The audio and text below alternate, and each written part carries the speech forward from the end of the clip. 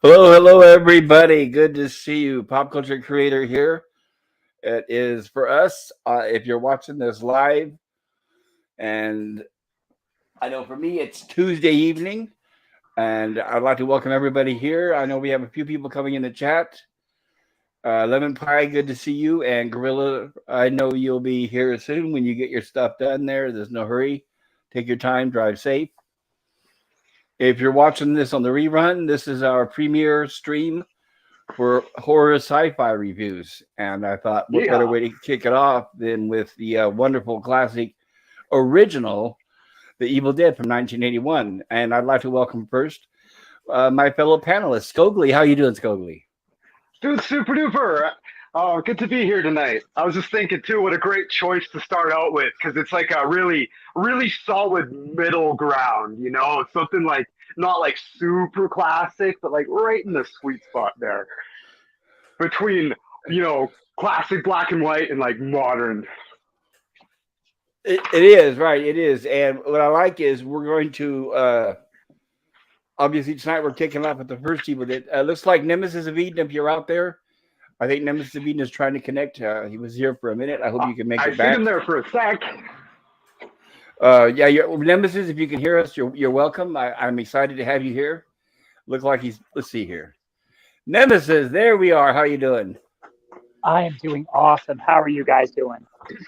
Fantastic. I'm glad you guys are here. I wasn't sure if I was going to have people to talk to or if I would just be doing this on my own, considering it's my first stream. So I'd like to thank you both for being here.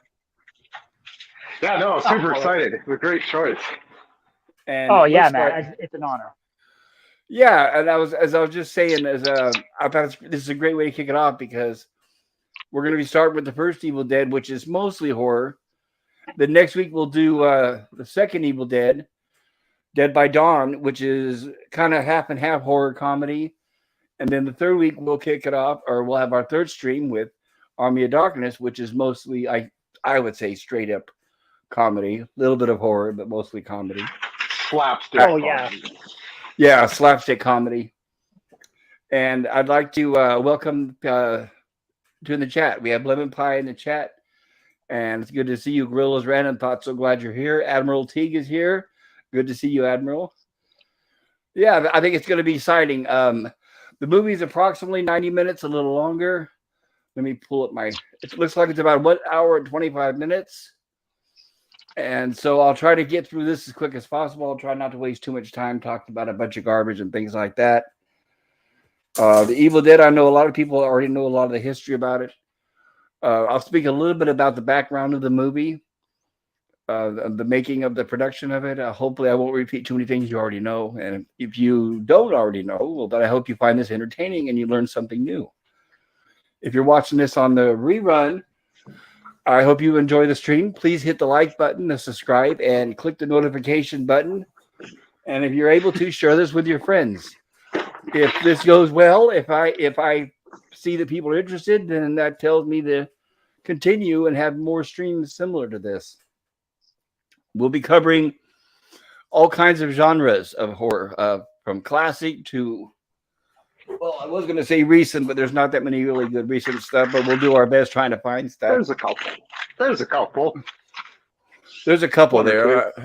A few roses in the weeds. But well, the intent of the stream is hopefully to cover good horror, sci-fi comedy, or stuff maybe that is every now and then we might delve into something that's cheesy, for example, like Plan 9 from Outer Space, for example. Yeah. Along those lines, because it's so bad that it's funny.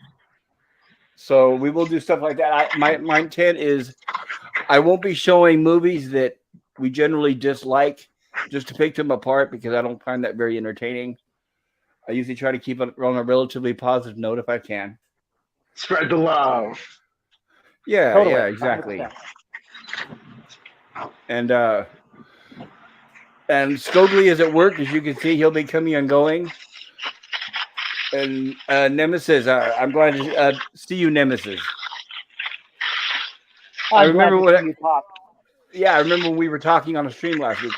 We were talking about exactly this, and I've been kind of procrastinating getting this stream started. I'm glad I finally did it. Well, I'm glad I'm here for the inaugural episode. This is going to be fantastic. I'm really looking forward to this. Yeah, well, I'm glad you're here too. Yeah, I'm excited. And hello, Hedge of Time. So good to see you. I'm glad you're here.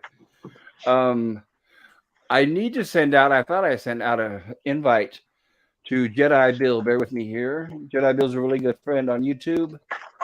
Let's see. Yeah, I gotta go busy, check out right? his. I had to check out his karaoke stream. I just found out about that just a couple days ago, so I had to check that out. The man is popular. When he has that stream, Yeah. he's got a lot of people on there. Awesome. Okay, let me get my screen to share here. I don't want to spend too much time talking and gabbing because, like I said, the movie's already 90 minutes. So, but I just want to preface this by saying that when they filmed this, they filmed it pretty much guerrilla style. Sam Raimi had to pretty much raise the money himself. He was going around to investors. In fact, from the story, from what Bruce Campbell says, some of the stuff I'll be referencing is from the book The Evil Dead Companion. And Sam Raimi basically went around to a bunch of doctors and lawyers and pitched the movie, and that's how he was able to originally get the funding. He made an original black and white, very short movie called In the Woods, which I'll be showing probably next week. Oh, which was his That's pitch right. movie. Right. Yeah. It was his pitch movie to show the investors, what he could do. It was in black and white. It was a short movie with Bruce Campbell and Ellen Sandweiss.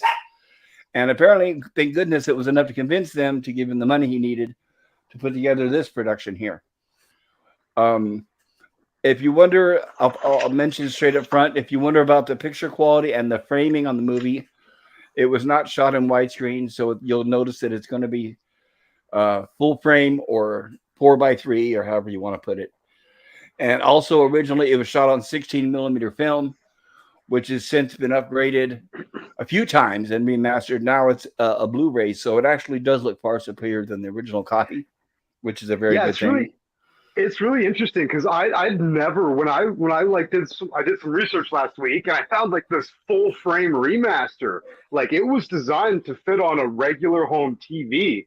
So That's right. all of the widescreen format that I've seen up until now, there's big chunks missing off the top and the bottom of the screen.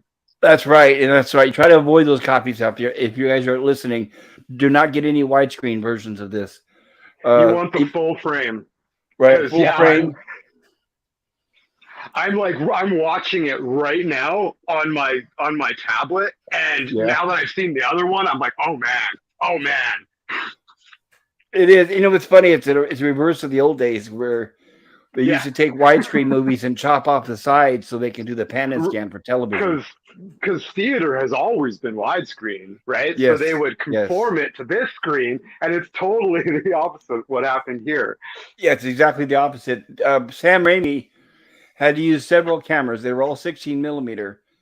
So another thing they did as part of the remaster is getting when he originally, if you watch the original movie, I remember renting it on videotape.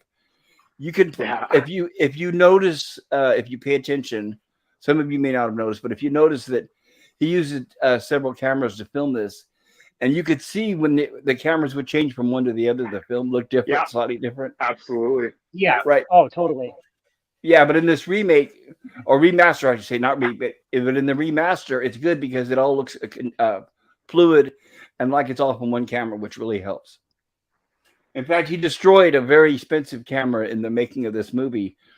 When they loaned it to him, they said, take care of this camera. Nothing better happened to it. And he said, oh, no, it'll be fine. Don't worry. And then, of course, he destroyed it.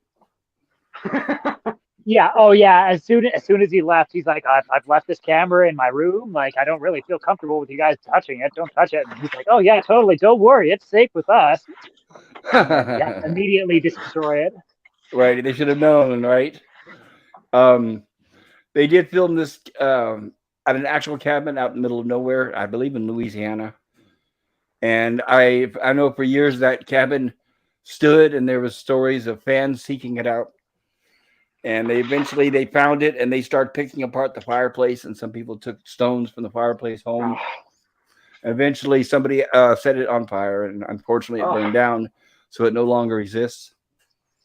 So when they made I'm just looking at this shot in the beginning of the car, just like pulling up to they just drive into the forest basically, and then you see Yes. the cabin just appear in the distance to the trees. They just get, oh, it's so good. It's so like colorful and autumn.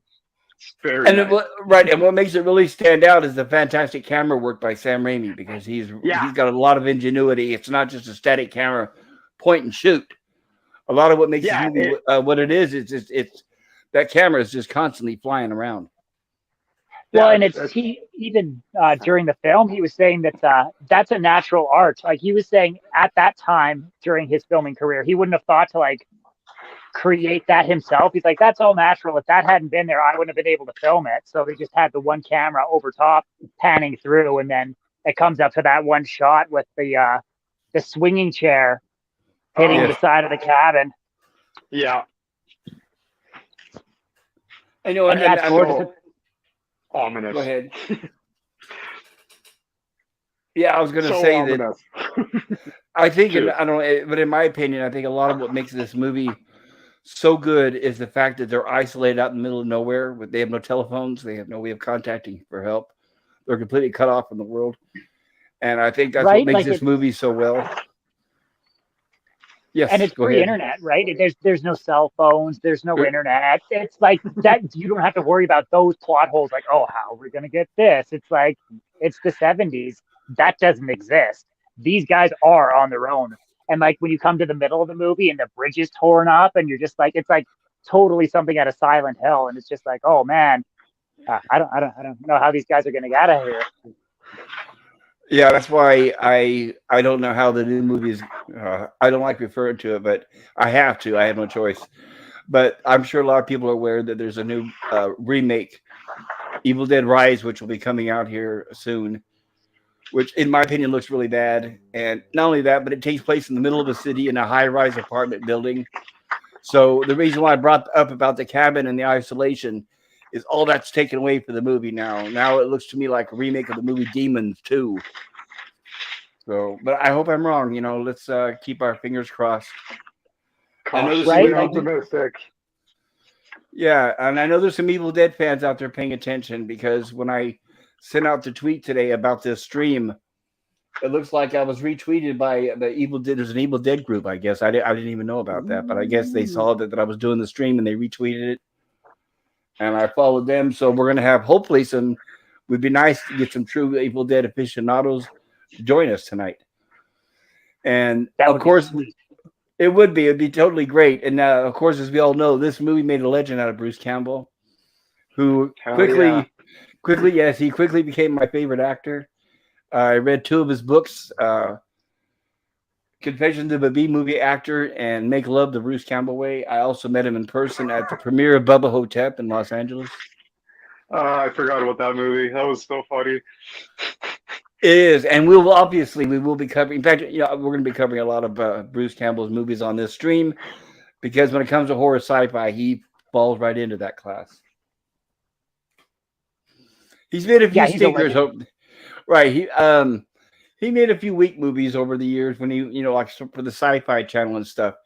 But overall, everything he does, he elevates it by far.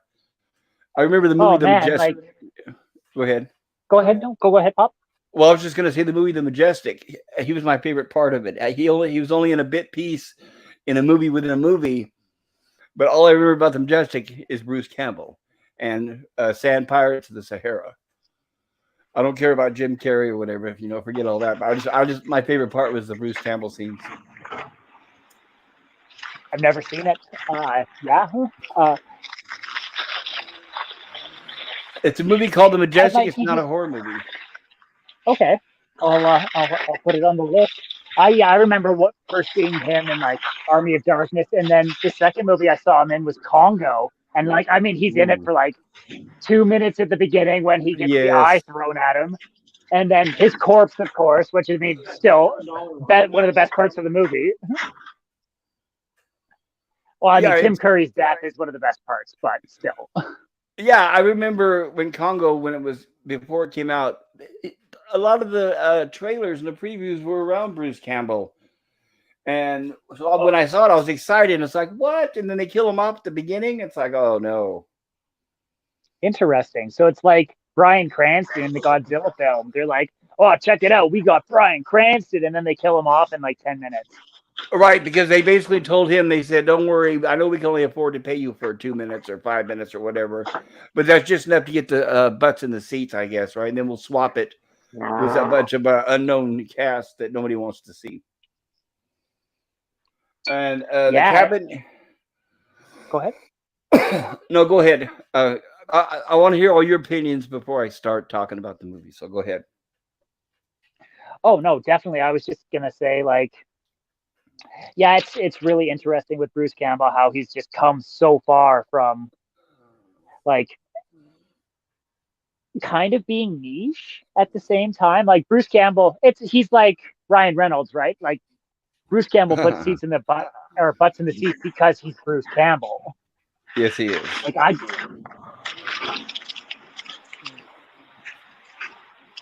he's got a lot of charisma, and if anybody who has seen him in person at conventions, or if you look up his on YouTube, he works really well with audiences. And I wanted to shout out Lemon Pie says, "Welcome, Edge," and Nemesis of Eden says, "Hail, Admiral Lemon and Edge." I will try to pay attention and try to read as many of these comments as I can, guys. Hey, everybody, says Euler Greg. Good to see you, Euler Greg. And Euler, hey, says Lemon Pie. And Euler Greg says, everybody's saying hello to each other. And Edge of Time says, the edge and the wedge.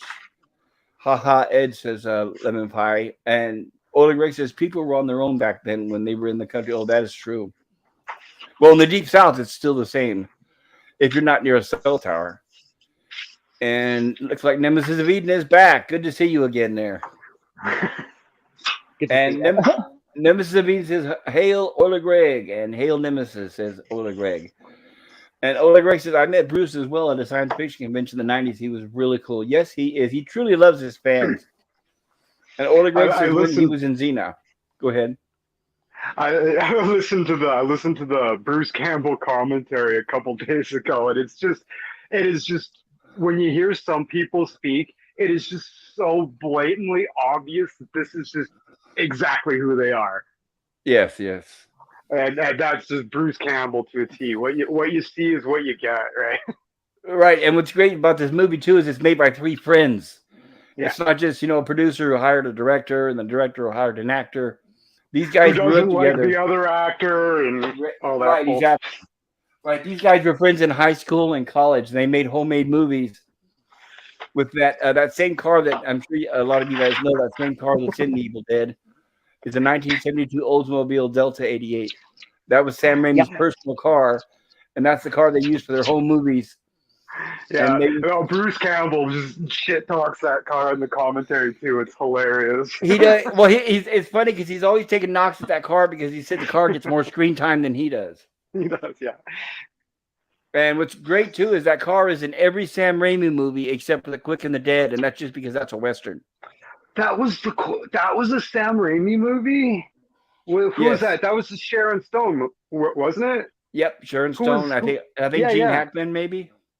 Huh? Yeah. I haven't seen it in years, but yeah, that was him. Every movie he's made, even in Spider-Man, that was Uncle Ben's car. Interesting. And Lemon Pie says, awesome, Euler. And Ola Greg, he's my favorite celebrity for sure. Absolutely. I like him in Burn Notice, says Lemon Pie. I tried to watch Burn Notice. This is going to sound crazy, but I couldn't accept Bruce Campbell in a supporting role. I wanted him in a starring role. I don't want to see an episode where somebody calls him every couple or just talks to him for a couple minutes and then focuses on something else.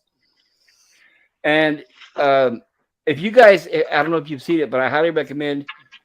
He did a series, one season called The Adventures of Briscoe County Jr., which was a very excellent Western comedy show, comedy sci-fi, I guess you could say. And I've never heard of it. Oh, I highly recommend it. Yeah, The Adventures of Briscoe County Jr. It was on Fox. They only made one season, unfortunately. Did not pick it up for a second one, but it's excellent. It's him. It's got John Astin from the Addams Family in it. And Sean Carter, hail. It's good to see you, Sean. So, we have people coming in. And Ola Greg says, agreed, Lemon. Great show. Okay, so I have lots of trivia I'd like to cover about this movie, but like I said, I'm not going to spend too much time. We're already going on 20 minutes after the hour. But I will say, the cabin used as the film set was also lodging for the 13 crew members, with several people sleeping in the same room. Living conditions were terrible, and the crew frequently argued. The cabin didn't have plumbing, so the actors went days without showering and fell ill frequently in the freezing weather. By the end of production, they were burning furniture to stay warm. And also, they had to buy moonshine because they were freezing, so they drank a lot of moonshine while making this to keep warm. And they would also throw moonshine on the fire to keep it burning.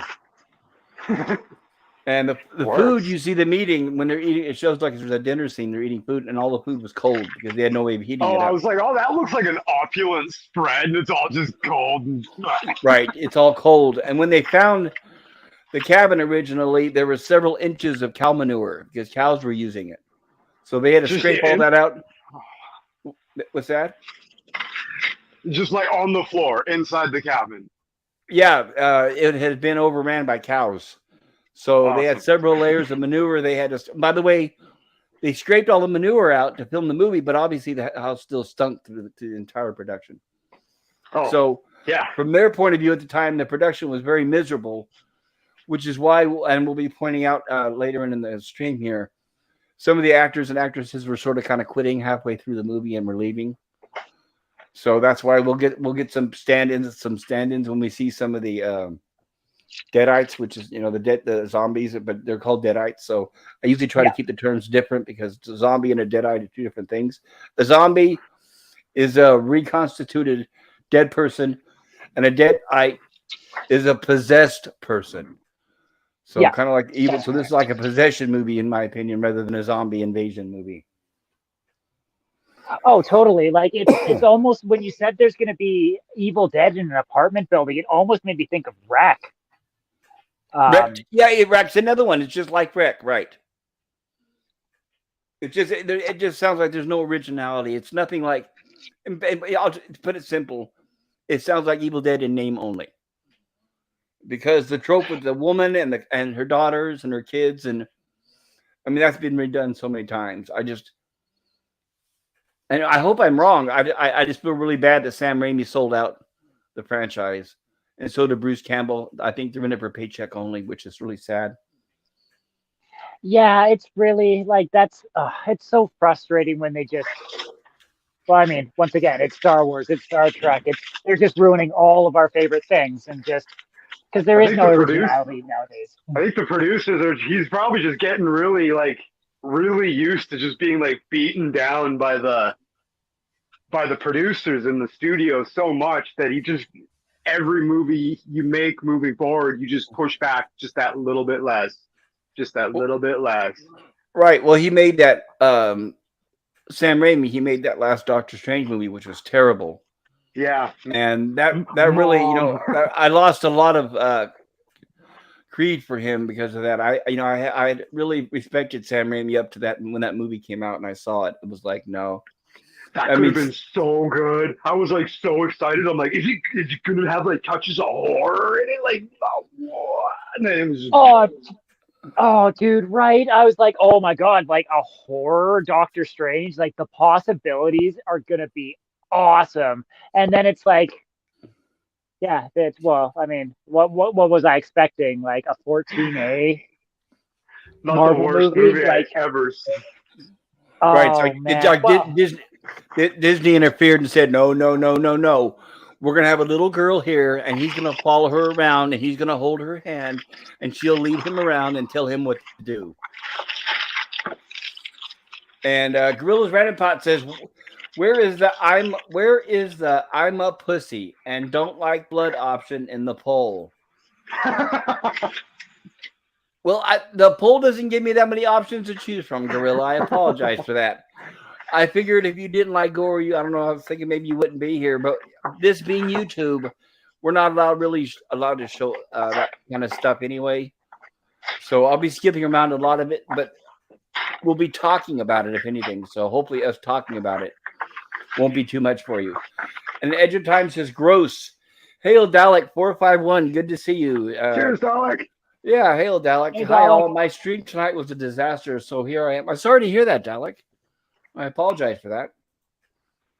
And Edge of Time says, hail Dalek. Nemesis of Eden says, hail Dalek. I'm Empire says, hello, Dalek. And Admiral Teague says, I think they got lied to, guys. I think they got canned. Conned. Conned. It was a Conned. con. Oh, sorry. I had to biggie and enlarge it. Conned. Okay. I would tend to agree for a little while, but yeah, me too. He's probably just like, well, fuck, whatever. Like, how much money? Okay. Which sucks. I think what happened is I think the way the Disney machine works is I think Sam Raimi came in, filmed his movie, did his part, and then was out.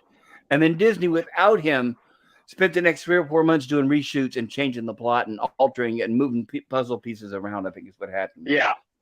Yeah, I have a feeling a lot of those reshoots were done without Sam Raimi being in the same room. So, but I think but as part of his contract, I think he's not allowed to speak up and say that movie's crap. You know, I can't believe they screwed me over. You know, nobody wants to turn into Josh Trank. I think Josh Trank is what, you know, when he spoke out about the Fantastic Four movie, that set an example for directors not to speak out. Otherwise, they'll never work in Hollywood again. Yeah. So I think they've learned to just take their money and shut up and go home, I guess. Well, it's like Bruce Campbell said with when he talks about Congo, he's like, well, the check cleared, so whatever. Like, it is what it is. I got my money. Yeah, but he has a little game that he mentions. I don't know if you guys have heard when he does speaking engagements. When the fans bring up, they say, well, how come, you know, the movies aren't doing better? And he says, let's play red light, green light. Have you guys ever heard of that? Have you guys heard when he talks about green light? No. Yes. Yeah, because what he'll do is say, okay, imagine you get the biggest producer in Hollywood, you get the biggest director in Hollywood, you get the biggest budget in Hollywood, and then you get the best script, and you get all these things together in one room, and then you present it to the studios. Would you greenlight it? And everybody in the audience says yes. He said, congratulations, you just made Congo. And the reason why he makes that joke is because Congo was a big disaster. It was a horrible movie, and it lost a lot of money. So it goes to show that you can have the best people in Hollywood, but that doesn't mean you're going to necessarily have the best movie. Exactly. Yeah, right. We've seen that many times, right? Guerrillas Ramparts, what made it a disaster, Dalek? And Admiral Teague says, Conned worked better. Yes, it did. Yes, it did. Conned. All right. Let me get here.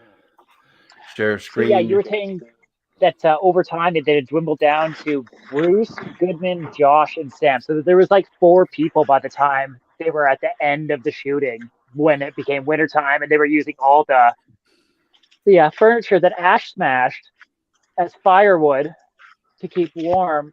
And then apparently there was like a little cup full of it was like gasoline or whatever that they just it was moonshine. They had someone was making them moonshine, and they feed the fire with it, so that's why the fire was always up and roaring.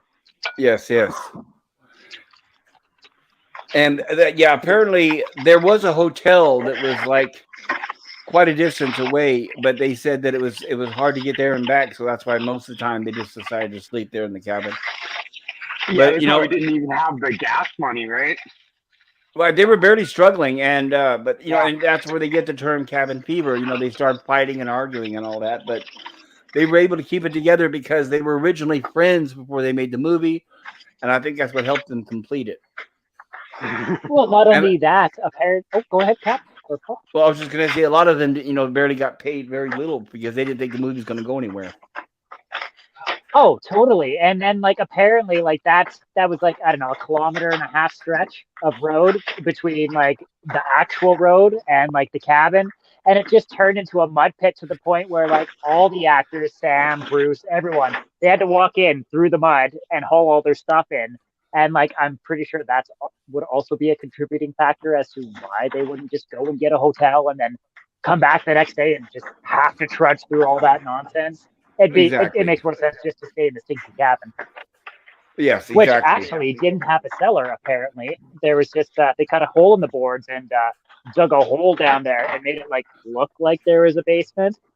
Yes, the basement, the whole entire basement scene were shot, like, 6 months later in Sam Raimi's basement at his house, at his parents' house.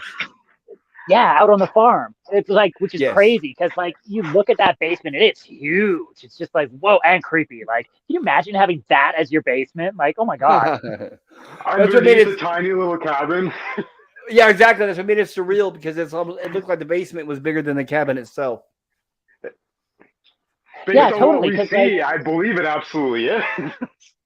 totally, because like it does the side by the panel shots where it's like you get to see the side boob and you get to see Buddy with his shirt off, and then it goes to the girl who was like had her hand possessed and drew the Necronomicon. Which, fun fact about the Necronomicon, that was first mentioned by H.P. Lovecraft in the story Yes. The Hound in 1924.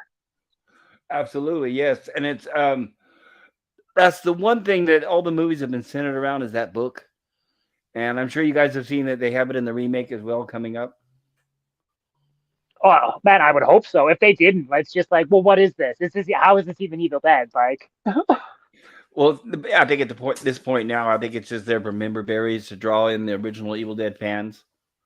oh yeah, But probably. And have you seen the I'll trailer, watch it. Nemesis?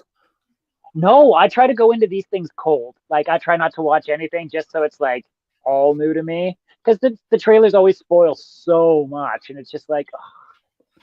It's like when you like turn on Netflix and like stuff starts playing, and it's always like the key scene to the movie, and you're just like, well, thanks, guys. Like, Modern I hear trailers you. are bullshit. They're not teasers anymore. They like lay out the plot for you. It's absurd.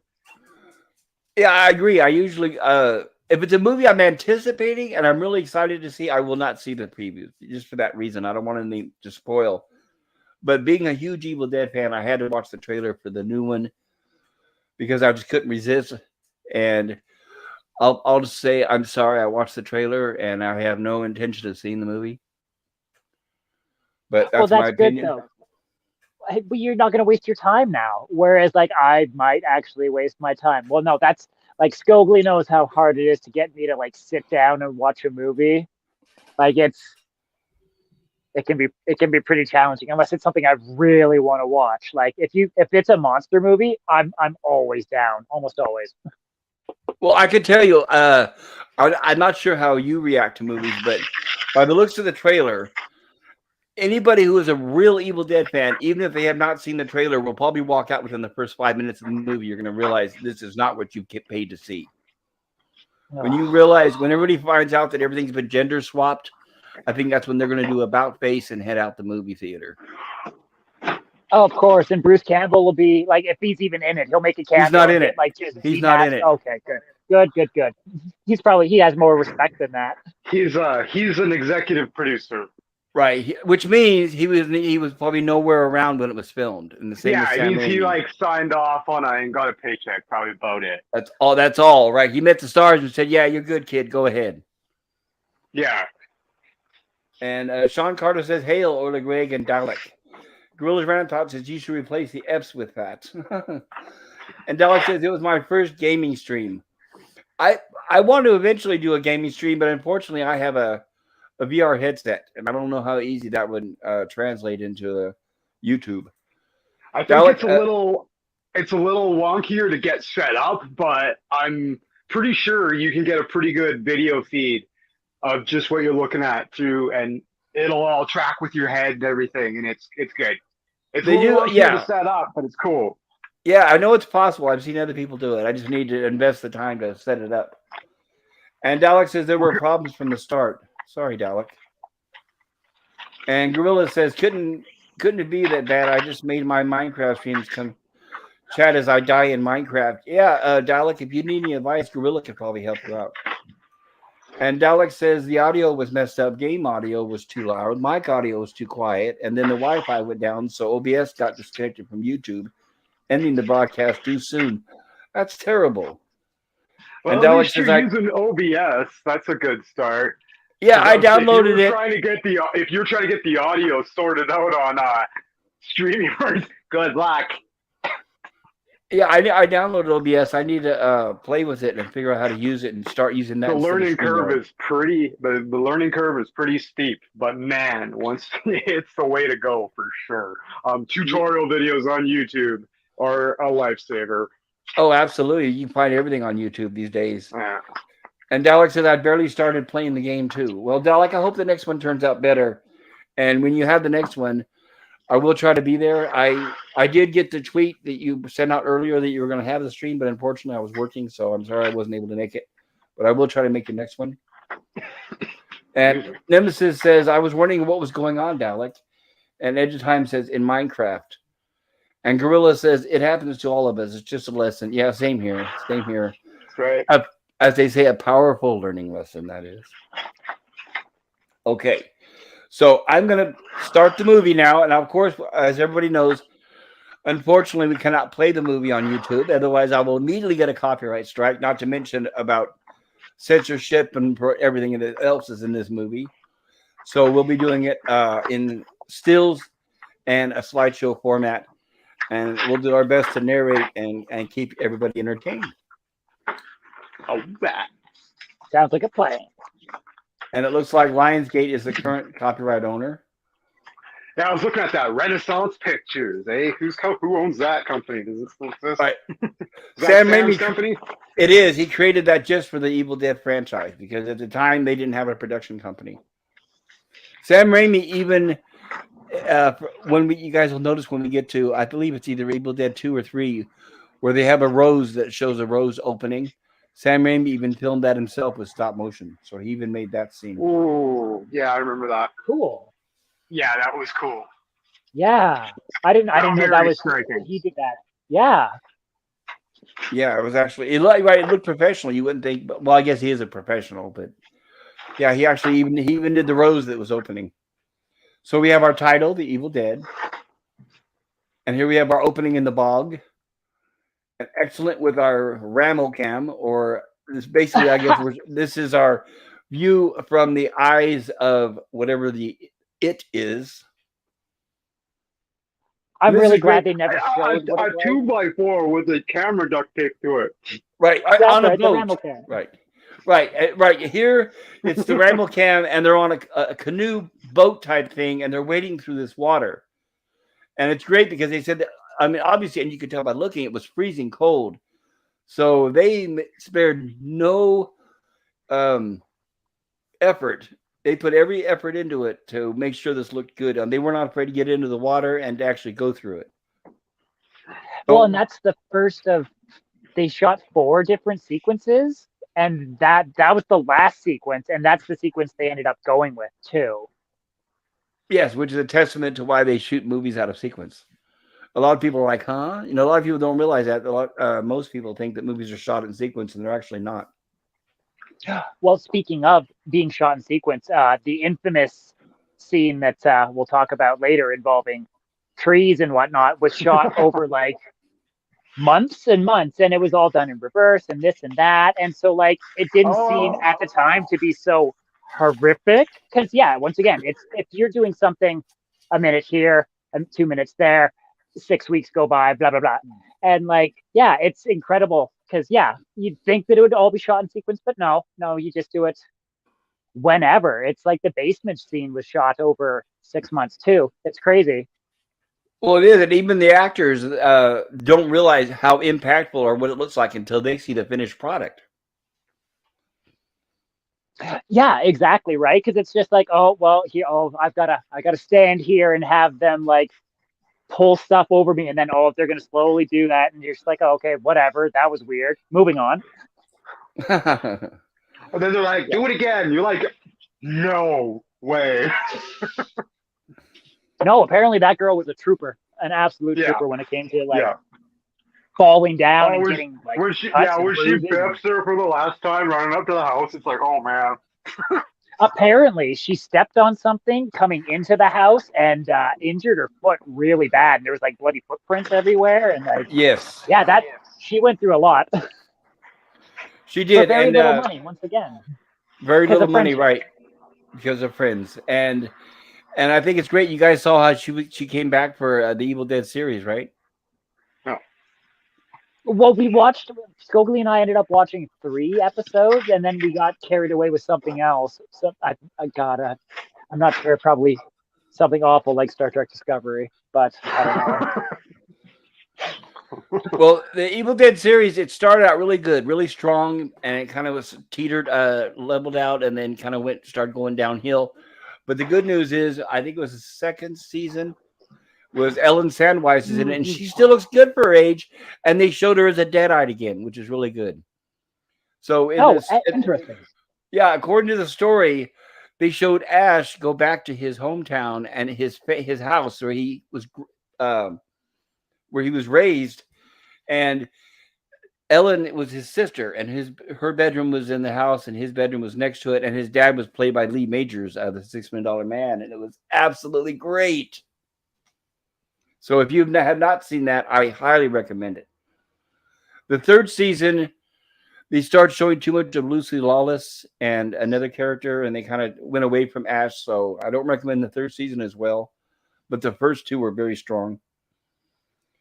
So here we have introduction of our characters here, and of course, like I said, and when I mention the car in these reviews, I'll just call it the classic. That's what they call it. That's what Sam Raimi calls it. That's what Bruce Campbell calls it. So it's officially the classic, which, like I said, is the '72 Oldsmobile Delta '88. And the cast of this movie obviously is Bruce Campbell, Ellen Sandweiss, Richard D. Manoncourt, and that's Richard there driving the car playing Scotty. And we have Betsy Baker and Teresa Lilly. Those are our main cast. Okay, so here we are then driving through, and there's a very young Bruce Campbell.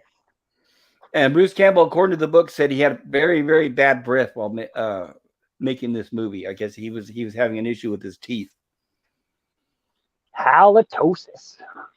Oh, yes. Gross. And then we get our foreboding. Here they are having fun and singing. Oh, I need to turn on the subtitles. Let me see if we got subtitles for this. Oh, that's a good idea. Yeah, real good. Considering, I haven't changed. I guess. Usually what I do is when I play the subtitles on the movies, I'll change the font to match the movie itself. But since we're already started the movie, I don't want to go in and I don't want you guys to have to watch me changing fonts. So this movie is going to be with the fonts and Gilligan's Island style. Nice. That was my last stream was Gilligan's Island stream. So you're going to see it'll be great. Gilligan's Island style. Nice. There we are. There they are talking to each other. Oh, that's cute. And there's the classic. And there we have a truck. Oh my god! And as you can see, the movie and you can see the movie takes place in Tennessee. I kind of like that font. It looks kind of good. It looks primitive. And Bruce I'm Campbell, looking forward to when.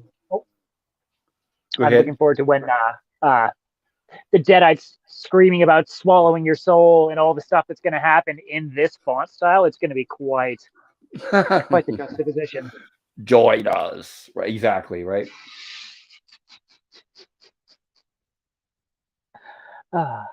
Here we are, them getting closer to the cabin, and it looks like they're almost ran off the road by the truck.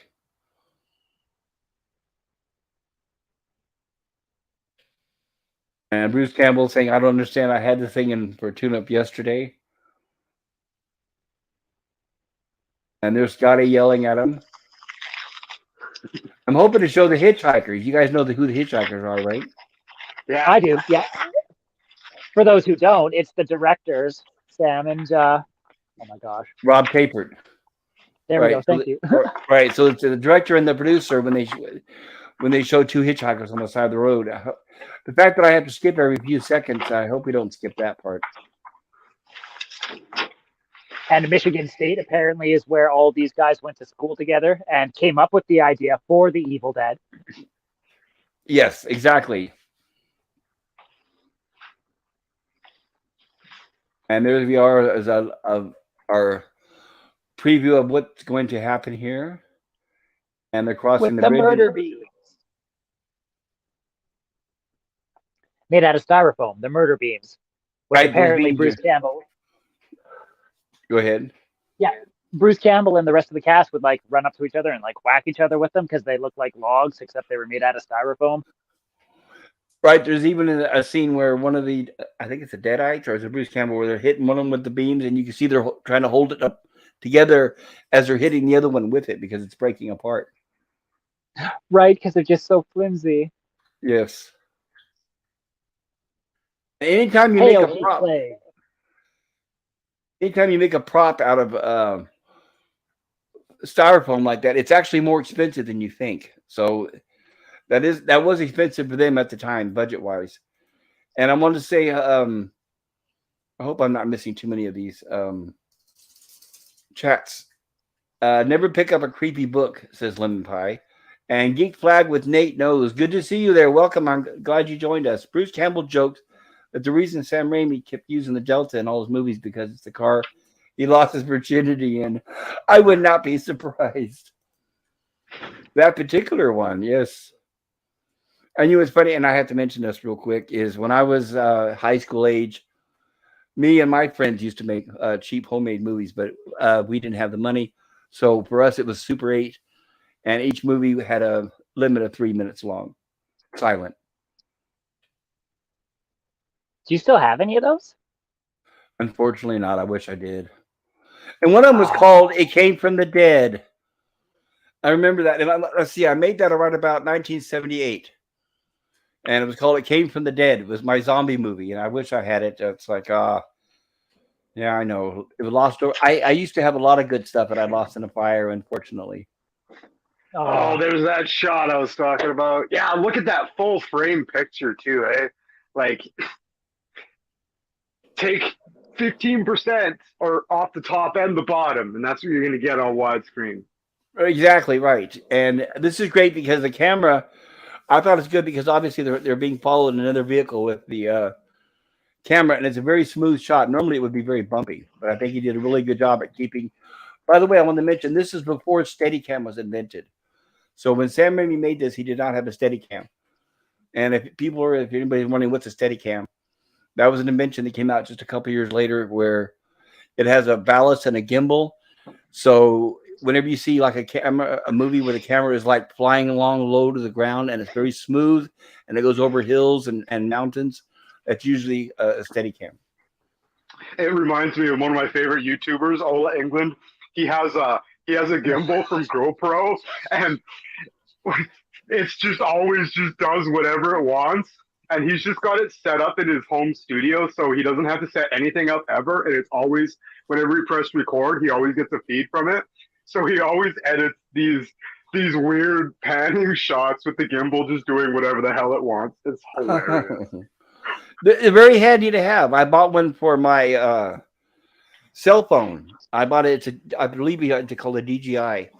And when I shot my Vasquez Rocks videos, which I've still yet to post on my channel, they sell really good gimbals where you just pop your phone into it and it automatically balances. You can turn it and twist it and it stays steady. So it's technology has really come down to where it's more affordable because they used to be really expensive.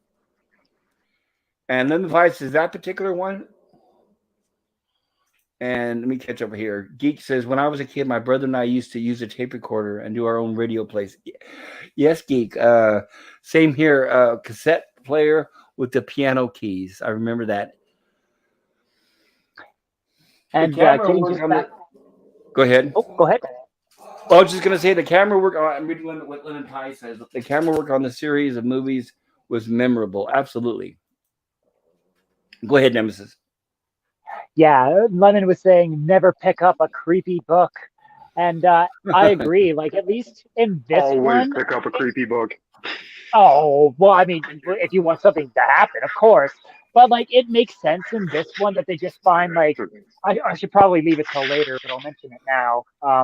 When they find the tape player and they press the tape, and that's what starts stuff. Where it's like there was a remake that they just did, I don't know, 7 years ago of The Evil Dead, and like the girl 2013, I believe.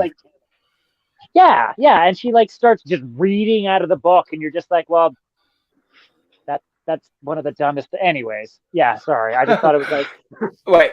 Well, for anybody who's seen Evil Dead knows not to do that, right? It's like, no, that's the last thing you're gonna do is read from the Necronomicon, right? Well, unless you have to, and then you got to remember the password, Kratu Verata. It worked for Gort. Lemon Pie says the camera work on the series of movies is memorable, absolutely. And Admiral Teague says a Steadicam operator has to have the strength of a bull and the agility of a dancer. It's super heavy. The easiest thing they do is walk backwards. Absolutely. I remember when I was a teacher, I bought a really good expensive Sony camera, and I bought a Steadicam. And at the time, the Steadicam part of it, the gimbal and all that was like $1,000. So they have come down in price. Well, it's crazy to think like that. Even back in the 80s, like to get a VHS camera, you were looking at least $1,000 plus tapes, plus other equipment. And now everyone has renting. Who remembers renting a VCR? Oh, I did. Yeah, and the VCRs, they were like, what, 50 pounds? They were like huge with the piano keys where you push it and the cartridge would pop up. Yeah, it would come out of the top. Yeah, you got to screw it to the back of the TV somehow with the devil's pitchforks there. And you're just like, oh, man. And I'm guilty. I spent way too much money on renting movies. It's like every time I got paid, that's the first thing we do is go to the local video store and rent movies. In fact, this is a good time. Right, and this movie here is a good example that those video stores made a lot of money off this movie. Originally, they paid like $85, almost $100 for the tape, but in rentals, they made a killing off this movie. This movie had the cover that attracted every horror fan straight to it. Yeah.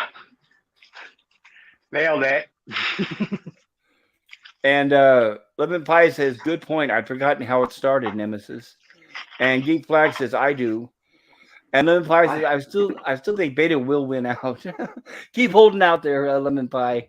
You never know. And PvP, good to see you, sir. Hi, guys. Got home a bit earlier from work, so don't miss much. Love Evil Dead. All right, another Evil Dead fan. Lemon Pie says, hello, PvP. And Nemesis Beaton says, same to you. Solid wisdom at Lemon Pie. Okay, so we have our intrepid friends there heading towards the cabin. Excellent shot, just like Scogly said here.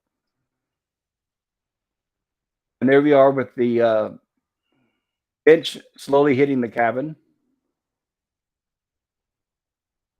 And as you see, they seem to be a little worried about the appearance of the cabin.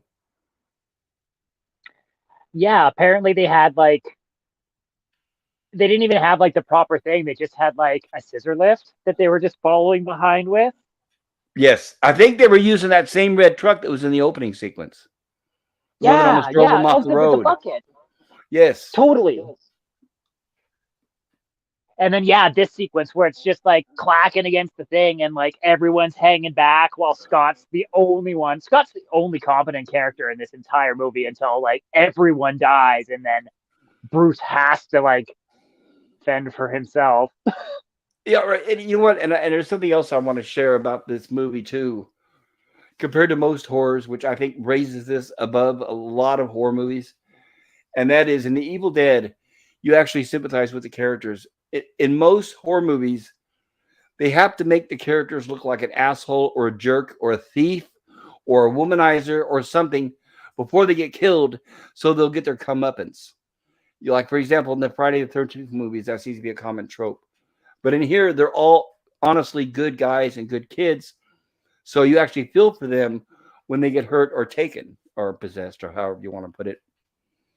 But that's one trope I don't like in the movies, though, is every time you're watching a movie, they'll show a character suddenly do something odd that makes no sense and be a jerk. And you're like, oh, that person's going to die next. And you're usually right when it happens. Oh, 100% right. And like most movies nowadays, they just write everyone to just be like the most miserable, hated person. And you're rooting for the killer or whoever it is. Like, whereas like, with these ones, it's like, they're just teenagers, like out to have a good time. They're like, they don't even know what's going on. And then like the bridge is out. The poor girl gets like, has dealings with nature, which apparently was, we'll talk about that when we get to it. Like, right. This is just like, they're basically defenseless against like an unseen eldritch evil, which is it's terrifying. You feel for these kids. Well, which also makes it more realistic too, because when they make them cartoon characters, and it's like you said, You're waiting for them all to die. In most movies, you're counting them down. Well, that person's going to die first, and that one's going to die second. And now it's gotten to the point where you look at their skin color and say, "Oh, I know who's going to die first, and I know who's going to die last." Yeah, totally.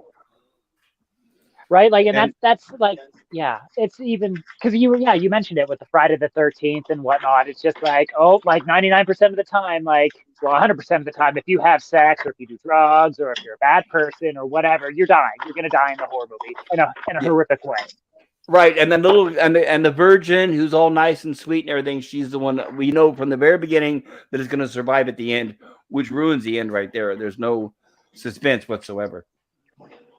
Totally. It's just like, oh, okay, another one, right? Like, it's like when you have movies like Soul Survivor, where like that's the title of the movie, and you're just like, it's focusing on the main character, and you're like, oh, gee, I wonder what's gonna happen. And they're like, hey, at the end, she's the sole survivor, and you're like, whoa, what a twist! Like, it's the title of the movie. Well, and she's on the poster, so you can before even watching the movie, you're like, oh, I know who's gonna live. She's right there on the poster. totally. You know, so yeah, there's no secret, and they always fall into that same trope because they just don't have the skill as writers to come up with anything else. And PvP says buying movies on tape was very expensive back then. It was very cost prohibitive. Yes, originally I'm sure we all know that Hollywood didn't want us to buy movies on videotape at all. I remember when the first Star Wars was released on tape and it went for sale for $1,000. They wanted to make sure that it was too expensive for most people. $1,000 when, Pop? That's what I was going to say. In $1,000, this was, we're talking about late 70s, 79, 80, somewhere around there. This is before consumer VCRs hit the market. Yeah, because like people were, they had to make sure that like the rental places were able to make money off of it by choking everyone else out of it. Exactly. They had to rent a lot of movies to cover the cost of a movie. And which they did. Like this movie's a good example, right? They would pay close to $100 for the tape, but then in rental costs, they'd make that back in a week. Even on late fees, everybody remembers Blockbuster with their horrible late fees. Oh, video update, anyone? I know, right? Oh, I'll make this fast, but I remember with Blockbuster, my problem with Blockbuster is if I rented a movie and I really hated it, like Star Trek, The Next Generation movies, I loathed them. I hated them. And one of them I rented, I don't know if it was Generations or Nemesis, one of those. I hated it. I hated that movie. And because of it, I put the tape away and totally forgot about it. Next thing I know, there's a 1 week late fees on it. I'm thinking, no. My God, they're probably thinking I'm a big fan. So I had to pay for it like some fool for a movie that I hated. So I had to learn to stop renting movies that I hated pretty much if I knew ahead of time. And PvP says, hi, Lemon. Lemon says, lose that VHS rental and pay $98 for Rochelle. I had beta first and still think it's a better format than VHS was. Yes, PvP, I had a good friend. He had a Betamax. And the picture quality was superior than VHS. So that was kind of a marketing thing that made Sony lose that battle between the two. Geek Flag says, here's a bit of movie trivia. What was the last major Hollywood movie to be released on VHS tape? VHS tape. VHS. I'm not sure. I remember the first movie that made me say that I'm not going to buy that on tape. I absolutely have to have it on DVD. And this is when DVDs were not even in the stores yet. I had to get a DVD player off eBay because they were so new. And that was The Matrix. I had to have The Matrix on DVD. So I paid almost $300 for a DVD player, a Magnavox. I remember that on eBay, just so I could get DVDs. And I started collecting DVDs even before they hit the Blockbusters. And I'd go into Blockbuster and say, don't you have any DVDs yet? They go, what? People are still buying VHS. But please let us know, Geek. That's a very good question. Yeah, what was the last major Hollywood movie to be released on VHS tape? I'm guessing it was in the 90s, right? Late 90s? No, got to be into the 2000s. Like, Into the you'd be 2000s? surprised when this stuff was like still going on. It was like the last Game Boy game was made like in the late 90s. like for like the brick Game Boy, the you know the off green one. Oh man, good times. Yeah, Oh, yeah, those were the days, right? right. So I love this scene where like Buddy opens the door and like it pans Oh, open and it's with the smoke. the deer head, yeah. Yeah, and apparently that's like they didn't have like they're like we couldn't afford money for like a fog machine or anything, so that's just Sam Raimi just cigarette smoke just And Rob Taper, and just Rob Taper is a huge chain smoker. oh that must have been Rob then because they're like yeah Rob do your thing. So Yes. Him and Lucy Lawless are both very heavy smokers. You know he married Lucy Lawless, right? No. no, I didn't. Yeah, Rob Taper, they met on the set of Hercules and Xena and all that garbage. They Mhm. met on the set of that, and they married, and they're both heavy chain smokers. That's why, when people say, "Oh, she's hot," I'm like, "Yeah, I guess," but smokers, they just don't do it for me. I don't mind a And smoker. what's that? I don't mind a smoker personally. Like Uh, I can well, make a lot of dirty jokes, but this is not the time or place for that. well, if you're not a smoker, it's not very pleasant when you kiss one. This is super true. Like when I stopped smoking, because I was a chain smoker for years doing construction, and like you don't notice it. You go nose blind to it, and like I can like oh my gosh, can you imagine what that cabin smelled like? Cow manure, cow pee, Mm-hmm. cigarette smoke. Oh, BO because they're not able to shower. Remember, without there's no bathrooms. oh my gosh, yeah, The that's right. Like tobacco smoke was probably a relief. They're like, oh, it's like a nice incense. Sweet tobacco. Right, anything to drown out the manure smell, I guess. Right. Yeah. oh yeah, yeah, yeah, man. Manure is And awful. Cow. Well, I think the urine's worse, but yeah, I feel sorry for Yeah. the actors that had to crawl in that hole in the ground. You know, it stunk down there really bad. oh yeah, like right, like who was it down there? There was Don Campbell, Bruce Campbell's brother, who was down in the cellar, and then I believe Ellen Sandweiss, and Sam. then her. Right. Yep, go ahead. And says my first Betamax machine in the '80s was built like a tank. Great machine. I have an old Betamax still, and the tapes still look pretty good. Oh, and on a quick side note, technical note: if any of you guys still have videotapes, if they are VHS or Beta, always exercise your tapes before you play them, which means put them in, fast forward them all the way to the end, then rewind them to the beginning before pushing play. Because if you do not do that, you have about a 90% chance your machine is going to eat them. So if you've ever had Good to a know. VHS or a Beta player eat your tapes, that's why, because they've been sitting on the shelf for a long time. And And they're it's just like starting, unraveled a little bit or whatever. well, they tend to stick I together. That lead, it tends to stick together. So that's Okay. why, yeah, I had many people bring to me, oh my God, I still remember these people. My ET tape, it got eaten. And another one was a Little Mermaid. My only tape got eaten. And I'm like, oh, so I had to explain that to everybody. Always I've never exercise your heard that tapes. before. Makes sense. It does, yeah. Just remember, just fast forward to the end and then rewind to the beginning before pushing play. And PvP says, Hail Nemesis. Admiral Teague says, half of Generations was good. The part with the original. That's. I'm glad you enjoyed it, Admiral Teague. I didn't quite enjoy it at all. I'm trying to make it sound nice, but no, I didn't enjoy it. PvP says, I hardly ever rented movies. I just bought blank tapes and recorded. I did that fluff off TV, says PvP.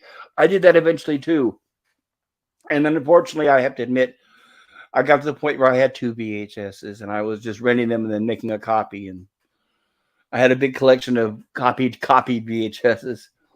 Yeah, I did that too. Yes, Yep. it took up so much space in my house. Gorilla says, I can't even give my VHS away. Back in the 80s, says PvP, they showed lots of films on late night TV. Oh, yeah, the good old days before the station went off the air. And Geek Flag says the History of Violence in 2006, it was the last movie released on VHS. Oh, I was wrong. 2006. Wow. And that was a good movie, too, History of Violence. I think that was a David Cronenberg movie, wasn't it? And Admiral Teague says Lucy Lawless digs guys. Yeah, I guess surprising, right? I was surprised when I heard that, too, because I had wondered when I saw her playing Xena. Old Louis Lostless. Yeah, PvP says it says some horror movies only released on tape can bring good prices from collectors. I heard people are starting to collect those again. Lemon Pie says PCC. I agree. I can't be with a smoker either. And I'm not holier than thou. I used to smoke too, and I quit. And after I'm like what Nemesis said. Once you quit, then you start to realize how much smokers. It just smells disgusting. Right. Once you quit, then you start to realize how bad cigarette smokers smell. And then I realized, wow, all that time I was wasting money on cologne. You know, why did I do that when I was smelling like an ashtray? Oh, right. Like Halls and like Axe deodorant. Well, I mean that's just me because I'm cheap. Like I'm not wearing cologne. Yeah. No, and I agree. Like, right, like once you quit, like I mean, I think you know me, Pops. I'm an avid cannabis user. So like when you think what I've smoking to me now is that, but agreed, like with like cigarette smoke especially, yeah, it's just that is super potent and you just don't realize it, right? And then yeah, it's pretty gross. I would agree with you guys 100%. It is, and I will admit I'm a cannabis user too. And I've had cigarette smokers say, "Well, what are you griping about? You smoke pot. There's no difference." And it's like, yes, there is a big difference. Pot doesn't have nicotine and tar and carcinogens and arsenic and all that other stuff in it, right? Exactly. Oh man, pot is so much better for you than cigarettes, but like there's no comparison. I don't understand that argument. It's because they don't know, and there. In fact, I could be wrong. Sorry to interrupt the movie, and this is not sponsored by the anti-tobacco industry, but from what I thought I heard was what cigarettes are made out of is the tobacco leaves are laying on the ground from when they're harvesting tobacco for cigars. I've heard that the good stuff is used for cigars, and the cuttings that are laying on the ground are scooped up and used for cigarettes, is what I've heard. Just the floor dust, basically. Pretty much, yeah. Like hot dogs compared to steak, I guess is what I'm. Yeah. And as we know, anybody who smokes cannabis knows that it's made from the flower of the plant. So it's like the cream of the crop. Well, I was actually just going to say that, like, that sounds like Redican. I don't know if you've ever smoked those, Pop, but they've cornered the market. They bought, once again, from the tobacco company. They're like, give us one of your really fine rollers, and we're going to take, like, basically shake, and we're going to put it into little cigarettes, and we're going to sell it in 10 packs. And it became the best #1 product in Canada, at least. I'm not sure how it's doing. Where are you at, Pop? Are you in Canada? California. I'm in California. California. Okay. Now, I hadn't heard of that. What is it? Is it tobacco or is it marijuana? What is that? It's cannabis. Yeah. It's cannabis that looks. Yeah, well, Redican is the company, and they look like little cigarettes, and it's basically like the floor trimmings. Instead of having like the nice bud, it's just basically what you'd sweep up off the floor, and they roll it into those, and people buy them off the shelf, love them. And I mean, I've smoked them; they're fine. Don't get me wrong. But right, well, shake is okay. You can get a little bit of buzz from it. I don't have anything. I used to actually grow this stuff. I had a license and everything, and so I had up to 100 plants at one point. So there's a market for a shake too. Yes. People when they come to visit, right? My plants. Oh, I miss those days. They smelled so good that when I had people come to visit, they'd say, "You know what? As soon as my car turned the corner and started coming down your street, I could smell it." And I live like halfway down the block. Amazing. Oh, dude, yeah, right. Like it's funny. Most people like we're going off on a bit of a tangent about cannabis here, so I'll wrap it up right here. Like they think it's like that's all about the highest percent of THC, and I'm like, no. You want the terpenes. You want to taste the weed. Trust me, that's what you want. You don't want garbage. Like, and they just right. It's education, right? You got to teach people. And the absolute. It is, and the best that you can get is when it's still sticky. That's what you're not able to get hardly at all in the dispensaries anymore. Usually, all that's already been cut off. Well, yeah, Go ahead. Oh, Jedi Bill. Hey, old Jedi Bill. Good to see you there. Yeah, check out one of your shows there, Bill. That'd be great. Geek Flag says, I broke up with my first girlfriend because she started smoking, and let me tell you, there was no fun kissing an ashtray. I agree. Nope. I hear you. That's PB, absolute deal breaker for me, dog. it is. And putting a little mint in their mouth, something, no, that does not do any good. PvP says, I couldn't kiss a chick if her mouth tastes like an ashtray. Yeah, exactly. Admiral Tig, nicotine free for 7 weeks and counting. Congratulations, Admiral. It's worth it to quit, Admiral, when you realize how much money you are saving alone and how now you could taste your food again. Now you can have a good night sleeping without waking and coughing and clearing your throat all the time. Oh, I remember all that. It was terrible. And Nemesis Beaton, congrats, Admiral. PvP says ET won't be calling home anymore. He got eaten by a tape machine. That's right. PvP says, yes, I smoked 20 years and quit 30 years ago. Glad I did. Absolutely. It's the best thing to do is to quit. Admiral T says, hail PvP. And PvP says, hail Admiral. PvP says, we need Scotty on the panel to represent the pro-smoker viewpoint. I agree. And PvP says, if I was going to use cannabis, I'd do edibles. My lungs don't need any smoke. Edibles are good, but they're so they're so darn expensive. I mean, they're really, really, really gouging expensively high. Oh yeah, no, you're better off making your own. Yes, which I in fact, you know what? One time when I was growing, I made an entire Thanksgiving dinner. Even my ham was green. Oh my gosh! What like, are you making some again? Like, invite me over. I definitely want to try. Well, where I live now, no, because that's when I had a house and I had a garage and I had a 10-by-10 grow room. I bought all the lights and all that, but now that was years ago. Now I'm renting a room in a house, and now I have to buy my stuff at dispensaries. No more green eggs and ham. No more green eggs and ham. Oh, good pot, nice. Yes, I made everything: mashed potatoes. I made cookies, everything with that. It was like, it looked like St. Patrick's Day, but it was fantastic. I had a lot of guests over. I remember that. I celebrated 420 also the same way. I made everything with cannabis. Oh man, I can't believe. Yes. Yeah, I can't believe that you even remember that, considering how much cannabis you green you had there. I never even went. You know what? What's funny is I never smoked a lot. People would say, "Wow, I'm surprised you don't smoke a whole bunch." All this around. I always smoked in moderation because I was always used to growing up poor, where I had very little and having to ration this stuff. So I never got complacent about it. Jedi Bill says, hello, Pop Culture Curator. Sorry, I took my dog Brady to the vet this afternoon, and then I cooked dinner for Nina and myself. Well, great to see you, Bill. I hope Brady's doing okay. And tell Nina I said hello. PvP says, or Geek says, Admiral, we salute you. PvP says, I came to the Evil Dead discussion and it turned into a discussion of I know, I'm sorry. We need to get back to the movie. Sorry about that. And how long is the anti-smoking tangent is going to go? Right. Sorry, guys. Here we go. All right. Yeah, half hour later. Okay, so Scotty enters the cabin. There's that cigarette smoke we were talking about. And all these props are courtesy of Sam Raimi's parents, including that clock there on the wall, which they use in all the movies.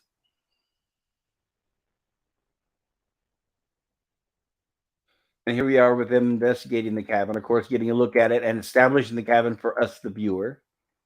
And that's a homage to the Texas Chainsaw Massacre with all the bones and the saws and whatnot. Absolutely, yeah. Sam Raimi was a huge fan.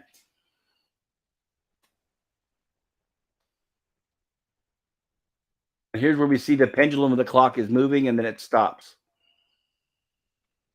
Ominous. I love that subtle stuff like that. Right, and we cut to later that night, and there's Ellen. I need to look up I keep thinking of the actor's name. I shouldn't do that. I should say the name of the characters. Start taking this seriously. But that is Ellen playing Cheryl. So that is Cheryl in front of that window. And then she gets the automatic writing going on right here. And I love this movie. Does not take an hour to get there. It starts off automatically, quickly, and I love it. Her hand starts going crazy, and it looks like it's drawing some sort of book. Yeah, and they ended up having the guy who did all the props. They basically did a thin trace line there, so she would be able to still that's all her doing that effect. She's the one drawing that. It's just she's tracing over top of what Tone Sullivan did. And he also did that with the picture of the clock too. That he did a trace of that she was able to trace over top of. Oh, very cool. Yeah. And here they hear a noise coming from under the floorboard, which conveniently already has chains on it, apparently. She's such an expressive actor. She is, and she's very pretty too. I remember when I first saw this when young, thinking, "Wow, she's kind of got a big nose, but she's good looking." But now that I'm older, I'm thinking, no, I don't think her nose is that big at all. She looks pretty good. Oh, the ferocity in her eyes when she's struggling with the key later. Oh yeah, dude, so expressive, and that's something you can't do. Like a lot of actors can't emote with their eyes, and like she certainly can. She's certainly one of them. It was funny is a lot of the people here did not go on to prolific acting careers. A lot of them just went into business and things like that, which is kind of sad. Well, it was probably the smart thing to do, honestly. Well, they had to pay the bills, right? Yeah. So here we are with our dinner. Here's our dinner. Looks like what, salad and mac and cheese, maybe corn, and drinking moonshine, of course. And here's where the cellar door flies open, and they all walk over to investigate. If you notice, there's for one second you can see Don Campbell's hand for a second throw the trap door up. Let's see here. We'll go back a little bit. Oh, dude, you good luck finding it, Pop. I had to rewatch like 4 times because Sam Raimi was like, "Oh, this bugs this to me to this day that I can see his hand," and I'm like, "Where the hell is his hand?" And it's just the briefest of glimpses. And I'm just like, "Okay, man, whatever." The things that you focus on afterwards, as like a director and whatnot, where you're just like, "Oh, this is forever. This is how it is." Right, because as viewers, we watch the action, right? Go ahead. I guess as a musician, I'm sorry. Like it's like there would be just this tiniest little inflection, and you're like, it's not right, and nobody would ever know, but it's gonna bother me forever. That's called perfection. So here they rush to the cellar. Yeah, and here's Ash proving that he's still kind of a coward. Right. Well, not that he is. He is a coward. Totally. He is, right. He does start off as a complete coward, pretty much. And here's what they're talking about the cellar, and there could be something down there, but they don't want to go down there to check it out. And they're joking about the noise they heard. And this is where Scotty agrees to go. Heads down with the only flashlight. Right, and I'll bring this up. This is what you were talking about, where it looks like there's a cellar, but it's actually only about a few feet deep. They just built it like that so it would look like there's stairs. Yeah, Scotty's just literally huddled in the back corner there, just being like, "Oh, I hope they can't see me." Well, when you walk behind the couch. Well, the way they shot it was, when you think about it, Scotty goes down, and then when there's a cutaway, like here, he leaves the cellar, he gets out, and he leaves room in there for Bruce Campbell to go down the cellar. So by this point, Scotty's not in the cellar anymore. But you wouldn't know that. Of course, yeah, no, exactly. Cut out of sequence, the edited together. It's just like, oh, wow, it's amazing. But yeah, one at a time. Right, because only enough room for one person down there. And here we are, Bruce Campbell walking down. I remember now, this is a scene that was filmed 6 months later in Sam Raimi's house, parents' house below. Yeah, Bruce is like, if you watch really closely in some of these scenes, I'll actually be like 3 years older. Yeah.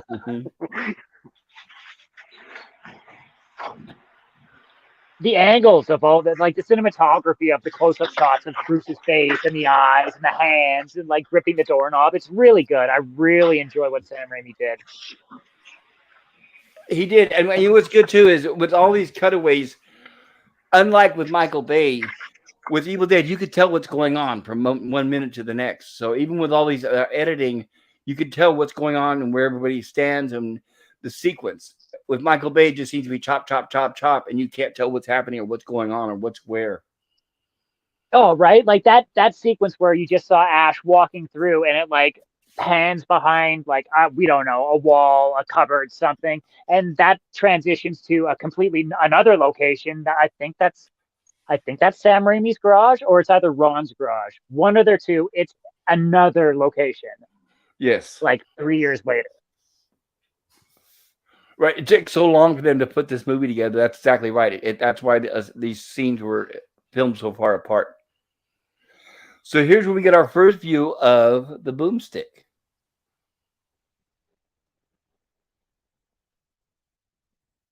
And it looks like they find a strange little book here. I remember that video game, the Xbox. I think it was on the original Xbox. Fistful of Boomstick. It was pretty sweet. You could be the severed hand. Yeah, then there was another Evil Dead game where Ted Raimi played like a little character, a little short guy that was following along Bruce Campbell. And I know right now they have a new game that's out, but I need to try to get. I think it's for the PS5 or something. But I don't have a PS5. It's a brand new one. Yeah, it's like a co-op online thing, I believe. I know, but I've heard good things. I haven't been able to get my hands on a PS5. Otherwise, I would. That's the only reason why I bought my VR headset Quest, whatever it is. Yeah, because I couldn't get my hands on a PS4. I'm still limping along an old original launch PS4. It screams like a banshee. Holy Christ! Well, I bought a PS4, but I didn't like it because it didn't seem that much of an improvement over the PS3, so I took it back. Oh yeah, they got a lot better at programming. They're getting they get a lot of jam out of it these days. Because anything that comes out on PS5 will still play on the PS4. They look quite good. Well, that's always good. You want to make sure that the investment still you can maintain. And I love this excellent knife, excellent prop. Beauty. And here we are, of course, Ash not taking the book seriously. Tisk, tisk, Ash. You'll find out later. And there's our homage to The Hills Have Eyes. And I'm sure you guys know that what's his name? The director of The Hills Have Eyes, Wes Craven. Wes Craven. Yeah. Right. He noticed this, and then in the future there was a back and forth kind of game going on between Sam Raimi and Wes Craven in their movies, showing clips of each one. Right, like his Go ahead. Well, I was going to say, even in Evil Dead 2, they have Freddy Krueger's glove hanging in the woodshed. Oh, I didn't notice that. I know that's in The Hills Have Eyes.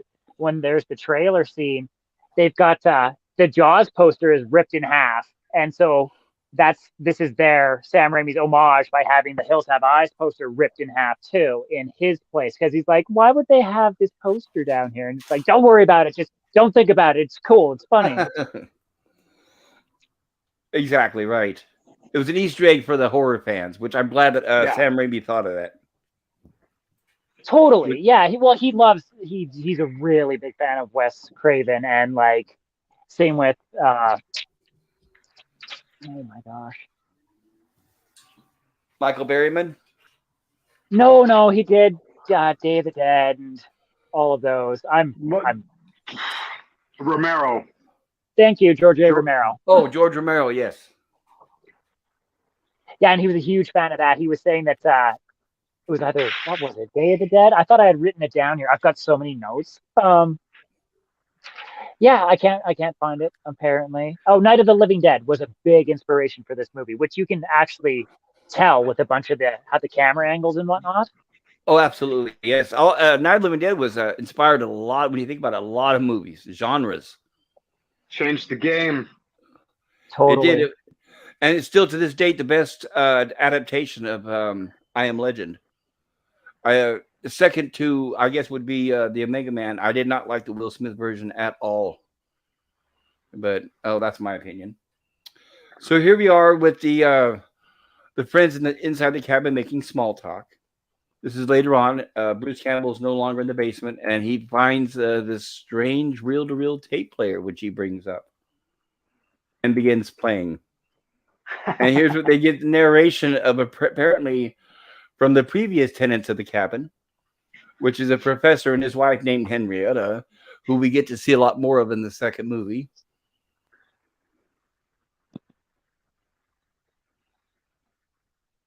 He was exploring Kandarian ruins, and he found volumes of ancient Sumerian practices and funerary incantations. It is Right, this is the entitled point. Naturo Demando. Right, this is the point where you'd say maybe we should turn this off. But of course, not knowing the movie, I would be like, "Oh well, let's listen to more. This sounds interesting." Or and see, I know instinctually enough. Like this is probably some like bad mojo, and I wouldn't want to listen to it. The dude literally says that reading these passages will give them license to take over your body. Yes, right. They may lie dormant, but are never. And then he keeps listening. He literally says that. Yeah, may lie dormant, but are never dead, given license to possess the living. Yeah. Yeah, and like the one girl's like, stop the tape, and everyone's like, what's going on? What's the matter? Scaredy cats. And I'm just like, yeah, of course, the only smart person. And like, yeah, of course. It's funny because I remember this reactions when we used to play Ouija boards when we were kids. People would be the same way. Oh no, we shouldn't do this. Oh my goodness. Oh, I don't mess with Ouija boards. Like that's something I take super serious. Just remember they're made by Hasbro or Milton Bradley or one of those, so it's just a game. But I know some people would argue that. I know a lot of people would argue that, say no, it's not. No, it's not. So I wouldn't completely dismiss it. I'll put it that way. I definitely get why they're scary. I get why people are like, it's made by Hasbro. I totally get that view. But on the flip side, I totally understand why it absolutely terrifies people. And to this day, it's still one of their biggest sellers. Yeah. Yeah, I wonder why. Right? Like, it's crazy stuff. And you know what's funny? I think one of the reasons why it holds up so well and why it's so popular is because it's so vague. A lot of people don't really understand anything about it or what it does. It's the whole what if thing, right? It is, yeah. There's no set rules of what'll happen. Yeah. Yeah. And here they are, and here's where she's saying, "I don't want to hear it anymore." That's all. And here's where and they stop it, but then they start it again, unfortunately. And Scotty says, "I want to hear the rest of it." And here we get the ominous words over the film as we see the ground starting to break up and we see fog coming out of the ground.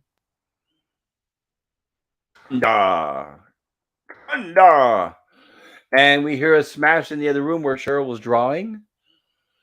And that's real glass because they didn't have, well, they were cheap. They were just like, we just got like real glass. So until the actors would stand back and smash with the Ramo cam. Bam! Right, with the Ramo cam. And I wanted to hopefully cover that because this is one of the things I still remember as a kid because they were all sitting there so calmly and they can hear her scream and it's like it takes them forever to react. Here's where they hear the noise and they run in there. Go ahead. I was just gonna say, like, I mean, are we talking like who's screaming? Oh, this might be later on. Get back into the house. Yeah, this might be later on after she comes back.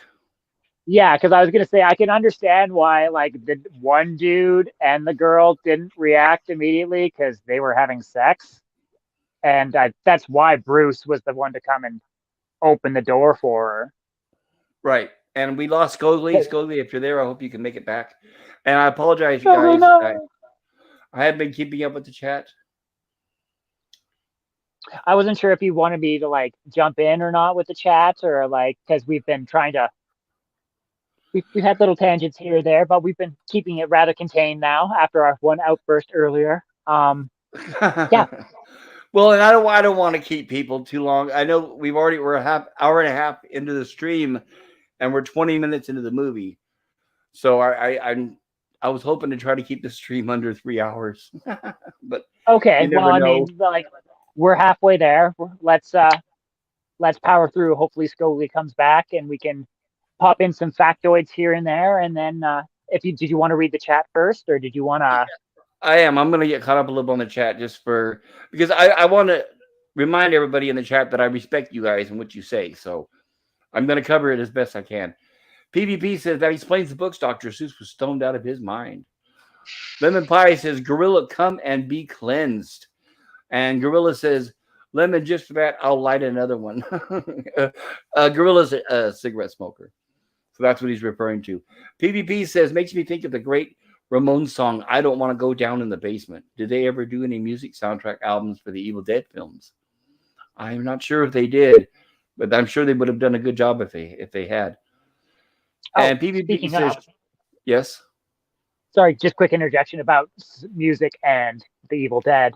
There is a band called Ice Nine Kills that does have a song called Ex Mortis, which literally explains the whole movie, and they've done I don't know if they've done a music video for it or not, but if they have, it's going to be a full parody of this entire film. They're fantastic. I highly recommend you check them out. Oh, very cool. It sounds like Evil Dead fans. Oh, their lead singer is a huge horror fan. They've got American Psycho, they've got Ex Mortis, they've got Jaws, they've got Cape Fear, just tons. So the band is called Ex Mortis?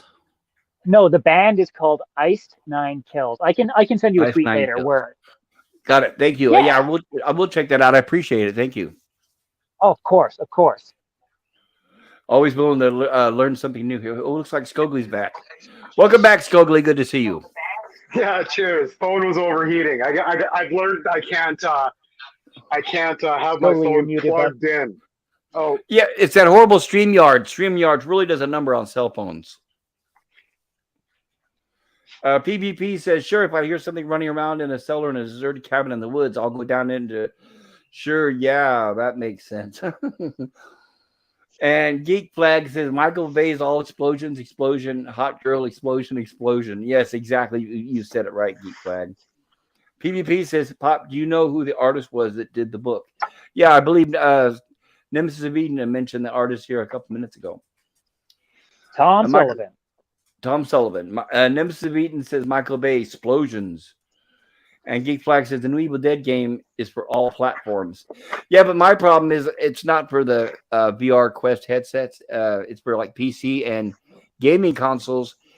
And the only gaming console I sad to say I have is a PS3 because I haven't. What's stupid is I got a refund on my PS4 saying, well, I don't see really a big difference between the 3 and the 4, so I turned it in, saying, well, I'll just wait for the 5 to come out, and then now the 5 came out, and it's hard to get one. But Jedi Bill has one, so I'm jealous. They're bloody expensive, too. Holy They smokes. are. They are. They're like $600. Yeah. Nemesis of Eden says PvP, Tom Sullivan, I believe. Yes, there we go. And PvP says, thanks, Nemesis, always wondered. And Geek Flag says, when they started filming Evil Dead 2, we were originally going to remake the first Evil Dead. Yes, that is true. Admiral T says, I've gotten a long way cheating with the Ouija board. I played with the Ouija boards as a kid, says PvP. Oh, wait, what's that sound? Oh, no. And Geek Flag says, the Ouija board was created in 1860 as a parlor game with a fictitious origin story because of the time dabbling in the occult was all the rage. That is true. Lemon Pie says, why do you not get SES bots tonight? So far, but I'm guessing you mean sex bots, but I guess I've been lucky tonight. Either that or maybe my stream's not doing so well. Skogly says, phone overheated. I'll be back in a few. Yes, or I am late with my chats. Oh, I'm holding out for some sex bots. I've still got hope for some sex bots. I'm still holding out hope. We'll get some sex bots. Absolutely. The show would not be the same without them. Edge of Time says, rest in peace, sobriety, LOL. And PvP says, can we have the band name in chat, please? Can you, yeah, so Nemesis, can you put, PvP is asking if you can type in the chat the name of that band. I did. It's right there. Ice Nine Kills. There it is. Ice Nine Kills. Oh, it's okay. Good. Thank you. Lemon Pie SES sounds funnier. I do need to get the PS5 though, so I'm going to try to make that a high priority. Don't make it super high. There's no good games right now. I know, but what I'm anticipating is the Killer Clowns from Outer Space game when that comes out. I think when that comes out, that's going to. Wait, what? There's a Killer Clowns from Outer. We're covering that movie, right? That movie is amazing. Oh my god. Yes, it is, and yes, we are, and yes, there's a game coming out. Amazing. Fantastic. Oh boy. Wow. I'm okay. I'm gonna have to look into that. Okay, so here's where they run into the room, and there's Cheryl doesn't seem to be there. And here's where Ash thinks they're kidding. And of course, they immediately forget about that, and they talk about lovey-dovey stuff. And here's where Bruce is playing Ash is playing a little game with her, with his locket. And this is a foretelling of a scene we have coming up later, where he acts like she's asleep, and then whenever she looks away, he opens his eyes, and when she looks back at him, he closes his eyes. And she catches him, and she knows he's awake, and then he shows her the locket, which is like a little round piece of glass, like a little magnifying glass with gold braid around it. And she goes to admire it in the mirror, and they embrace and kiss. And whatever it is outside backs up and then moves to the next window there and around the cabin. We see the interior and we see the two couples.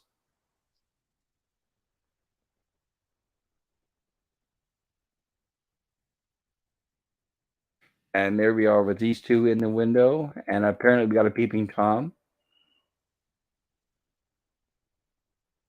I feel like it's more like a predator checking out its prey versus like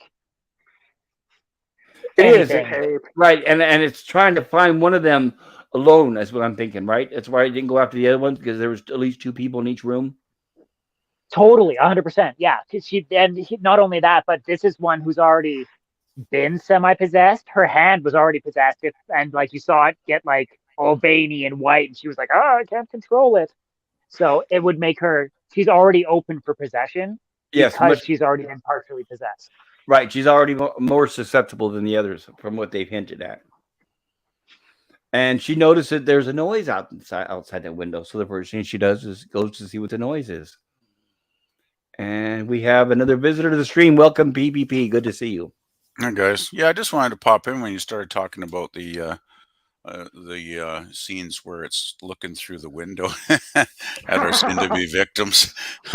I always thought of it as just like some kind of evil entity, like a force, so to speak, like a spirit or something of It got real quiet.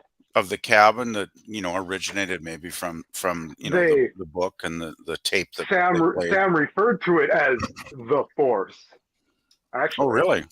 Wow. Yep. Gee, I guess I kind of nailed that then. Hey, Hungry Boy, welcome. Good to see you there. Hey, Hungry, cheers. Always a pleasure.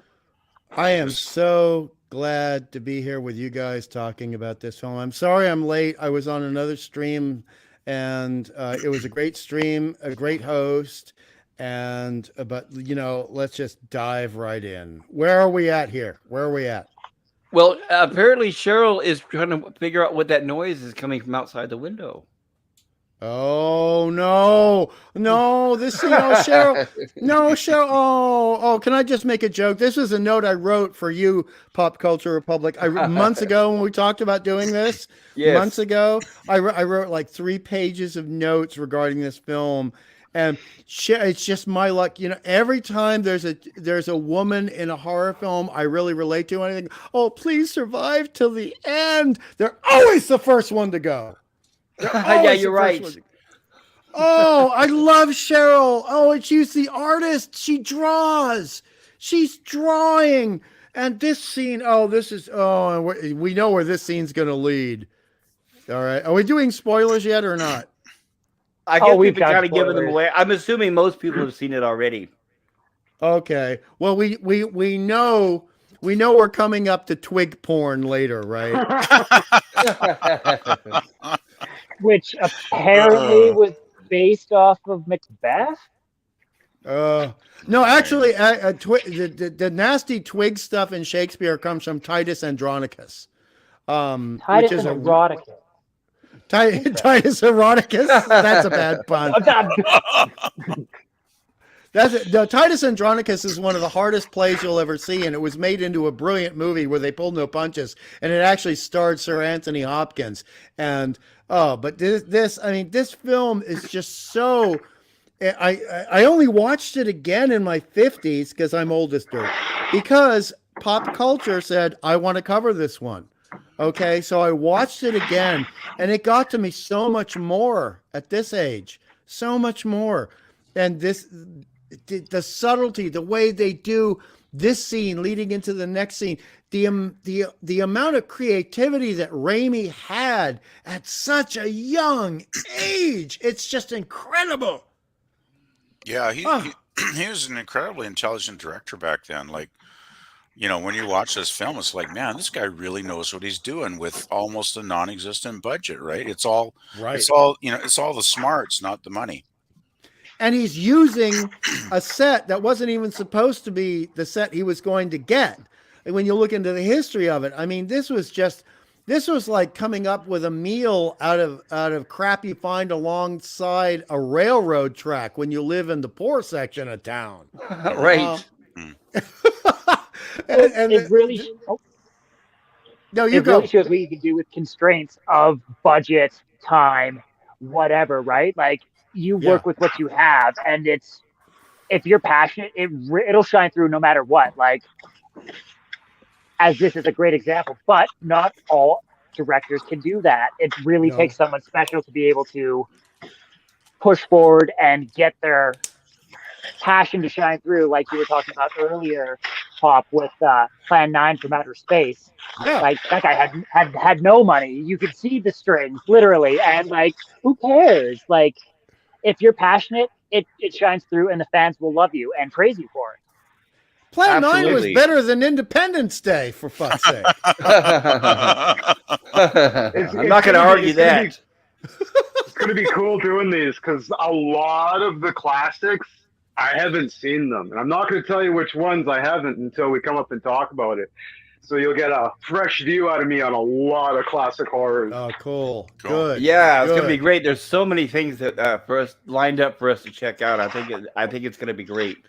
Well, this Pop, because Pop and I talk behind the scenes, and we've seen a lot of, like, seriously movies that you do not show to chicks. I'm not being sexist, but you don't show to chicks. Okay, you're like, oh my God, I can handle really hard horror. I can handle Jennifer's body. And I'm sitting there going, woman, let me introduce you to Lucio Fulci. You don't know what you're talking about. Right, exactly. Oh my God. Right? Oh. And this was like hot on the heels of Lucio Fulci, but it was classy. It was like everything you want in an American horror film, but it was also showing respect to the European horror films. It was showing respect to Bava. It was showing respect to Fulci. It was showing respect to everybody. And also a little bit of the universal horror put in. I mean, look at these camera angles, and imagine what he could have done with the lighting with some more money and better cameras. And this stuff was shot on, like, what was it, lousy 16 millimeter blown up? Yes, 16 millimeter, exactly. Oh, and it was so incredible. And just, I'll let you guys talk in one moment. I just got to say, because Pop Culture and you guys are going to laugh at this. I first saw this film in 1982 when I was going to Catholic school. Yeah, right. I was in my early teens, and the video cover does not describe what the movie is going to be. And me and three of my buddies were in the video shop going, oh, we're in the mood for a horror film. We want something a little bit silly. Oh, look at that. It looks like a crappy Italian horror film. Look at that cover. This will be easy to take. And we were in bloody shock. We had PTSD after watching Evil Dead. Yeah, the original cover was just a hand coming out of the ground, right? Yeah, it's a ripoff of an Italian movie cover poster. Right. So when did the original cover, or when did the cover change to, like, the picture of the girl getting choked out by the hand coming up and she's like reaching out? Which is I don't know, but when the movie parody. hit big on VHS and they started re-releasing it in different versions is when the covers start changing. Yeah. Yeah, so that was what I saw in '82. And not only was it that cover, it was a bad remake done by an Australian artist of that cover. It was even worse because because, Pop Culture and I'll just be honest, he's not going to mind me saying this. We hate communism. Okay, we effing hate communism. Yes. But Australia had protectionism back then, so it's like you could do it, but you have to hire an Australian to redo the cover if you want to sell the VHS.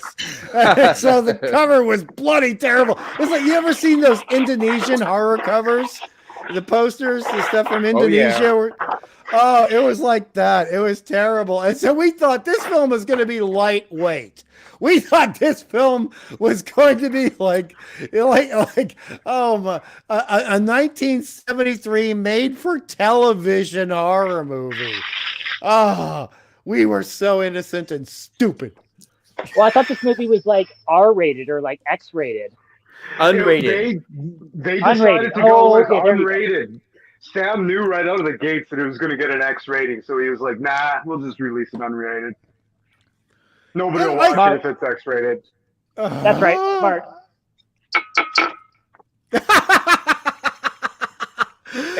But of course, I mean, I'm just this screenshot you've got is killing me because at this point I was going, please let her survive. She's got the good hair. She's not wearing all the makeup. She's her own woman. And I'm not getting woke. I promise, Pop. I promise, Pop. I'm not getting woke. It's okay. But we can hear the wokeness. No.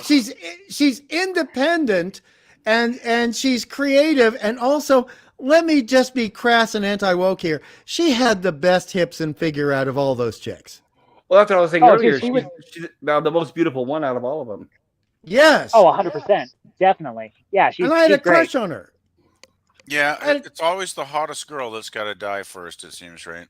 Oh, and usually the most terrible way, too. You're just like, oh, well, why? Why wasn't that for, like, the awful person? No, they usually die the easy way. That's what we were talking about earlier. Is they didn't use those tropes where they had to make somebody look awful or bad. All of them are actually good guys in this movie, which makes you care for them more. That's what makes Bruce was an amazing human being. Bruce is like the nicest guy in the world in this movie. Yes, he is. Yeah, that's the thing. Well, in this movie, he's kind of a doofus. The characters are all pretty likable, though, which makes the film even more enjoyable because you're actually rooting for them, right?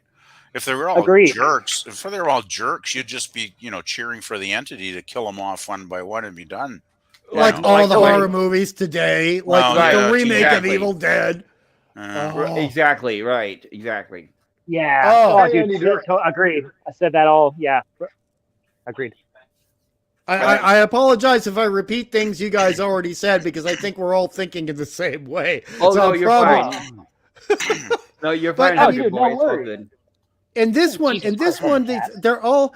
I mean, okay, some people are not as nice as the other ones, but none of them are the abject wastrels of human potential known as millennials today. None of them. Yes. Well, not even that. Like, even like when you look at the Evil Dead 2, they're like the other couple. They're kind of douchey and like unlikable and dicks, and you're just like, well, I'm kind of glad you guys got what you got. Like, whereas like with this, like you're rooting for Scotty, you're rooting for the other girls, which I can't remember their names, unfortunately. Like, and it's just like I agree, PvP, and it's just you feel for him, and you're like, no, and I agree with Hungry. You're just like, not my favorite. No, I hope she lives. It's like. He's getting a little bit off topic. Like I watched American Psycho for the first time. Scopely showed it to me, and God. Like his secretary, I'm just like, is she sitting in Bateman's house? And I'm like, oh God, no, let her live, please. And like, I won't go into spoilers or anything, but it's. Any derivative Jill's in the chat. Hello. Yay! Hooray! Hey, hello, Jill. I'm so glad you got Jill. your computer fixed, Jill. Has Jill seen this film? Does Jill like Excellent. it? Does Jill like this film? Has she seen it? Oh, I haven't asked her. I'm not sure. Because she likes Event Horizon. I mean, my respect for Jill skyrocketed with her love for Event Horizon. Agreed. Jill's amazing. Yeah, like. I'm just glad I got her PC fixed. That's awesome. Yeah, I feel She bad. was suffering last night, I think, not being able to come on the TAS stream. It's like, oh no. Yeah, we missed having you. We missed you last night, Jill. Yeah, it's not the same without Jill. Yeah, but I'm glad Well, she was there in the chat. She says, no, I haven't. Just enjoying no. the discussion. I'm not sure it might be the movie for you, Jill. Yeah, Jill, it Well, might be a little rough around the edges. Especially at this point. I don't know if Jill could take Event Horizon and get past the melon baller scene. She's probably good with this. Jill was a champion. Jill was a champion with her review of Event Horizon. I was there in the chat. That was fantastic. There was only one problem with Event Horizon: Baby Bear. That was the only problem with Event Horizon. Well, Jill, by watching this, I hope we don't spoil the movie for you if you do eventually see it. Oh, Yeah, Jill, we're doing a whole thing. Of course, we're spoiling it for her. the shit out of it. Yeah, Jill Right? needs to add these films to her watch list for sure. But Jill does appreciate great cinematography, and she appreciates people using good camera angles. And my God, how young Raimi was when he's using this. I'm sure you guys, and I apologize, I'm sure you guys brought this up before, but the film, even though it's so over the top, there are so many subtle, nuanced moments, like when they first get to the cabin and there's no wind everywhere, but that damn bench swinging. Right. Oh yeah. Oh my God, dude. Yeah. So And then good. it just stops when they put the key in the door. I mean, from that moment, I was 14 years old. I got goosebumps, and I said, "Oh, this is all going to go really wrong really quickly." Yeah, it's like the cabin saying, "My victims have arrived." Yeah, the cabin's saying, "Yum, pass me the This is gonna be paprika. I'm good." hungry." Feed me. And then the intercuts, which was so hard to do on film, before they even get to the cabin, you've got the car with them being so happy, and they're driving along the road, and it cuts to the handy cam going across the water. Yeah. And basically that's telling us cinematically it has awoken, whatever it is, it's hungry, and guess what? You're meat. All of you in the car, you're meat. I like Oscar Mayer hot dogs.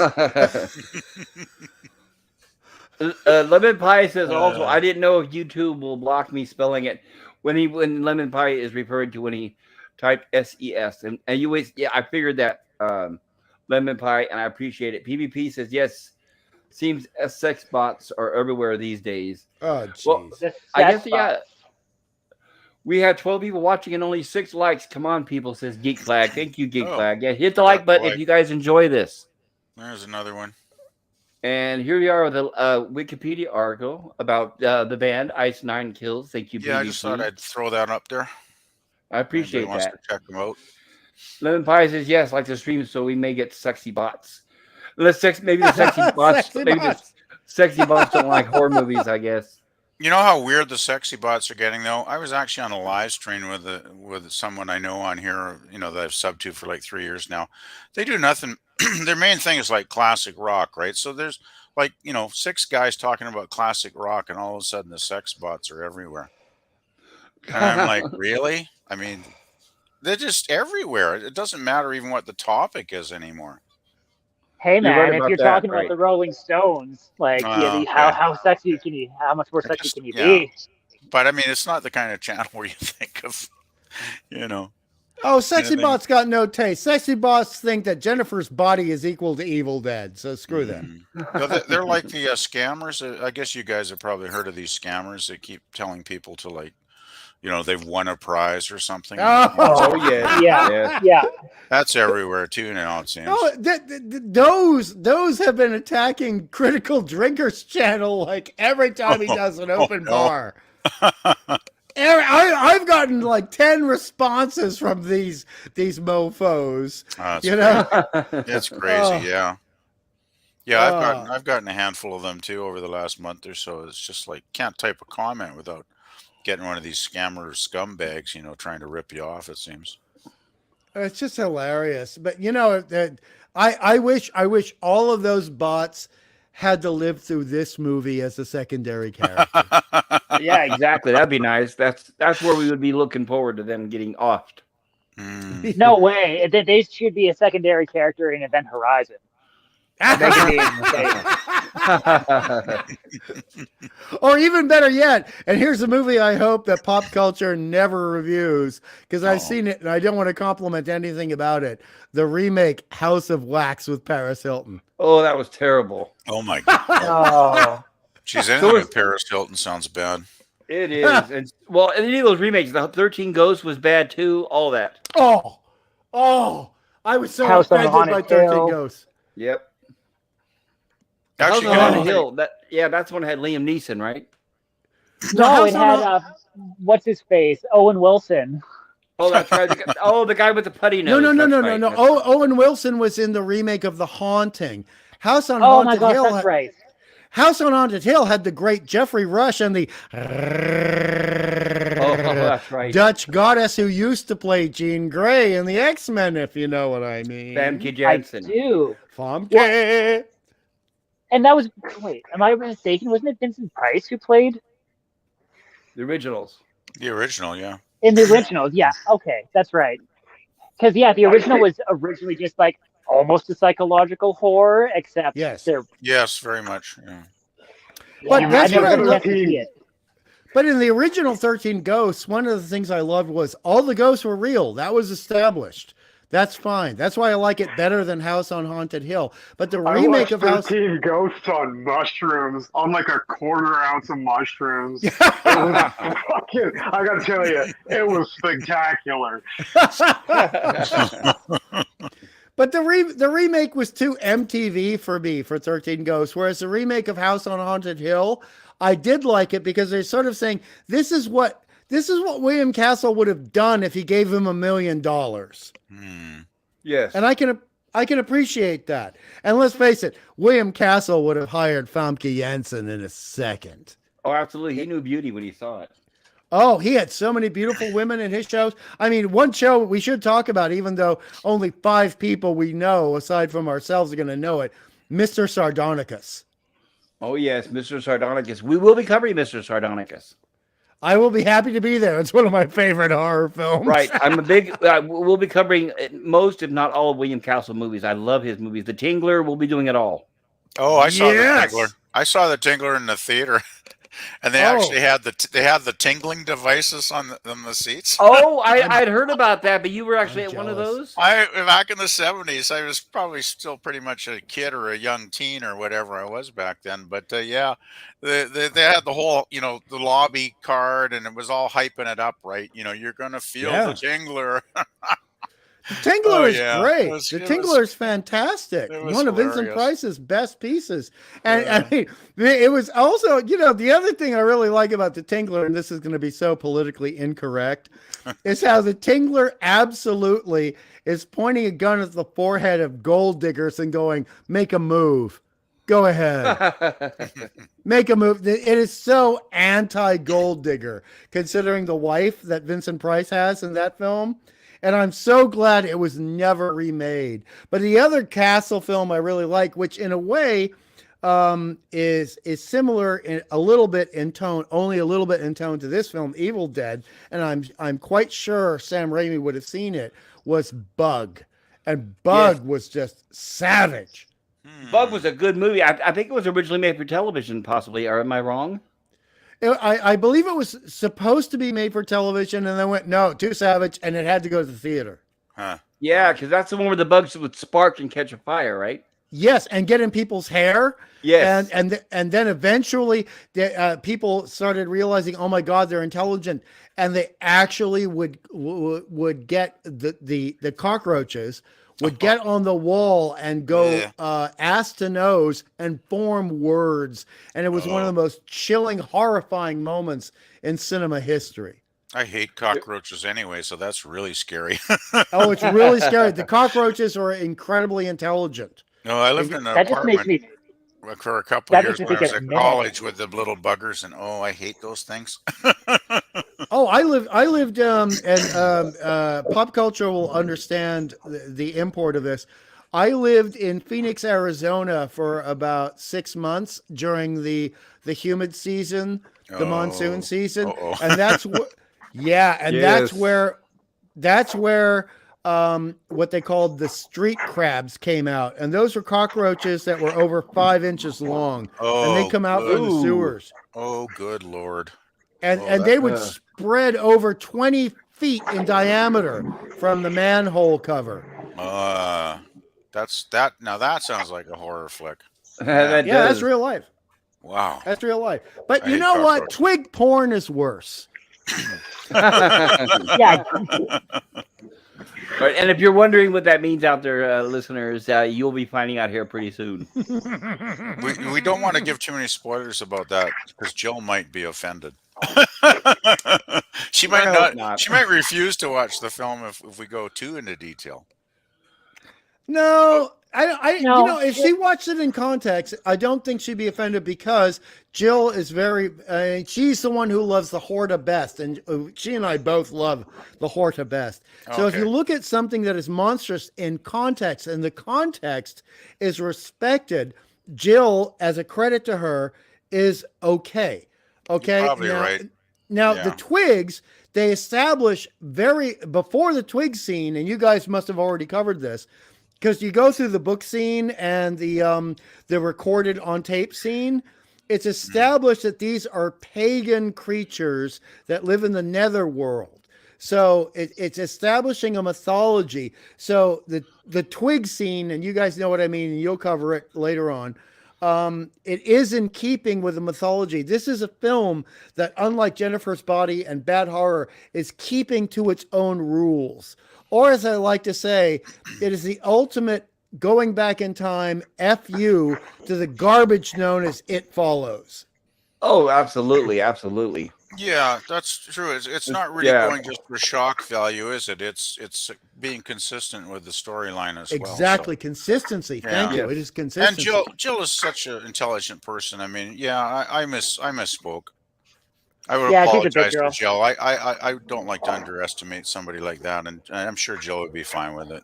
She'd be fine. she handled No, she'd Event be- Horizon. She's gonna be fine. She's a Okay. big girl. Wow, that film's never going to go away. No, it isn't. But you know, Event Horizon was so great because my favorite part of that film, and it's not gory at all, is when they are first making the mistake of thinking they understand the Latin quote, and then they realize what the Latin quote really means. That is deep, Dun, good dun, stuff. dun. Yeah, that is deep, good stuff. And this film, Evil Dead's got a lot of deep, good stuff. But Raimi is doing it visually. He's doing what everyone says to do: show, don't tell. Yeah. Well, it's like a lot of the classic silent films, right? They didn't need Yeah. sound. They relied on what was going on the screen, and that's why a lot of those films are so great. That's what so many movies seem to have forgotten now. It's like it's all exposition. It's all talk. Yes. Do you want to rip your ears off kind of thing, right? It's like, Rip your ears off. Well, And not this goes only back- that, like it's just it's not even scary anymore. It's more like it's startling. There's jump scares. There's loud noises. yeah. Ooh, and it's just Oh, like, yes, oh, I this hate the jump scares. formula. But then, Just like- there- Can somebody just die on screen, please? Like, well, what they do is they'll die on screen, and then like, oh nope, that was just dreaming. And then they'll die and again. then the Oh red no, that was herrings. just a dream. Oh, Right. fake death annoys me so much in horror because it demeans everything that horror is making horrifying to us. What real horror is, when we watch Evil Dead, we want to be, because I think we're all relatively of the same age here. We all tried to be decent human beings when we were 12, 13, 14, 15 years of age. And these are decent human beings. And there is no reason they deserve to have this happening to them, except they made one mistake. They played the stupid tape. And that was it was an innocent mistake, and they do not deserve this torture and horror put upon them. So we can relate to it. And then you look at House of Wax and think, no, you all deserve this. Go away. Right, exactly the way it's written. It's written where the Oh. characters it makes you hate them right out of the gate. Yes. And the remake of Evil Dead, I watched it once, and I put it down on my list of top 15 most hated films. It was really Oh, bad. Same here. It's I watched it awful. once, and that was Agreed. it. Yeah, same here. I couldn't watch it again. Hey, but you know what? It looks like a masterpiece compared to the one coming out next now, huh? Oh no! Oh, they're doing more. The Oh, only scene that I appreciated in the remake of Evil Dead was when the baby fucking eats its way out of her stomach or whatever. Well, I was going to say, Aside right after I was going to say, Pretty the only forgettable. highlight, right? In other words, the only highlight was the gore. Yeah, Right. from 100%. that, I remember. That's the only thing I remember about the movie. Well, I But remember the see, baby, and I remember the tongue getting cut, sliced, and I remember the nail gun scene. But that baby right. thing, sorry, because pop culture and I don't mean to interrupt, but pop culture and I hate it when people rip off things without admitting they're ripping off things. That whole baby thing comes from Day of the Dead by Romero. Yes. Yes. Brutal. Yeah. And so yeah. and I the moment that baby thing started, I'm like, you little swipers. You're swiping. You little swipins. You need to go to the, I don't like to use this term. You need an elder to take you to the woodshed. Okay. Yeah, I don't mind them paying homage to things as long as they can improve on it. Just don't like rip Yeah. it off, blatantly, or make it worse than what the original was. Yeah. Agreed. And that's the beauty of this original Evil Dead film, where it is actually showing respect to the Italian and Spanish horror films that came before it, but it's not ripping anything off. It's building upon it, which is different. Right, like right before this, Cheryl, like for example, when we were just before you came on, Hungry Boy, when the camera was panning from window to window, that's straight out of Mario Bava right there. Yes, and also Mario Bava and also a bit of Argento. Remember before that? Well, 'cause Argento, I that's right. That's what I meant. Right, Sorry. Suspiria. Exactly. And remember when the clock stops and you're like, oh no. Oh yes. The whole clock thing. Oh no. And oh man. Because some of us, I don't know if any of the rest of you, I'm sure Pop has seen it, but some of us as kids were traumatized by the 1963 black and white film called The Haunting. oh, I love And- that film. Oh yeah, that's still a classic, a big classic. That's Hey, a great ahoy, Scotty, good to see you there. Hello, Scottimus. Hello. But The Haunting did so much without almost not a drop of blood until the end, no swear words, no boobages, and it was just terrifying once it got into Act 2. And another film that did it before this film that was a little bit more over the top, which was in a way was a ripoff of The Haunting 63, was The Legend of Hell House. Yeah, that one too. Yeah. Oh, one of my all-time favorite horror films. I remember seeing that at the theaters. Yes, I love that movie. That's another example. There's no blood, but you get the suspense, you get the dread, and you don't have those cheap jump scares and all that garbage. Yeah. Well, that's what And I you love get- about The Haunting is I just think it's one of the greatest horror flicks ever. Like it's pretty much all psychological horror and suspense. Yes. There's really no gore. I mean, it's just all you're thinking, what is this house? What's going on with this house? Like, what is this thing, right? And then, of course, there's that wonderful scene on the staircase. Yes. That I mean, I'll never forget when I saw that the first time. It was like, wow, Oh, but this the is one, really scary. but the one that got me, and I'm getting goosebumps right now, all the way from my shoulders to my wrists and my hips to my ankles, was when the two women are in the bedroom, and you're thinking they're trying to convince you as an observer in the audience, is this real or they're imagining it? But then the door starts bursting toward, like starts squeezing out towards you, Yeah. and you are aware, no, this is a real haunting. They're just not accepting it yet. Yes. Yeah, there was definitely an entity of some kind, it seemed. Oh, Yeah. it was so horrifying and just gut wrenching. And these two women just having to hold themselves on the bed, and you just want to dive into that movie and protect them. You almost want to be the priest from The Exorcist and grab a crucifix and holy water and start fighting that door and just demanding they get away from these two women being assaulted by this supernatural entity. And that times 10 is what is happening with Evil Dead times Well, 10. the haunting basically, I think, was probably something that Raimi drew on, right? With the Yes. character study. I mean, it was I all would about the agree. characters really in haunting, pretty much. And that's what Evil Dead is. A lot of it's about that too. It's the characters. I mean, if we didn't care about them, there wouldn't be much of a film, really. Well, you raise Exactly. an excellent point, because there are two things in the plot that is actually correct. Because in The Haunting, it starts out as people trying to disprove the supernatural genre. So science meeting the supernatural. And in this film, they are encountering the results of a scientist trying to disprove or prove the supernatural. So they are tied at the hip. They're like Siamese twins, this film and The Haunting. Yeah, I would say so. Yeah, Yeah, I agree he too. I probably agree. saw The Haunting and was inspired, at least in part, by it for sure. And H.P. And- Lovecraft, Well, and right? Yes. 100%.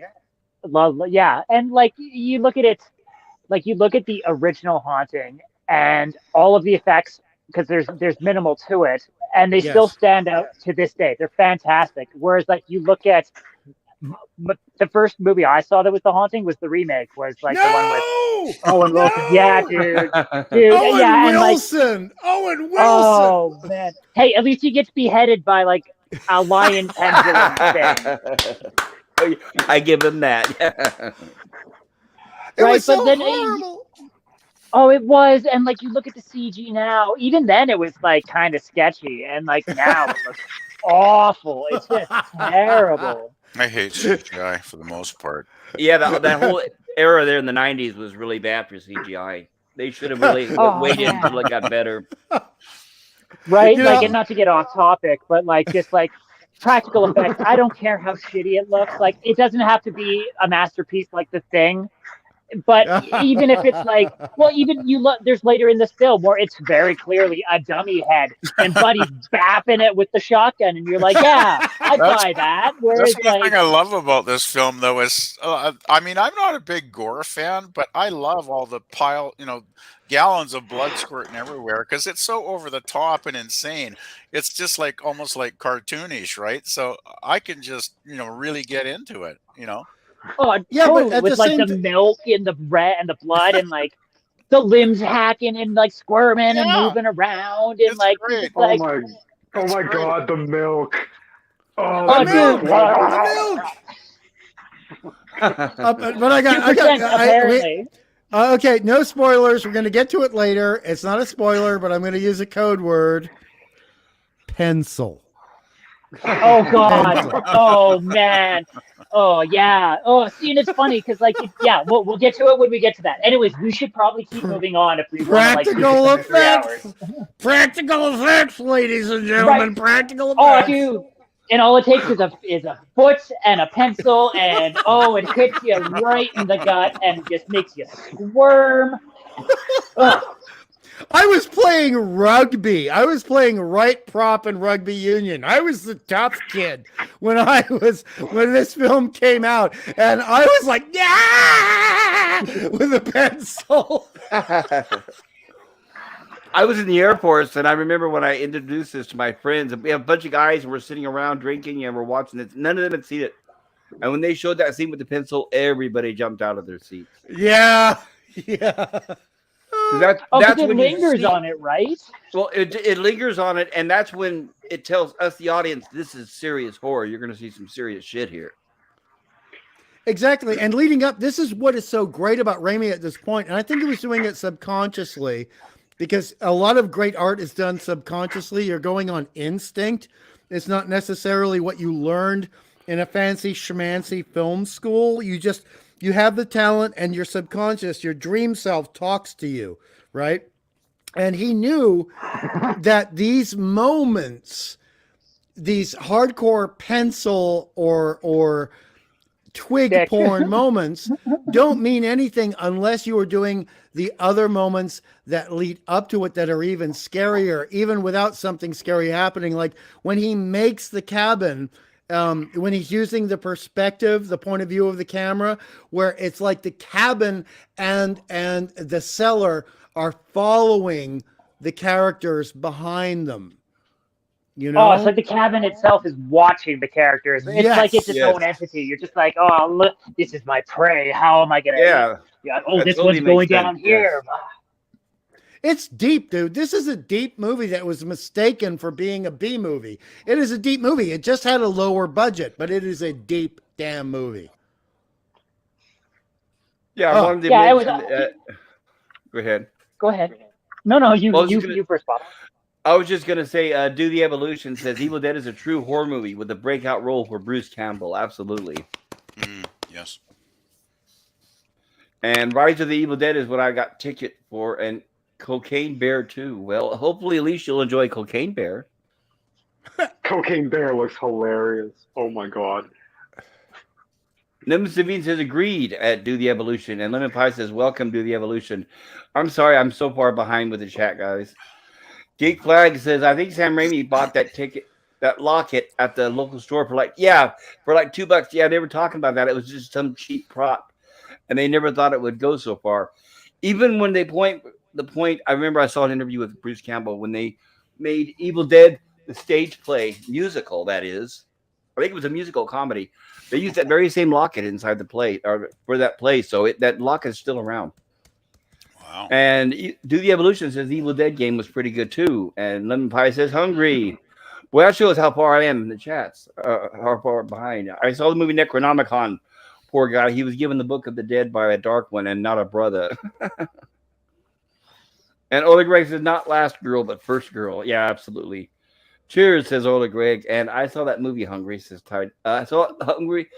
Lemon Pie says I saw that movie Hungry, Titus. Ola Greg says classic Root Attack. And Do the Evolution says I won Evil Dead 2, and Army of Darkness on VHS. For those who don't know what VHS is, it's a format from dark times in history. Well, they were technologically dark times, but not social dark times like we're living in currently. Yeah. That is right. And I would trade that any day for what we're living in now. Yeah, Right. the 80s were pretty good by comparison, I think. still. Creatively magnificent. Creatively magnificent. Oh, especially for horror movies, 80s was the best decade ever, right? Probably. Oh, yeah. but that- yeah. 70s and 80s. For 70s and slashers. 80s. For Seven- slasher films. Right. And I guess it depends on what kind of horror too, because I'm 50s and 60s had some good stuff like Amazing Colossal Man and Them and all that good stuff. Oh, them. Oh, so good. I But love pop culture, I got to break in and give you a compliment here. Saw you on Twitter. Okay, it's like, excuse me, that is not Amazing Colossal Beast. That is the Amazing Colossal Man. Right. You beat me to it by 5 seconds. I apologize for that. And that was a bit, I mean, I liked Amazing Colossal Beast better. I'm sorry. Well, yeah, it was more action. It wasn't a lot of talking because in my Amazing Colossal Man, I mean, I'll be honest, it's 3/4 of it is just talking heads at the beginning. Yes. Until he finally busts out of the tent and he starts his rampage, which is by then it's near the end of the movie. And how many times do we have to hear, poor Glenn, why did this happen to him? Poor Glenn. Right, yes. I know you're his sister, but let's move this plot onward, please. Right. That was another trope of the 50s, right? They would just talk on and on and on and on. Especially, but you know, I love the great Burt I. Gordon, B.I.G. Yes. He directed it, yes. And we'll be covering his other movies like Village of the Giants and Lord of the Flies. Or not Lord of the Flies, but Oh, Food of wait the a Gods. second. Food of the Village Gods. of the Giants? Can I be a little bit toxic male here? Sure. And Food of the Gods was the other name I was trying to think of. Food of the Gods. Village of the Giants, starring one of my favorite people in the world who gave us the video clip. Oh, Mickey, you're so fine. Tony Basil. Tony Basil is the redheaded dancer chosen to distract one of the giants with her sexy dance in Village of the Giants. Really? Yes. And Well, oh boy, it is That is nice played to by look at. that is played by a Y. By the time she made the Mickey video, she looked like she was 50 years old. No, she was actually about 39, but yes. Well, I'm she was supposed to be a cheerleader, and she surrounded herself by a bunch of girls that looked like they were about 30, and it just was like, okay. I had such a crush on Tony Basil. I don't care. I mean, those cat-like eyes, that dark hair, the little like coy movements. Like, give me some Tony Basil. I think a lot of her career was mostly as a choreographer. Yes. You know, yeah, she did a few cameos in movies, but yeah, she did a lot of choreography on a lot of movies and productions. She even did some choreography for Prince himself, so that shows you how talented she was. Really? Right, and that reminds me of a quick note. Did you guys know that Benny Hill was learning how to moonwalk from Michael Jackson when he died? I love that. Yeah, Benny Hill was planning a comeback, and Michael Jackson was a fan. Michael Jackson was visiting him back and forth, was teaching him how to moonwalk, and then unfortunately, tragically, Benny Hill died before he could complete the training. That's too bad, but pop culture, Wow. I'm going to see you and raise you on the Benny Hill for pop culture, okay? Oh, gladly, yes. I don't know if you got to see this in the United States, if it was you were allowed to see this, but there was a Benny Hill episode where you know how he would do the sexy segments with certain women, right? Yeah, oh yes, oh yeah. He had a She-Hulk one. Did you see that one? Oh God. Ooh, I'm not sure. Was go she ahead twerking? and remind. No, Sorry, no. Was she Hulk twerking? There was a sequence at the end of a Benny Hill episode in 1982 where there was a woman who was very yummy. I apologize for saying that in advance. And she is at a bus stop in London, and the men are ogling her, and she's getting upset. They ogle her more. She's getting upset. Then she gets angry, and she starts turning green. They ogle her more. She gets more angry. She starts growing a little bit. And then she bursts out of her clothes, and she's She-Hulk, and she starts chasing these mofos all around, all around the set. It's hilarious. That wasn't in the TV series recently. That sounds like something they put in the series. It was in the television series, but it was Okay, around yeah. 1982. 1982. Oh, 82. Oh, wow. Edge Yeah, of I Time know. says. Edge of Time says. Next slide, please. Agreed. We should. I do know, that and I'm slide so carry on sorry. with the film. Everybody's wondering what's outside that window that Cheryl's been standing at and staring at for a half hour. Right? Yeah, she's been standing there Oh, for like an is it- hour now. The looming That's because dread. we want to save her. We want to save Cheryl. We don't want her to die. She's We can't doomed. save her. This is a It's her time loop, man. destiny. If the captain were here, he'd tell you to. Like, it's just, Yeah. this is what it is. We just have to let it happen. There is no going back in time. There is no Exactly. That is right. So here's where we have Cheryl stepping away from the window and towards the door. And of course, the smartest thing to do is when you hear something out in the woods is go out and investigate, right? Yep. Right. That's right. Agreed. Yep, that's what you do. As is standard protocol. By yourself, too. By yourself. And Don't don't let grab a anybody know, right? Don't let anybody know you're going outside. And it looks like I need to fix the subtitles. LS, anybody out there? No, it's is anybody out there, of course. He's got the Gilligan's Island subtitles up there just in case. Oh, dude, this is getting, like I said, this was the scene where I was giggling about, like, man, it's going to get dark with the Gilligan's Island subtext. Like, Right. Oh.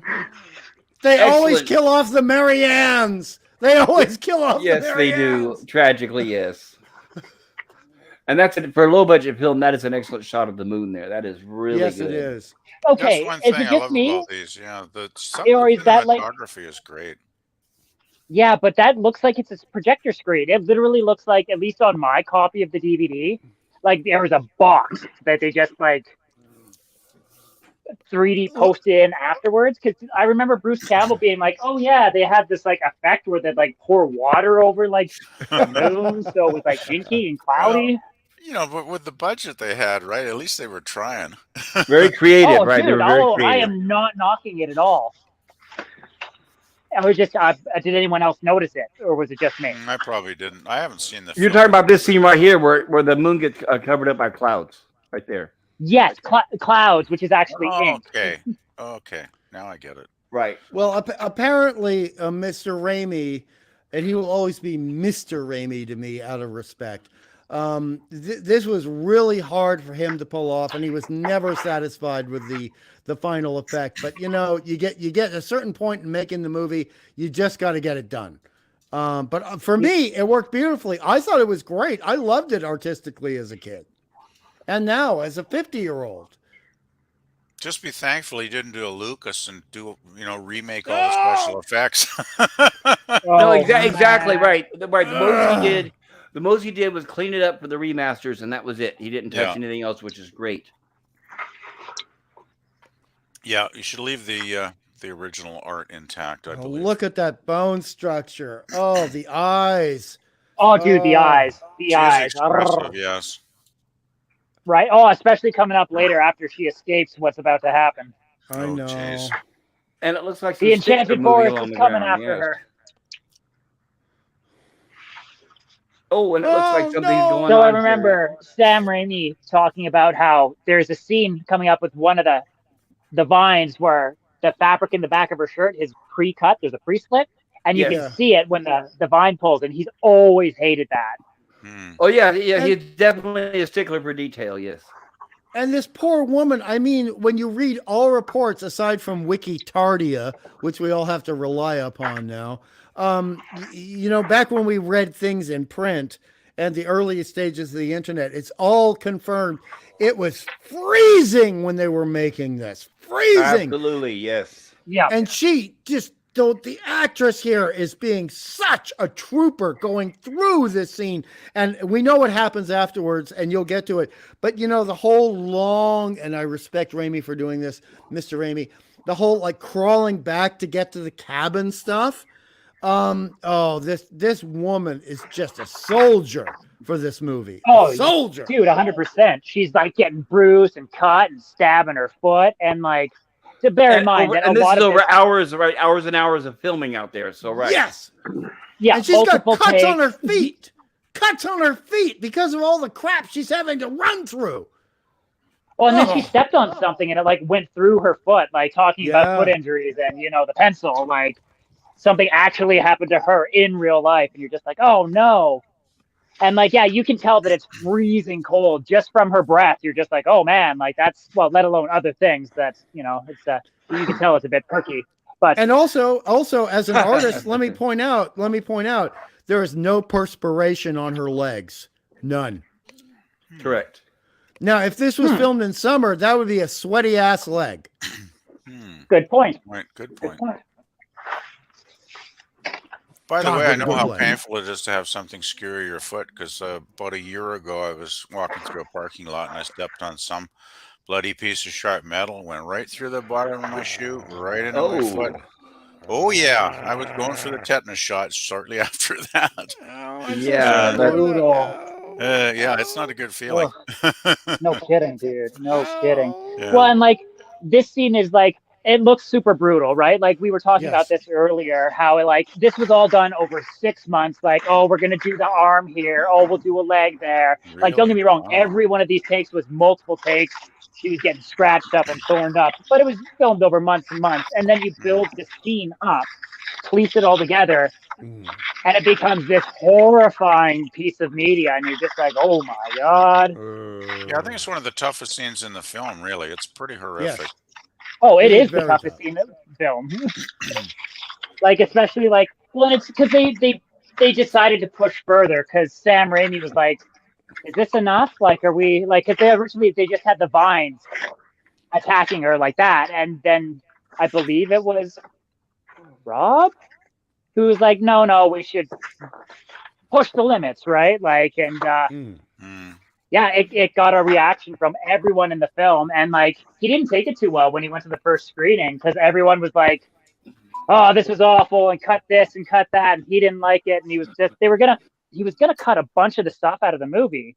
And then they were walking down past another movie theater that was showing it. And it was completely sold out until midnight. Everyone was coming out raving about the movie. And he's like, okay, you know what? I'm just going to leave it. And we're just gonna keep it the way it is. Sometimes you got to push the envelope, dude. Right? And if it fits the context, do it. don't just Yeah, throw it in make for sense. shock value or whatever, right? It's like, oh, here's this heavy topic, like Mm. here's rape, like let's just like I don't know if we're allowed to say that or not. I don't know. I don't want you. It us to get totally made stricken. sense though, and how evil this entity or whatever it was, and attacking them was. I mean, it totally fit the context of the film. Ditto. Oh, Can I 100%. back you up on that for 1 second? In terms of the writing of it, look at what who the entity is going for first. The chick who was smart enough to figure it out, who was writing and scribbling those things in her sketchbook, the one who was worried about being there. So she's the threat. She can warn people. So she's got to be taken out first, and she's the one who has to suffer this. And this is just really deep stuff on a subliminal level for a horror film, and I respect Mr. Raimi for doing it. Yeah, it Right. makes a lot of Wasn't sense. she also right? Wasn't she also the one that kept telling them to turn off the tape? Right. Yes. That is correct. That is Yes, correct. and she's the only one who doesn't have a boyfriend who she's trying to suck up to. Yes. So she is a very deep There's no other character. form of protection there for her. Like Exactly. yeah. Like And- he's taking out the biggest threat to it. Now, And in the worst possible way. arguably, you guys, I mean, we can argue it later, so not to annoy the chat, but she might be the biggest intellectual out of the cast of characters we have here, and therefore she is the threat to the entity, because she could figure things out and explain things to other people if she was given a chance another hour. So no, we got to take her out now. We got to lure her out into the woods, and then we got to do the twig porn, and then we got to set her back in and ruin everything for everybody else. Agreed, Yes. Hungry. Because you look Yes. at it, and she's the smartest one. Scotty is the strongest, but it knows it can't just go for him immediately. That's why it goes for. Well, we haven't gotten to that scene, but that's why it goes for his girlfriend first, and then she straight up attacks him, catches him by surprise, hoping that. Yeah. Anyways, we'll talk about that once we get there. Oh, that's fine. I hope you guys don't mind that I'm going through these as you're talking, if that's okay. No, it's great. No, it's perfect. It's great. Perfect. Because we need to get through this as much as I'm loving this right now. This is I amazing, you guys. gotta have Thank you some so much. supper and get some sleep before work tomorrow at some point. And I do not want to linger on Cheryl suffering this stuff. I'm sorry, I don't. But that shot. Ow. Oh God. It really is an incredibly memorable sequence, though. The Right. whole thing. Fortunately, with these stills, I hope they won't get me in trouble on YouTube. Well, you can always Quick, hurry, click faster, Pop. throw 'em there, Pop. I think you'll be This is- fine. If right. something wild comes up, as long as you click it off right away, you'll be fine.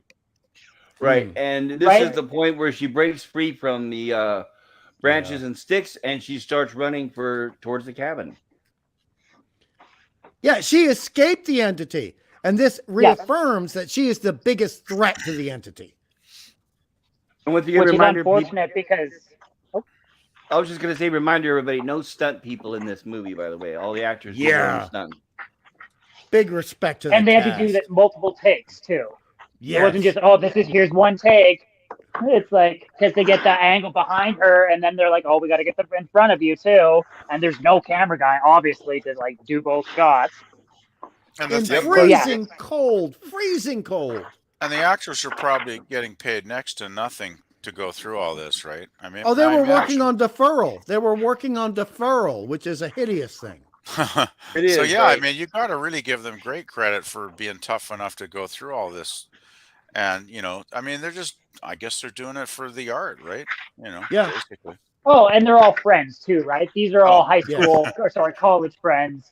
Like Yeah. they've all done films together. The girl we're watching right now, what's her name, Pop? Cheryl Sandweiss. That's it. Yeah, as she's known as the Super Ellen 8, the Queen of Sandweiss. She Super 8, playing right? Cheryl. Sorry, right. It's Ellen Sandweiss playing Cheryl. That's it. Yeah, And these people remained friends after this, but even through this ordeal, I remember Bruce Campbell said that after the movie, the girls kind of didn't talk to them for the first few months, but they got back together and they still remain friends to this day. Cool. Yeah, and the three women actually have it's on YouTube if unless YouTube took it down. Hello YouTube. They've done panels together talking about the experience. Oh yes. And yeah, and it's wonderful to hear them speak about it. It really is. And the camaraderie that they had to form while they were making this film. It's everything about this film is inspirational because everything was against this movie getting made. Absolutely, absolutely. And it's based. Oh, go ahead, Pop. Well, I was just going to say, with no Hollywood backing or support whatsoever, totally independent. Yeah, independent films are great. I mean, that's one thing I remember about the 70s. There were so many independent small movies, and they were some of the greatest movies of the decade. And I really miss that sort of independent, streak. It seems to be lacking so much these days. I agree. Look at this shot. This also shows Mr. Raimi's the previous one you did, the previous still shot, his absolute adoration and respect to comic books, because that is the way you compose a comic book panel, having the character in silhouette against the full shot of the background. So you got the foreground and the background and the drama. And he really understood the visual drama, even if he would not have been able to express it verbally at that time. He understood it. Yes. Yeah, excellent. Yes. It's strange because looking back, it's like, my goodness, why didn't he make more movies over all these decades? He just didn't get he wasn't treated well by the studios. That seems to be what happens to some of the best of them. The studios just don't give them the credit. Oh, we won't talk about Crime Wave, which is one of my favorite Sam Raimi movies written by the Coen brothers. Oh, yeah. We'll be covering that one eventually. Oh, I want to be on that show then. I love that movie. It's got the great Brian James in it, right? Yeah, Brian James. Brian James. And the guy who played Bluto in the Popeye film. Yes. Who was also in the movie Pieces, which will be he was in Pieces, which is a fantastic but horrible horror film. And he was also the terrible Turkish prison guard in Midnight Express, yes. He was the terrible Turkish guard in that one. He's done a lot. He pops up every now and then. You'll see him in these older movies, and he's great. So he's one of those actors, you recognize him even if you don't remember his name, kind of thing. Exactly. And my favorite, we'll get politically incorrect here. Crime Wave. My favorite is so politically incorrect. Made my fiance cry at the time, okay? Because she was a bit politically correct. You have the guy playing Bluto who is in Pieces, and he's facing off against the black guy in Crime Wave. And he breaks the light in the room and he says, "Buckwheat, I was going to give you an advantage." Right. It's so awful, but it's so funny. Oh God, here we go. Oh, ow, no, ow. And of course the keys are stuck. You got to have that, right? Yeah. Yeah, lots of suspense in this part.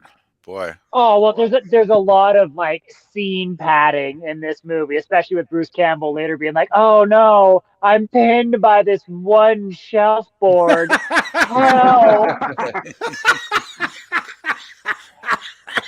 And they're like, "You okay?" And he's like, "No, I can't get my arm out from over top of it. I don't know what's going on." Right. It looks like it weighs about 3 ounces, right? Dude. Those keys. Oh, those darn keys, yeah. Those keys remind me of Sardonicus. She's just so expressive in this scene. Oh my gosh. Her performance is fantastic here. Oh yeah, agreed. Plus, look at that. Help in the Gilligan's Island text. Help. There you go. There's the shot. Look at her grimace. I have a still of her with her eyes open, and it's just ferocious. And look at all the tension in all of her muscles, in the thighs, in her back, and then in her face as she's grimacing. This woman is really method acting. She is living the terror in this moment. Absolutely. And there you can see her feet. Go ahead, Pop. Sorry. I was just going to say, and there's No, you no. can see her feet are covered with blood, and a lot of that's real. Yes. That's really Yeah. intense. Man, great film. And of course, they finally answer the door after all that, right? What is it, like a half hour she's been banging? They're like, And then "What the Bruce fuck finally do you shows want?" up. There's not a lot of Bruce in a lot of this film, is there, when you think about it? Not Oh, not no, until not the last originally, no. third. Yeah. Last third act. Yeah, a lot of Bruce, but up till now, no. Yeah.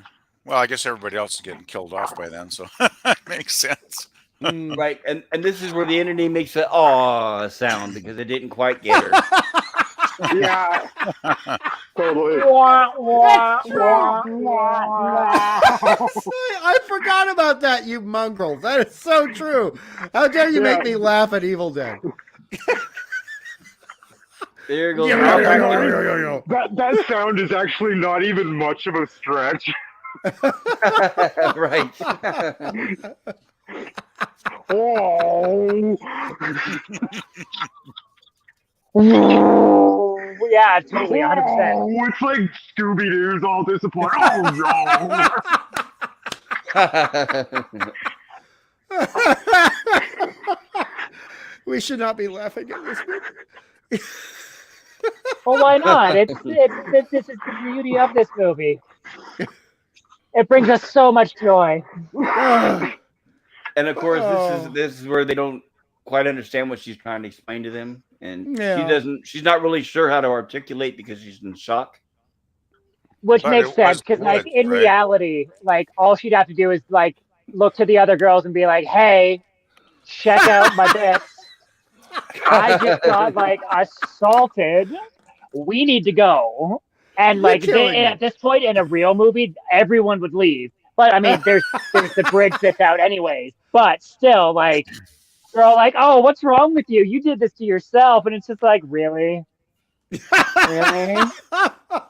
Which is why the 2013 version, I didn't like bringing in the drug addict angle. I hated that. Oh, yes. Ditto. Ugh.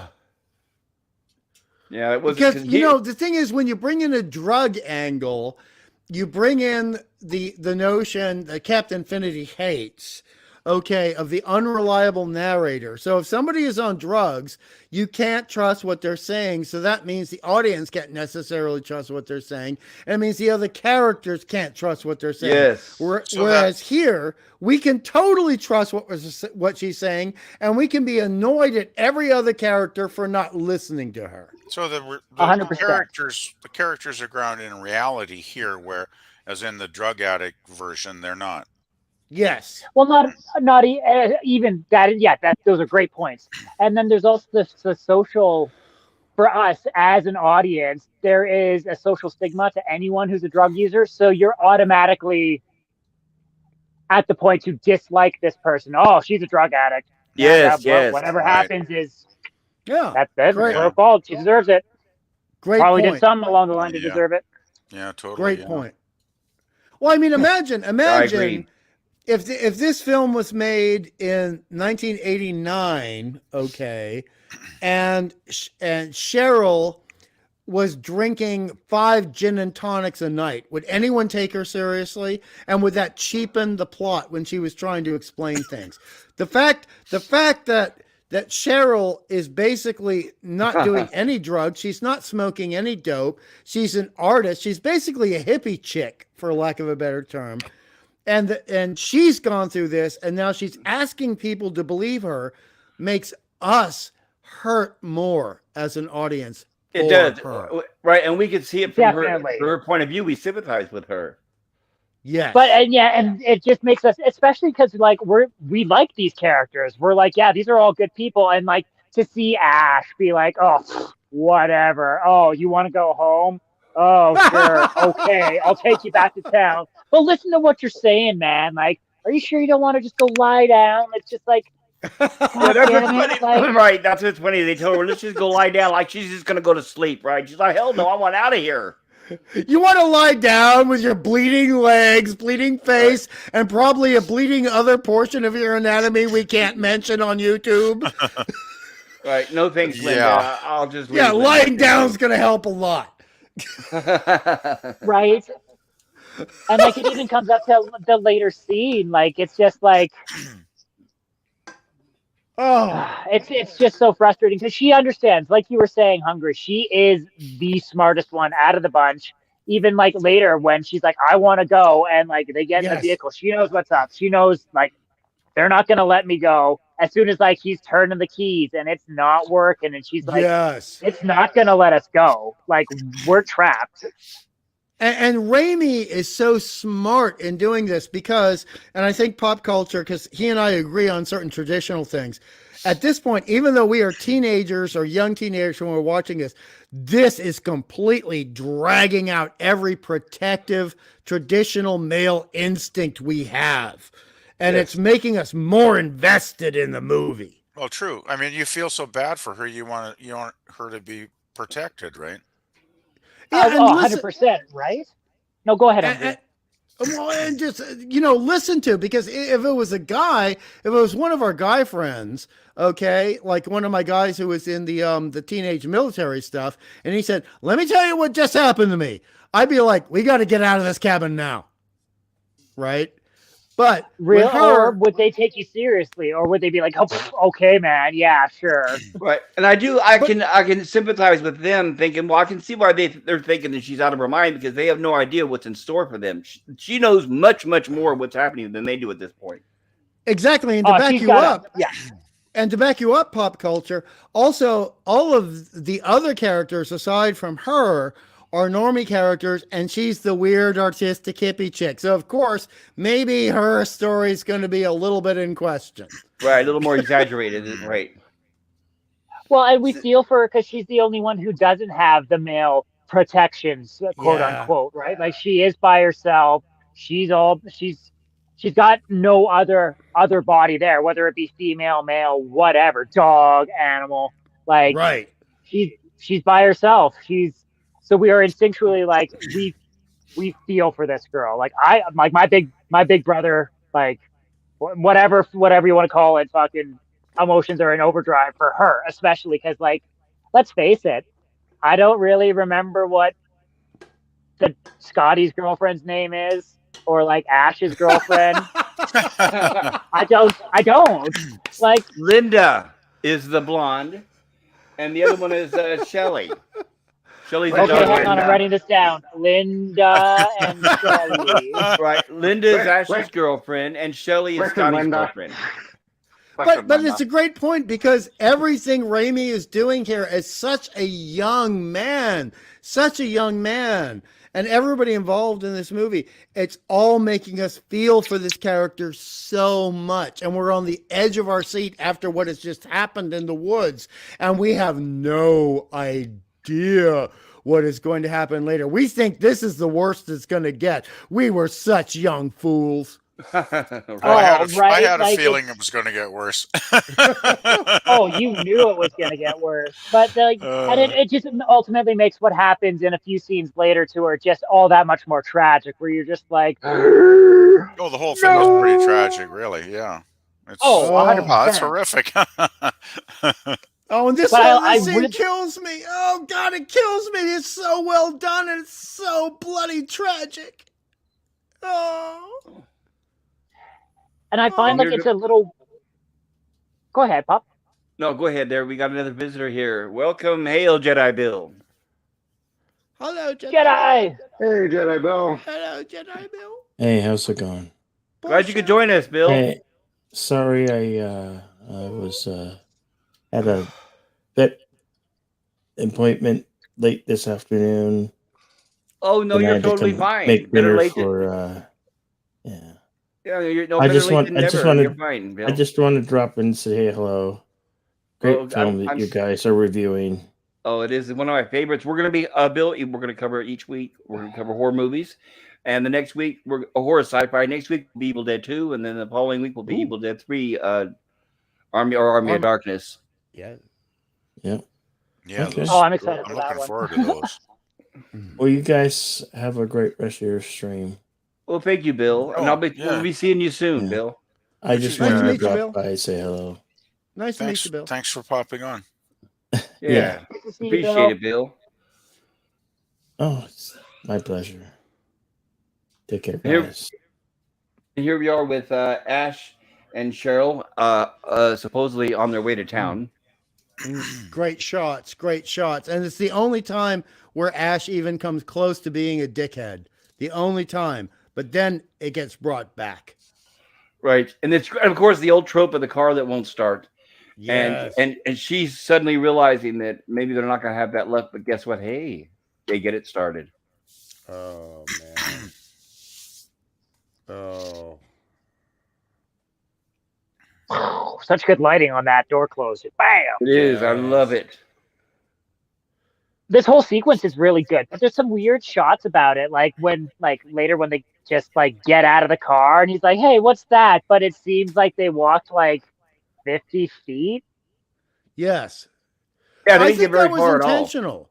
I think that was intentional. I think that was implying how the entity is stretching out time and perception for these people.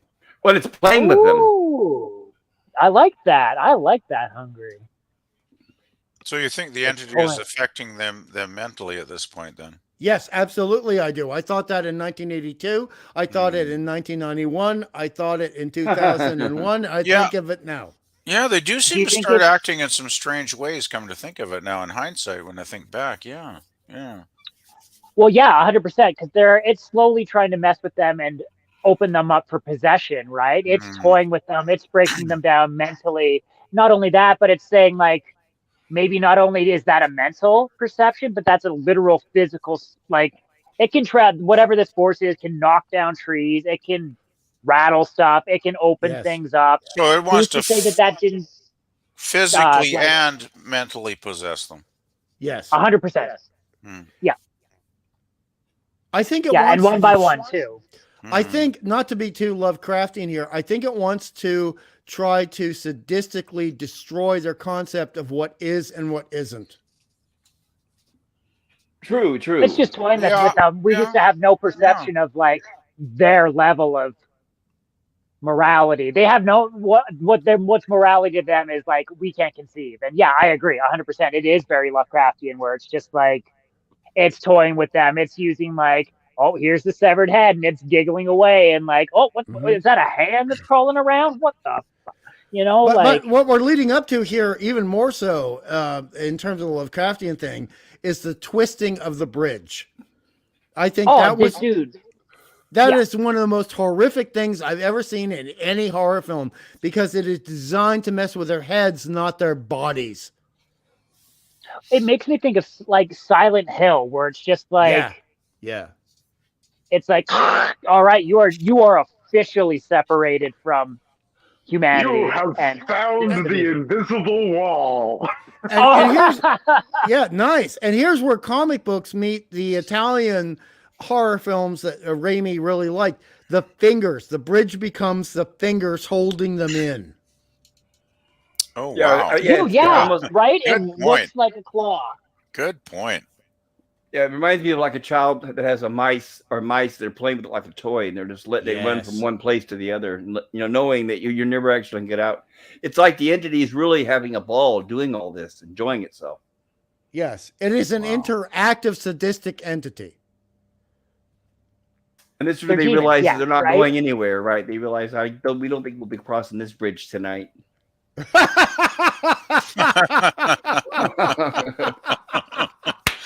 Oh, I've had a few girlfriends where I kind of thought that too.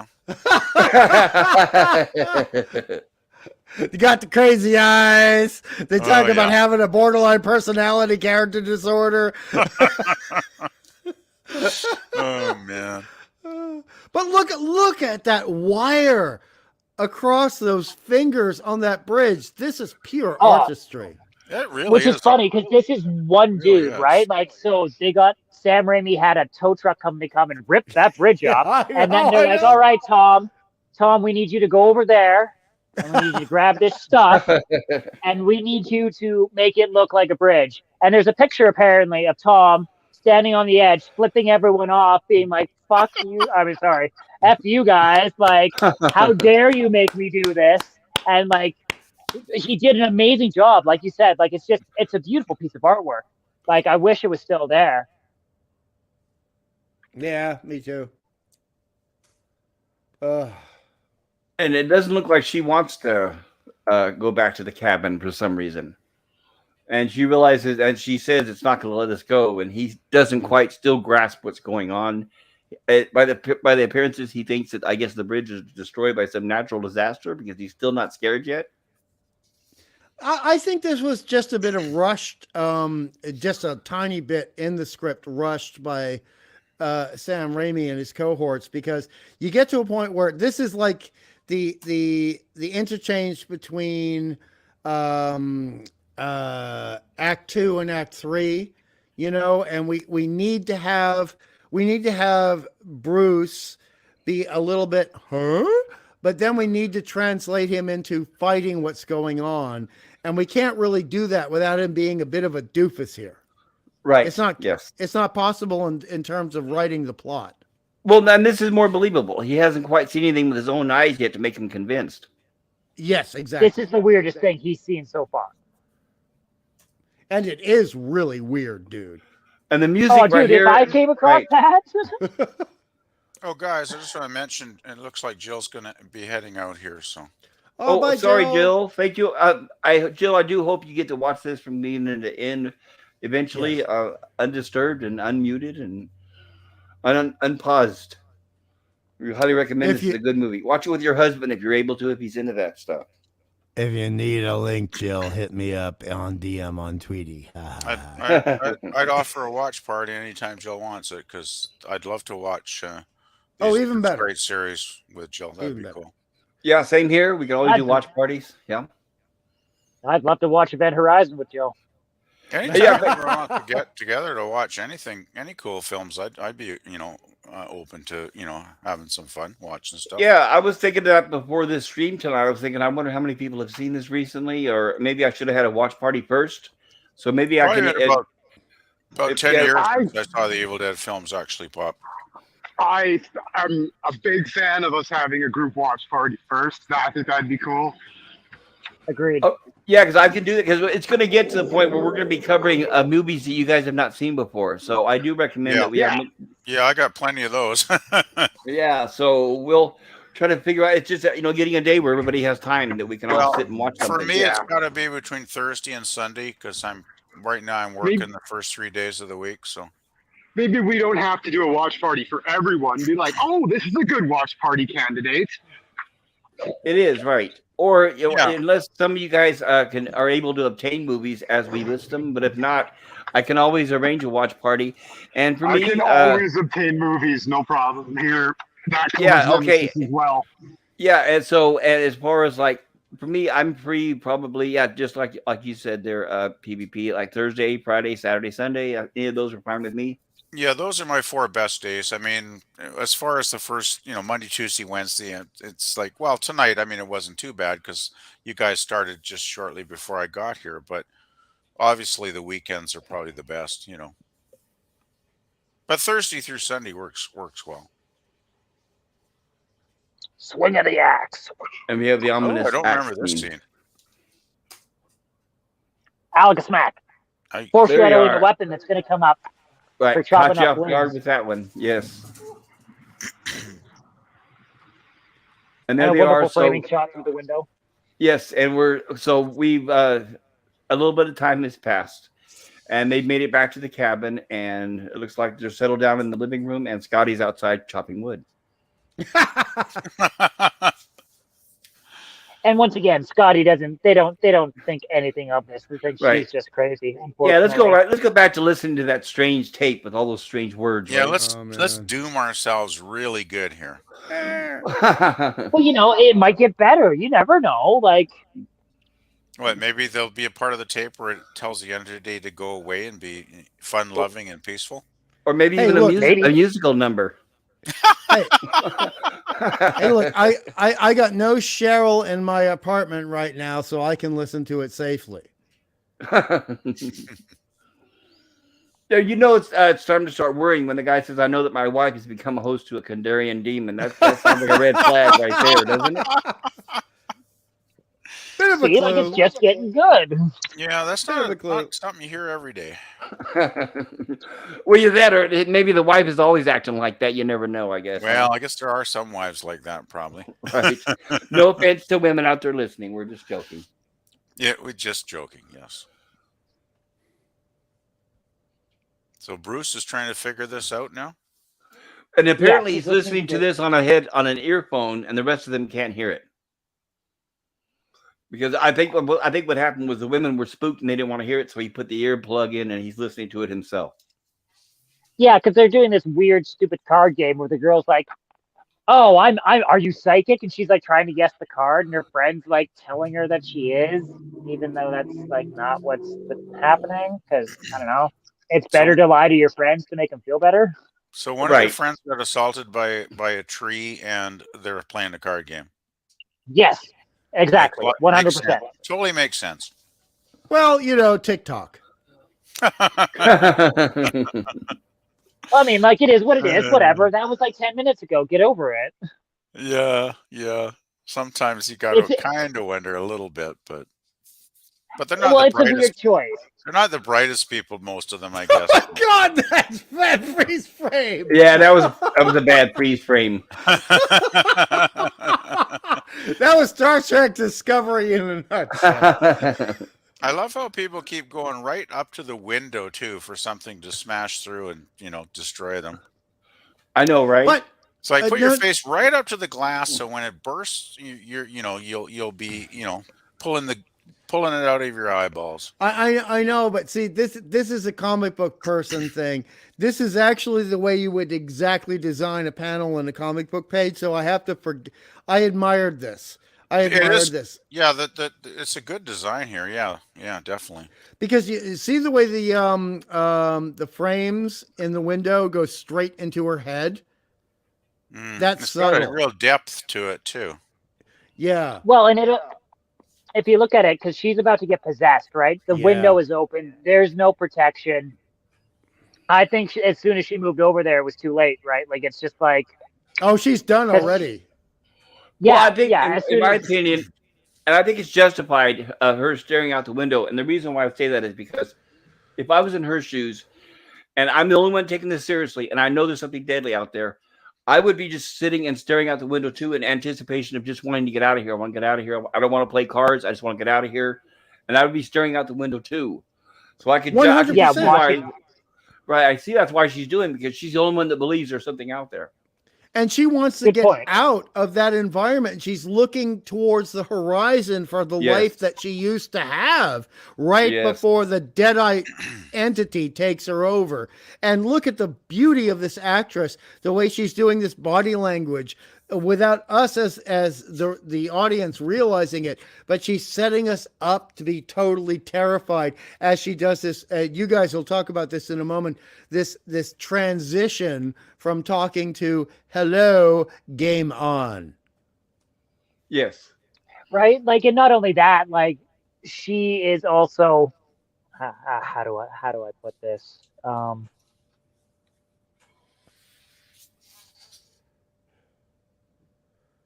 She's looking out the window, like she knows there's something dangerous out there. Like Pop was saying, I would be staring outside, being like, "All right, let's see if anytime I see movement, I'd be like, guys, there, stuff, right? Like I'd be on hyper vigilant." Right, and the friends will be like, "Oh, that's probably just some squirrel out there or something moving around. Don't worry about it. Just get over here and play cards." Hey, we got lots of squirrels around my building here, and believe me, they're not as vicious as that. We hope not. What was I mean, an American from earlier? An American raccoon. An American raccoon. Well, we don't have raccoons, luckily. Oh, they can get big. Even here in the Bay Area, they got some big raccoons. When I lived in Vancouver, the little buggers could take over some areas of the city, and they weren't. I wouldn't want to deal with them. They could get nasty little buggers. I love Vancouver. I miss Vancouver, man. That's a great place. Yeah, well, I was back when it was affordable in the late 80s, early 90s, right? But now you'd probably have to be rich to live there. So, Vancouver went San Francisco, huh? Yeah, pretty much, probably. Yeah. Oh dear. And this is where they don't know why, but for some reason Cheryl's able to predict all the cards without even looking. Oh, great scene. Great scene. And so as they're holding up the cards, Cheryl, while staring out the window, is naming off all the cards. Yeah. And getting them right. And actually getting them right. Yes. And changing her voice with each subsequent card. Right. Yes, her Great voice is getting actress. lower and lower, yes. Until we see the reveal. And the reveal. It's my ex! Ah! You know, this is like when you see the girl that you loved like 30 years ago and you see her now. And you're like, I'm so glad that we didn't hook up permanently. Yeah, crack kills, you shouldn't have done that. Yeah. That is scary though. Man, that is it's terrifying. Wow. And this is where she starts the demons are speaking through her. So now we have a straight up demon voice, and she hovers above the floor. Like you look at the lighting on that previous shot, and you look at the makeup. Like it's just so simple, but so effective. It's gorgeous. Like it's just a great example of lighting. And I mean, she's a fantastic actor. Like you look at that head roll, look at that voice. Yeah. Like it's just, just the body movements are incredible. And she's not getting paid here. I mean, when you look at the behind the scenes, the food they were having to eat was like, oh my God, it was terrible. It was like kindergarten public school food. And she's putting all of this into this moment in her role. What a goddess. What a soldier. Yeah, you got to have Absolutely. great respect for the incredible ability of these actors and how dedicated they were to making this the greatest. And the way child she's makeup. moving her arms there and twisting her head. It's great. Yeah. Oh. Like a puppet, right? Like a puppet. Does anybody know who did the makeup effects here? Because they are impressive. Write it down. I'm sure it wouldn't be hard to find out. There wasn't that big. Yeah, There's only 13 people total in the crew. whatever. I know. Yeah, No, I used to know it, but I can't remember now. Because same I'm here. old Yeah, I as could tell you easily. I know the music's done by Joe DeLuca, but I can't remember off the top of my head right now the makeup. Yeah, it'll probably hit me later just on. Sound design is Joe Macefield. Yeah, I'll probably wake up in the middle of the night saying, "Oh, that's it. That's it." And that makeup, the design of the makeup, as we will talk about later when it really hits third gear, right? Because we're only in second gear right now. We're going to be hitting third gear, then fourth gear. And then, I mean, this film designed a whole new gear for horror films. But Tom Sullivan did the makeup, and it's like, duh, he went on to a lot bigger things. Okay. Yeah, but when you start mixing the milk, He was responsible for all the prosthetic gore, was he not? Yes. Yeah, all the props, all the gore. Yes. All the set, the book. not all the set design, but Right. He did the book, the Evil Dead book, the Necronomicon, all that. Yeah. Wow. he did. Yeah, he did all the tracing and the drawings too for the girl when she was drawing the Necronomicon and drawing the tower. He is the absolute who's who. If you look at his filmography of what he's worked on, it's bonkers. Yes. Wow. Yeah, and he deserved it. He deserved a good career, and I'm glad he went on to bigger things. And antique chairs are always creepy in horror films. Right, especially when they move by themselves. Right? Oh, yeah. I mean, you guys must have talked about that earlier, but when you do a self-moving chair, right, it doesn't matter how old you are or young you are, it still gets to you. And then it leads up to this crap right here. Hold on. Sorry, I'm going to interrupt you totally. He's the guy with the dick gun on Dusk Till Dawn. That's the dude. No, that's Tom Savini. Yeah, that's Savini. Yeah, that's the guy who plays Jason. No, that was Kane Hodder. Oh, okay. Tom Savini did the makeup for the... Isn't he like a makeup and gore guy too, though? Or maybe I'm just fucking... Savini did all the makeup for Creepshow #1. That's all you need to know. And he also did the later, like, I think it was the Friday 13th, like from part 3 on up. And Day of the Dead. And all the George Romero movies, pretty much, after okay. Day of the Dead, the Dawn of the Dead remake, right? Dawn of the Dead. And he was the biker in Dawn of the Dead. Remember, he played the biker? Yes. Yeah. So that's a different guy, but both their name is Tom. Yes, both the names are Yes, Tom, both and they names both are do Tom. makeup. And they both do makeup. Okay. Yes. Okay, all right. So I don't feel too bad then. Oh no, you're good. You're good. But this is where they're wondering why Cheryl's saying such creepy things. One by Yes. one, we will take you. Gee, I wonder what that means. And her And they're all- voice is slowly changing. It builds up. He didn't just switch to a creepy voice like all the bloody millennial films. It went from Cheryl's original voice, then changed a bit, and then it became the deadite voice. And that was what made it so creepy and wonderful. And So it's also, like the Go ahead, entity is TVP. slowly taking possession. well, Yes. even the makeup is gradual. Like it gets much Yes. heavier than this here. Right. And Yes. this is hilarious because don't you think they'd all be running in different directions at this point? Where would I you would. run to, though? Out the window, anywhere. I don't The care. bridge is gone. You're kind of done at this point, right? I mean, it's like, Right, I'd but be running for the place that has all the tools that we learn Yeah. about later. Right. Well, That's where I'd be running. that's one question I've had for a while now. It's like, why wouldn't you like arm yourself with any, sharp object or even a pointed stick if you could get your hands on it at this point, right? It's like, Well, now they know that it's dangerous, but before they didn't. This is the first big proceeding for everyone, and like I would True. huddle together. I'd do exactly what these guys are doing. I'd huddle together. I'd stay with the group. I wouldn't like charge in or run to a different room and separate myself from the group. That's how you die. yeah, I'd stay together. Yeah. He's And to got the be axe, at least fair, here. they're trying to figure things out at this moment. They're seeing one of their best friends, who was being a reasonable person in the car at the beginning of the damn movie, okay, and the person who is trying to be considerate to other people throughout other moments of the movie. She's suddenly gone weird. They've got, I mean, aside from the tape, they've got no reason to really understand what's going on here and really see it for what it really is, to be fair. And that's a respect to the filmmaking and the plotting and the script. True enough. Yeah. Yeah. Good point. I don't mean to be an apologist for the film.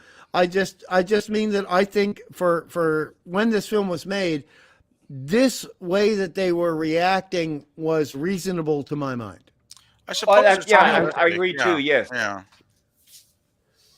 Still, if I saw that, I would definitely be wanting to arm myself quite quickly. Well, Well, I have to agree with you, because let me say, if this film was taking place in Australia in 1981, it'd be a 25-minute film, Okay.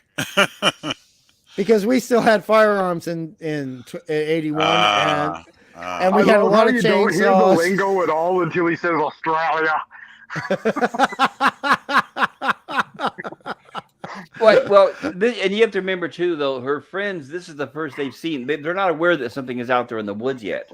Yeah, they got no Exactly. They've idea. been super True. skeptical. True. Right.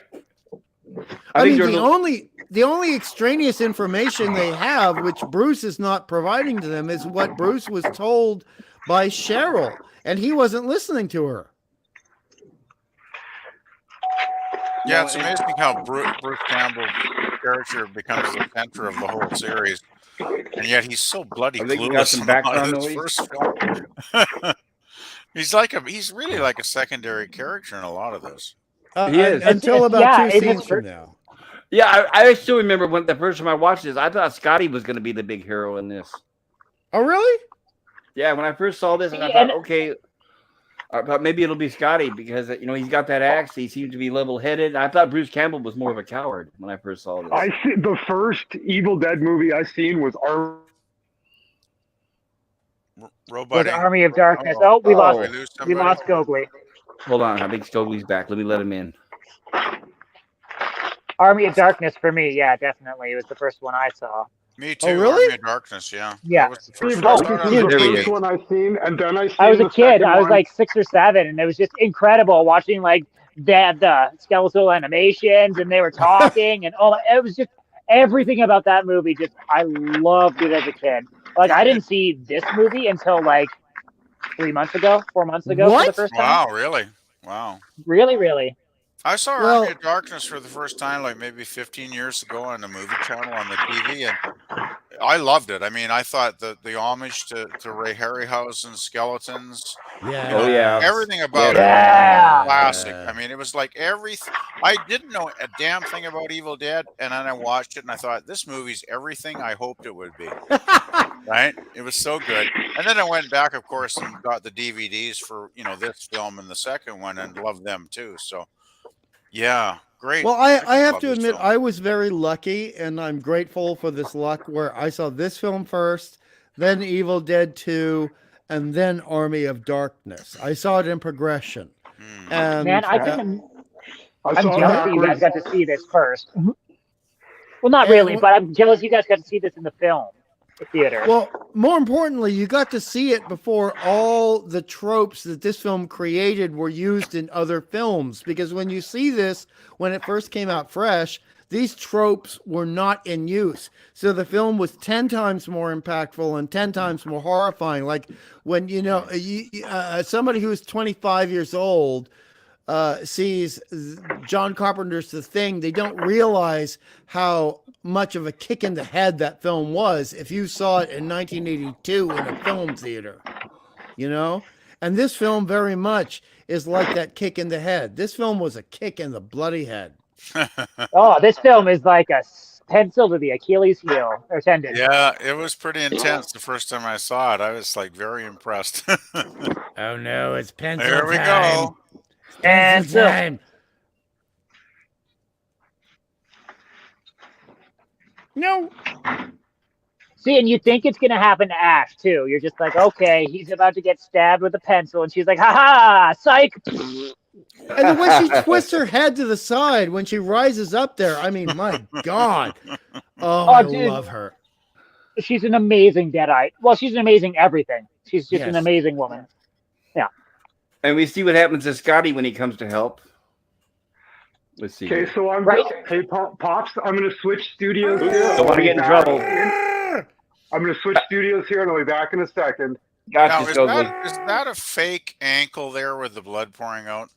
Yes. Oh yeah, 100%. They Okay, didn't just 'cause it looks stab pretty someone. damn real. No, they stabbed someone for sure. They didn't pay the actress either. They're just like, oh hey, wait, It what? looks so bloody realistic. I can't believe how good that looks for a low budget film, right? Hey, Alec Baldwin would use a real one. Hell. Oh, jeez. But it does look really good. I mean, practical effects, man, that's impressive.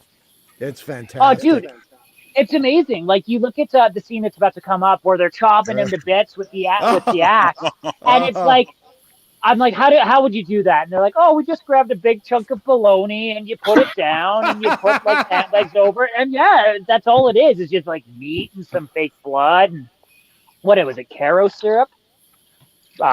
Bruce Campbell was like, Caro syrup has become the bane of my Nice existence. still. Like, Good still, Bob.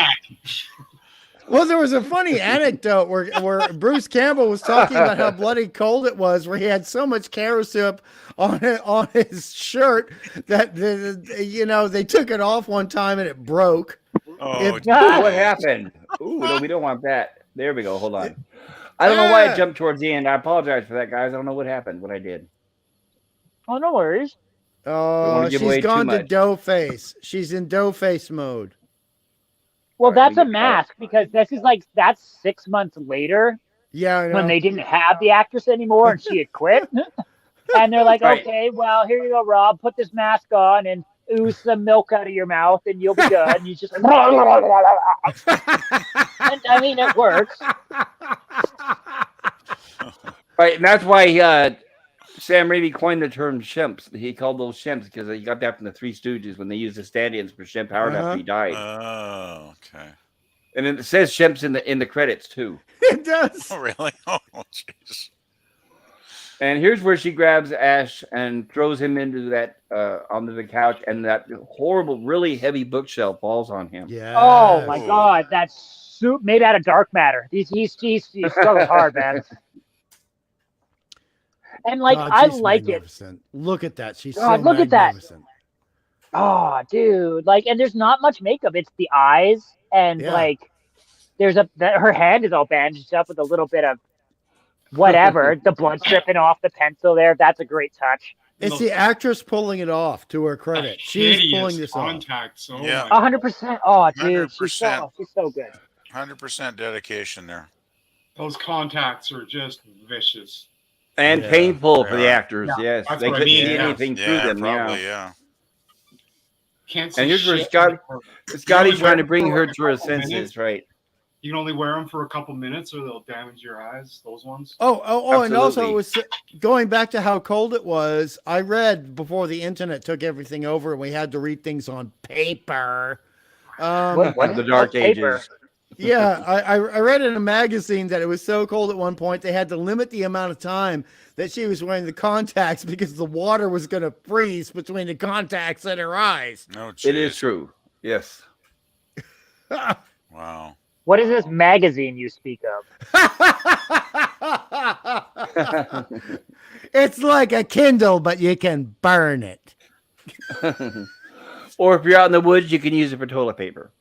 Yeah, most Fascinating magazines stuff. these days are probably only good for that, actually, come to think of it. Right. Ooh, a really And here's Here where comes Scotty. Scotty with the axe. Scotty's going What? to get involved here. Right, looks like Ash is busy with that bookshelf, so Scotty's gonna kick into action. Right? And first, we get a slam right to the face. Ooh. There's Ash, still struggling hard. And See, and this is this the is- scene I was talking about. Right, and this is why I thought that Scotty was going to be the main guy in this movie at this point. I thought, okay, well, I thought Bruce Campbell, his Ash was going to die. I still remember, and I saw this movie when it was brand new in 81 or 82, and I still remember my feelings and my thoughts that very first time. And here's where he gives her one more for good measure in the face. Join And us, join She's us. trying, right? She's trying to pull him down into the cellar with her. Oh yeah. And the old rubber hand. Boom, boom. Right.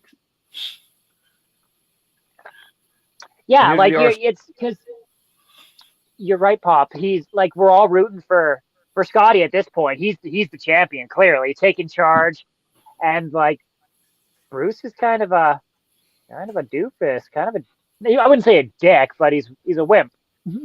He is. He's a wimp, and he seems to be like a stooge because he's still, through all this, he's still over there playing with the bookshelf. Right. Meanwhile, Scotty's bashed this chick in the face, taken her downstairs, locked her up. Scotty's a Chad. Yeah, do the evolution. A and B stage smoke in this movie. Any smoke you see in this movie is likely just cigarettes. Scotty's Yeah, they couldn't hair is afford that. terrible, though. Scotty's hair is just terrible. Well, if you can for the most part, considering they had like $400 for a wardrobe budget, you can still kind of tell it's in the 70s. But this Yeah. movie could almost pass for any time aside from the haircuts. You're just like, oh yeah, that is super 70s. I agree. Yeah. Yes. But that adds to the charm of it. That just adds to the whole enjoyment of it. I think this is why so many youngins still enjoy this film. And Because here's it's where almost timeless. And I mean, look at Bruce's hair right here. That is timeless. That haircut that's could timeless. be any. Yeah. That could be any Yeah. decade from 1962 on to now. And you're wearing that, this is why Raimi was so smart. He was designing things so everybody could enjoy it or be horrified by it. And I really appreciate that. Absolutely. Don't date your material, right? Mm-hmm. Well, that was And like who directed Silence of the Lambs? Jonathan Demme. Okay, I will take your word for it, Pop. But he was once again, he's same principle. He's like, I don't want any clothes that are going to date the time period. I want this to be like you could throw this on anytime in the future, and you can be scared and startled and shocked. And like, yeah, they've achieved. I think they achieved this here. Oh, this is a beautiful scene where she's tormenting them and yes. once again mentally breaking these people down because it's like Hungry said, it's their friend. This person just turned. She looks horrifying. She's taunting them. She's trapped in the basement. And it's foreshadowing because we're seeing her hand first before we see her horrible face. We see those Oh, good fingers. catch. And also it's again going back to comic books and Raimi's love of comic books.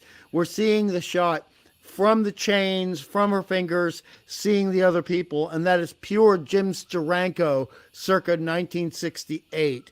And it just leads to the entire involvement as a viewer into the scene. But that hand, seeing that nasty, crappy, devolved, shall we speak, hand, before we see her face and those boiled egg eyes, perfect filmmaking. What's great about this too is they're contemplating leaving, and they're saying, well, they have to wait until the morning when the sun comes up. But this thing in the cellar knows already that they're not going anywhere. Yeah. And they think they have it under control when it's actually the other way around, and they just don't realize it yet. And to back you up further, the thing in the cellar, when human, was a person asking them to leave. Yes, yes. Irony. Irony. Right. Why so just the sexiest Right there. have What to about die her first? eyes? Oh, because that's just the law of life, man. Foreshadowing, something that modern filmmakers have forgotten. Oh, foreshadowing. Oh, look And this at is a that. cut 6 months later. That's Rob wearing a mask. I know. Really? Oops, Yeah. Don't want to get flagged there. Yeah, that's such a great scene. And the sound effect, too, because it almost sounds like, reminds me of The Exorcist, like 2 or 3 different voices at the same time. Yes. Oh, wow. And here we go. It looks like the entity out in the woods is heading their way. Mm-hmm. Yeah, I love those tracking shots with the camera. Mm. So and some of hard to those, do. yeah, and some of those were done with Raimi on a motorcycle. Oh, really? Yes. Oh, jeez. Wow, that's brilliant. That's really Yep, creative. he even brought his Wow. old motorcycle out there to do a lot of that. That's so cool. Well, it just goes to show if you're inventive enough, you can make a lot with a little, right? That's exactly it, right? And that reminds me, it's like this is what you could do with somebody who is intelligent and knows the craft with little money. These days, they had millions and millions of dollars, and they can't make something even a fraction as good as this. Billions sometimes. Yes. Well, I have it's to. not one.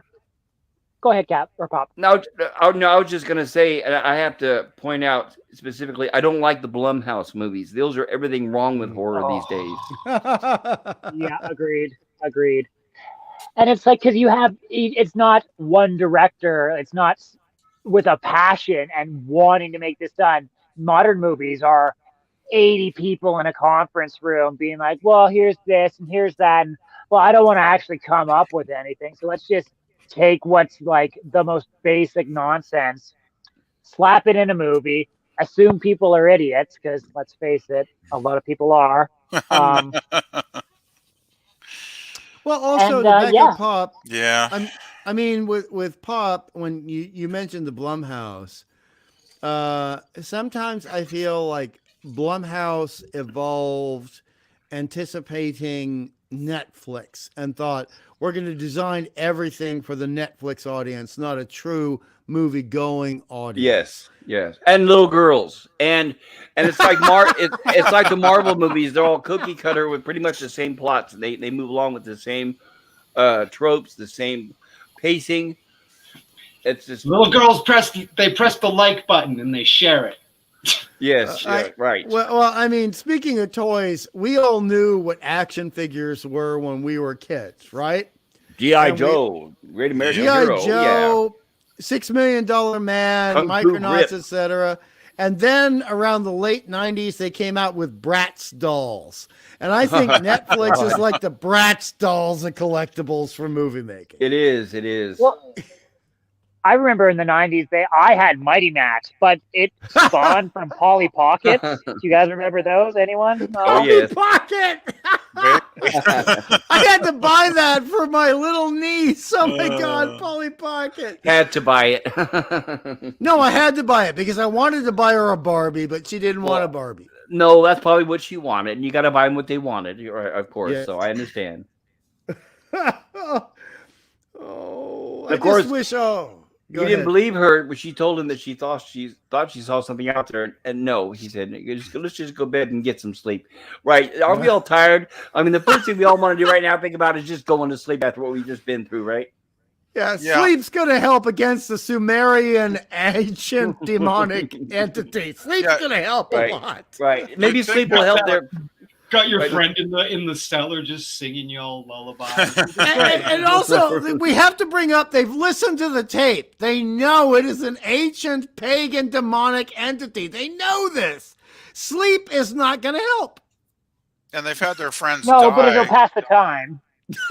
So it's like, hey, our friends are dead. Let's just go to bed and have a nice sleep.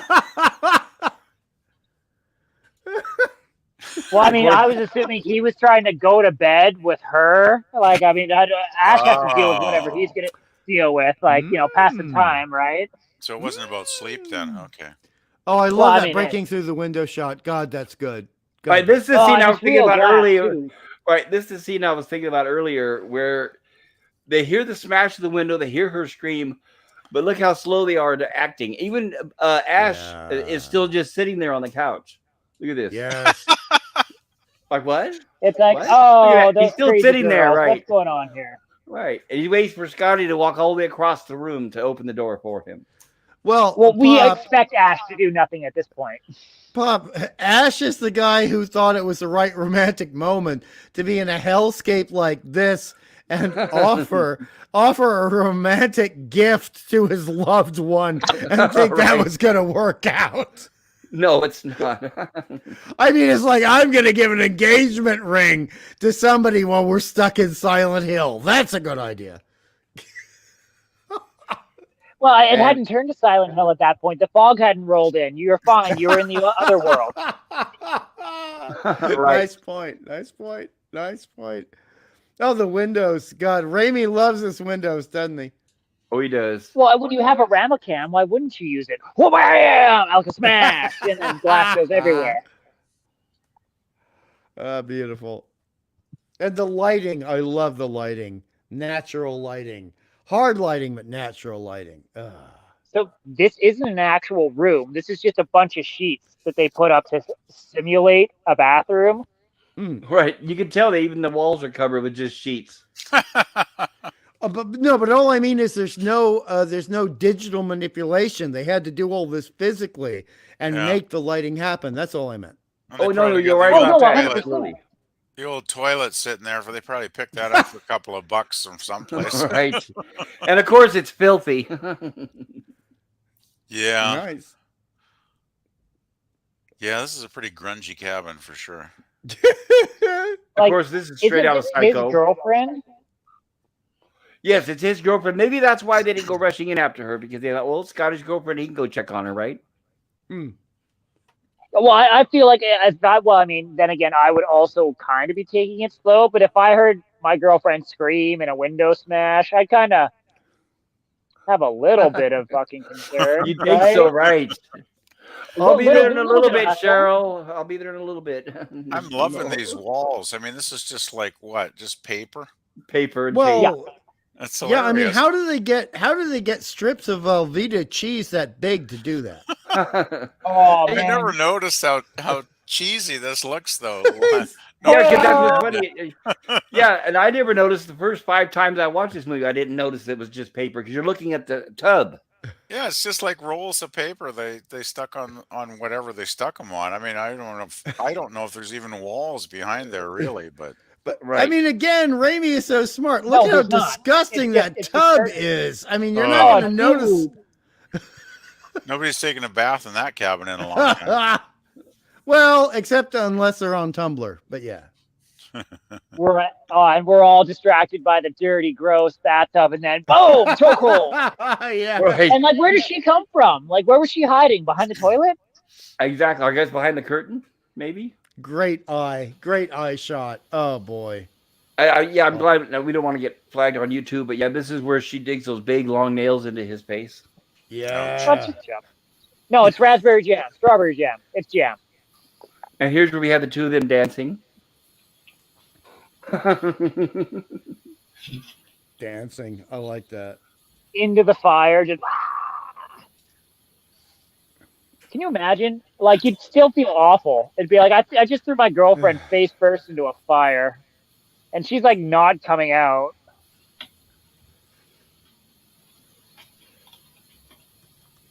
And of course, here they pull her out by the feet here, Uh, and she's still smoldering. I don't think I'd want to get too close to that. Yeah, let's get real close and get a really good look So at she that, can huh? eat your face. Oh, Right. Do the Evolution says, I got the Mighty Max #0 issue comic, mint condition. Nice. Wow, very Or- cool. Awesome.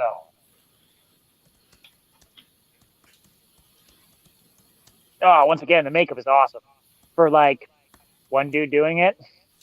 Absolutely. Oh, yeah, I love that scene. Yeah, it is great. And especially what she's saying is very creepy. I love it. And back to the action, of course. Yeah, poor old Scotty doesn't do so well here. See, and I like it when the big strong ones die. Like it's never. Well, Scotty Well, wasn't no, really, he wasn't really Well- all that bright though. Really, I mean, he did kind of drop the ball a bit. Well, he had to learn as he went, so he was just a slow learner, I'm guessing. Yeah, that's good point. Good point, Pop. That's pretty much what I was thinking. That's a beautiful shot of that with that face. I remember that being on the back. Oh. Like it is. That is on the back. Another cover. darn bookcase again, darn it. I'm surprised Bruce didn't get injured with those damn bookcases falling all over him. Oh, the fire, the fire. Oh, Now no. that's what, real fire? No, this can't be real fire. Real fire. Real. Everything's Looks practical real to here. me. Wow. Yeah, they just placed the camera behind the fire and then had a Oh. hot fire in front of it, and then Right. the people It's behind it. Okay. right. It's forced. It's forced perspective. They Okay. could be a foot. They could be a foot or two on the other side of the fire. You can't tell from the camera angle because it's forced perspective, so they can make it look like it's right there. Yeah, it looks Yeah, and pretty forced risky. perspective is a mighty force, pun intended, in filmmaking. You can create things that look entirely different simply by the angling of the camera, and it works so well. It is. It's a very old tactic which they still use to this day. Bernard Wow. Gordon used it all the time. All the time. He relied on that. Well, and you look at any of the old monster movies where they're giant monsters, it's all forced perspective. It's like, oh, look at these Yep. tiny wee people, but really, it's not. And actually, that's how Mario Bava made Planet of the Vampires look so good. A lot of those shots, like 30% of the shots on the alien planet were forced perspective. Hmm. So Bruce here Campbell it's is- just wonderful. Oh God, this is so hard to take. Oh, I'm fire. Oh, fire creeps me out. Oh, it looks like he finally freed himself from that nasty shell. Eh. And here's where her and Scotty Yeah. are fighting over the sword, of course. I never paid attention, but like, has he always had the knife on his back? On his back? Like I've watched this. Yeah, because he pulls the jackknife out of his back, and that's what he uses to stab the. I thought it was laying on the ground. Deadite Am I in wrong? No, he pulls it out of a knife sheath behind his back. Oh, a buck knife. You're not talking about that big sorry, sword. the buck looking thing. knife. Gotcha. No, I no, think he's he had a struggling with the sword, and then yeah, I think he might have it on his belt loop. and like I don't remember seeing it at any point in the movie. Like normally you'd like, do Occam's razor or whatever that is, where it's like it's not Occam's razor, but the smoking gun, where it's like, Right. oh, we focused on this, therefore it's going to pay off later in the movie or be important. Oh, Chekhov's gun. That's what you mean. Chekhov's gun. Yes, thank you. Yes. And you could be right. I should have noticed that. There it is.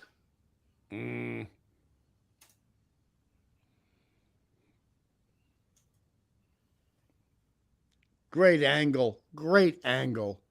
I mean, I'm not going to diss the Friday the 13th films, but they just do not have the visual artistry of this movie.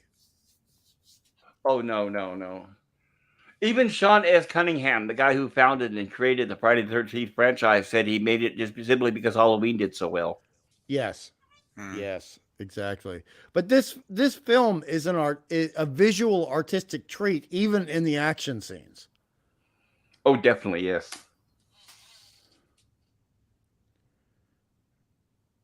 Oh, this scene is hard to take. Yeah. Right. This one I will show in stills only because I don't want to get us flagged on YouTube. Uh-huh. Oh, Oh, that Look at that. makeup. Oh, that makeup. Oh. She's gnawing her own hand Oh off. my god. you know, this film's amazing. That- I'm but not, yeah, I'm my not into thoughts gore, but I exactly. love this. Smack. Oh. Oh man, that's really great. Yeah. There's that clock again. Oh man. The clock. Oh, the deer head too. And we can't show it, but the sounds that were going on in Oh the yeah. scene. Wow. Yeah, that's what I meant. It sounded like Audio. a cacophony of different voices all combined. And beautiful and artistic, but horrific. But the sound really, I mean, the visuals are great, but the sound really sold it. Sound design is by Joe Macefield. Mm. So I haven't checked into any of his other work, but if it's anything like this, oh, and here's like the blood and the milk, blah, it's just over the top and amazing. So gross. And of course, the first thing you do is let's go check her out and see how she is. Yeah. Oh, dude, Get right? real close. It was in grabbing distance, of course. Uh, It's perfectly safe.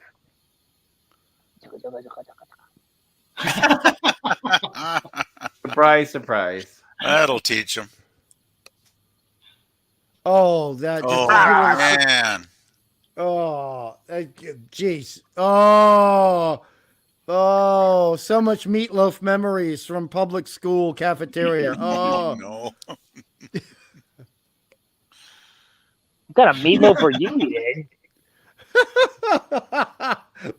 oh, we The had Gilligan's bad cooks. Island's font is just. Mwah. So here I it's know like, it, right? so you can see here just by the subtitles that it's mentally taunting him, right? It's like, no, you love her, don't do it, don't kill her. And then Exactly. He's like, ah.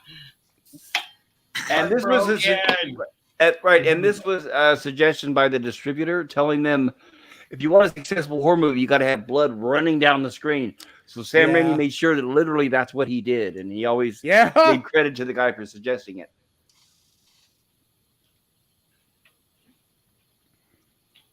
ah, beautiful shot. There we go. Well, and I'm like, man, did that inspire like the James Bond like game overs for like GoldenEye for the N64 and others, like where the blood comes down on the screen, like because it is just such a simple yet Ah, there we go. Ah. Oh, yes. So apparently this was one of the hardest scenes to shoot because like that's Sam Raimi down underneath doing the arm. Yes, Or down maybe to the he's doing floor, the leg. moving the objects. Oh yes. wow. And then the actual actress is also doing something too with her head, just being like, "Rah!" So it's, yeah, that's, and they had to be like buried. And yeah, it was really bad. No, well, not bad, but And see, meanwhile, I Ash, think Go this is ahead. where they realize they're in deep shit. What do you think? I hope so. I hope they realize it by this point. Right? How are we going to explain this? Yeah, when you get home, right? It's like, what are we going to tell the relatives when we get back home? Where No, their- yeah, she was where doing their wrestling family's chopped gone up to. with an axe. We had to do it. I'm sorry, you weren't there. well, how do you explain this to the cops? Like, listen, you take this fucking machine back to your house, this tape, you listen to it, and that will explain. We'll talk in the everything. morning. Yeah, we'll talk in the morning.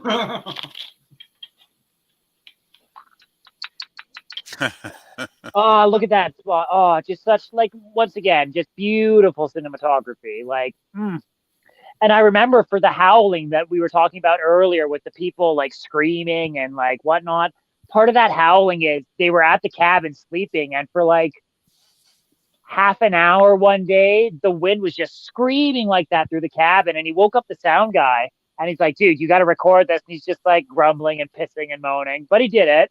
And then they incorporated that into a lot of their films, not just this one, but like more other Evil Dead films too. Yeah, you're totally right. Yes. Yeah, well, Yeah, that's that great. stark lighting. Take that advantage stark- of nature when it's giving you the sound, right? Absolutely. So here's where they're Dragging taking the the friend body out. out.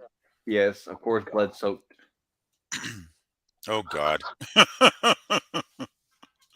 Well, he's like, we got a barrier. And it's like, really? We got to touch that? Like, where'd you get the shovels? Those shovels could have been handed to you like earlier, right? Oh jeez. Here we go with the entity. And here's what they're trying to rationalize. I'm not sure why, but oh well. And I guess that's what anybody would do. They're probably in shock a bit at this point too, maybe. It is. Well, they haven't quite grasped what's going on. And Scotty's got the right idea. I'm not sure whether he does it correctly, but he's got the right idea. And Scotty decides that he's going to walk out of there, considering that the bridge is down. You know, honestly, if it were me in that situation, I would almost be tempted to do the same if I had another person. Well, that's just it. I would too, because they're realizing, look, one of us has got to go get help. But yet, Right, then well, of course, Bruce Campbell's gonna, one of them's got to stay behind and watch the other girlfriend who's in bed with the messed up ankle. Yeah, right. Catch-22. It's like, all right, we're gonna send who's the most likely to survive? It's gonna be Mr. Tough Guy here, right? It's gonna be Scotty. Right, Scotty's got the knife and everything. He's ready to handle the woods. Yeah, but still, I mean, look what the woods have done to anybody that goes out there alone. I mean, would you really have a chance? Yeah, who's to say that the trees aren't going to do to him what they did to our poor friend? I bet they'd They try. didn't have to chop anybody up with an axe. So. Oh, exactly. That's a very good point. And to be honest, in 1982, when I was watching this, that was exactly what I was thinking. What would be the point of going out into the trees? So I'm going to shut up, but that was a great point. Well, thank you. Yeah, I mean, it's like at this point in the film, it's like, what do they do? That's what I thought the first time I saw it. It's like, it doesn't matter what they do. They're basically done for, right? Pretty much. Yes, at this and point, we right. as an audience are being allowed to entertain that notion, just like the characters at this point should be entertaining that notion. I mean, what hope do you have right now? Oh, yeah. In the course of the plot. And that makes it even better in a way, because we do care about these characters, and to see them in a hopeless situation where they're, quite likely all going to perish, it's like, it makes the film even greater. Greater and more horrifying. I'll admit to you guys, and hopefully people will not hear this later too much. When I and my early teenage cohorts had reached this moment in the film, we had to take a break in shock from all of it and raid the parents' liquor cabinet for a nip just to get over it and get back to the movie afterwards. We had to calm down. There you look at that. Right here. Beautiful. Oh, right here. Oh, this part was so hard to take because that part's hot. This part is so.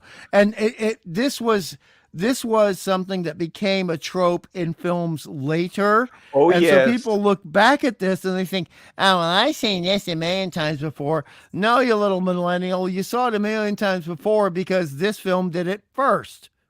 That's right. And Yeah, another they thing I actually like saw it a too. million times after. Right. Yeah. And another thing I think was smart on Raimi's behalf is he didn't show what happened to Scotty out there, because we as the audience know what happened to Scotty out there. Yeah, right. So don't show the same scene again. Yes. Economy of effort and storytelling. Massive economy. But that makes the film seem longer than it actually is. Agreed. It's beautiful. It's so beautiful. True. This film Very is true. art to me. It's just art. Well, and it's once again, show, don't tell, right? Like Yeah. my imagination is going to be way darker than anything you can show me on screen. Like, Well, I mean, yeah, no, I stand by that. Honestly, Yeah. that never dawned on me that he experienced had a very similar experience. So I don't know. That's weird that my mind didn't go there. Yeah, at this point, equal opportunity, right? There's no That's reason true. to think that he wouldn't have a very similar experience. Yeah, for sure. Yeah, and it's great because at this point you can tell Scotty's pretty much done for, and that's what he's trying to tell Ash. Ash still is holding out hope that there's, but Scotty, after being through the woods like Cheryl was, he knows that they're done for. He knows there's no hope. Does Scotty try and tell Ash to finish him off here, like before he turns, or I can't remember. I don't think so. I think he's just Okay. at this point. I think he's just kind of delirious. Oh, okay. Probably I don't think it partially would- in shock. Oh, 100% blood loss and, victim of assault by, twigs and God knows what else. Yeah, he's pretty messed up here. Well, that- and even that if you killed giggling. him, would it? Oh, right. Just like The once again, giggling. it's just underlying, constant, hitting you right in the psychological. Like it's primal. That's hitting you at a primal level as a human being. Mm. Well, also, when some of us who come from a more traditional male background, when we would date people, if we made a girl giggle, it would be one of the most wonderful things in the world. So to, as a horror filmmaker, pervert that and make the giggle awful, that is just hitting us right in the gut. And so for Ash's lady love to have that giggle be turned against him is brutal. It's brutal. That's a really good Well, point. Yeah. Yeah, it's hitting at once again the primal level. It's like hearing a little girl giggle, or like hearing a little when you're like Silent Hill, hearing a little girl giggle and go down the hallway like that hits you at such a primal level because it's perverse. It's perverse. Sherry Moon It's something Zombie has an amazing horror giggle. Sherry Well, Moon. Who does? We're bringing the psychological horror in again too, aren't we? Here. Yes, we are. And here they are being mocked by Cheryl in the basement.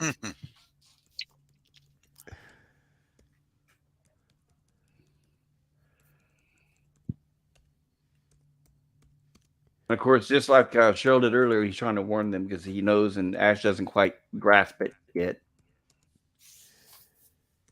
And of course, he's yelling at Linda to shut up because she's just singing along happily. Oh man. Alec is back. She likes it. It's very little makeup on her when you think about it, though. And she's so effective in her performance. She really sells it. Oh, so this is a real shotgun, and this is Oh, shooting a dummy. Absolutely. oh. Well, this is where he hasn't shot her yet because she turns all sweet again. Remember? Oh, that's right. I forgot. Oh, yeah, you're right. I forgot that too. And then it's where they hear the voice coming from the cellar. Let me out of here. A very sweet voice.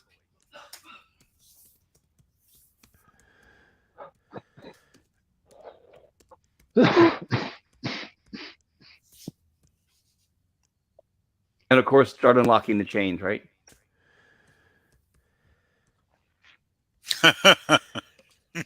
Oops. Nope. Yeah, put your face right down there, Ash. I just love it. It's so good. And here's some of that thumb in the mouth, right? Yeah, for the Three Stooges.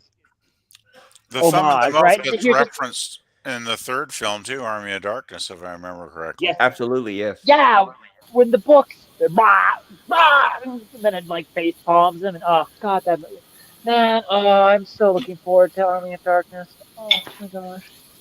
And here's I where he still turns have my around childhood version of it. and Linda is back to being possessed again. Which is weird. Like she's like, sorry, go ahead, Pop. Well, I was just gonna say, I think the reason why he doesn't immediately chop her up or anything is because it's his girlfriend and he still sympathizes with her. So I think that's the reason why he drags her outside.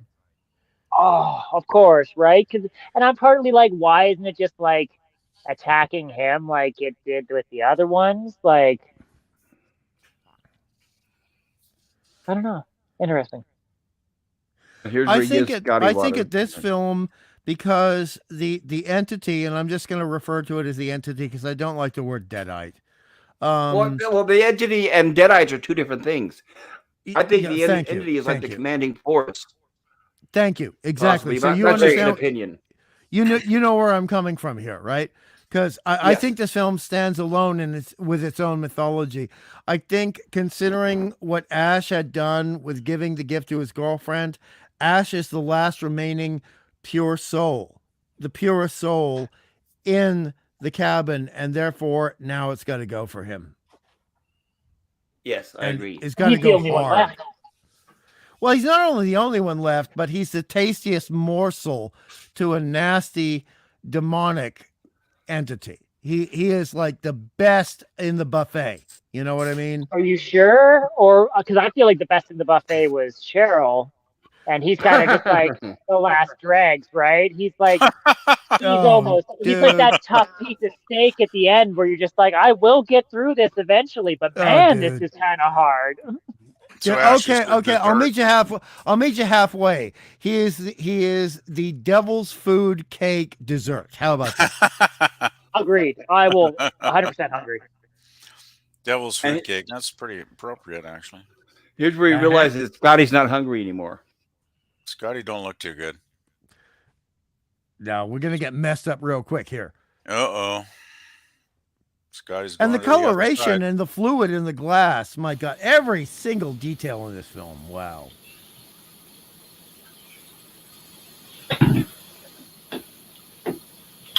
Well, no, I like the old school like flowers on the glass there too, like very 70s. You can tell once again little things like that that just date the movie. Not that it's a bad thing, just still It's very holds up grand, great. those rows. And also, this is going to sound glib. Pop culture knows I'm not being glib because he knows I've been an illustrator, okay, for comic books, etc., etc. Without Bruce Campbell's eyebrows, this scene could not happen. Oh, I agree. Very expressive. Yes. I'm not joking. Yeah, I'm not but- being funny. Bruce Oh, is he's got a great rubber actor. face. Ah, no! Oh, crap. Poor Great Chicky shot, Poo. great Poor shot. Chicky Poo. No. Oh, The betrayal, the emotional and metaphysical betrayal here is so harsh. Yeah, this is where you think this is the last straw. oh, jeez. Man, she's really getting into that. God, all the actors, but particularly the actresses, because a lot of actresses do not go whole hog into horror films. You can tell. They're like, okay, but I really want to do something made by Oprah Winfrey. But you know, these actresses really went for it, and I Yeah. really respect them for She's it. giving everything here. Man. Oh, this. What a Oh, weird no, Oh, this. man. No. Oh, I'm cringing. I'm cringing. The way she twists that knife around in her hand is just bizarre. Oh, Oh. Brutal. Yeah. we're getting to the choppity chop bit. No. Oh, it's the best part. What are you talking about?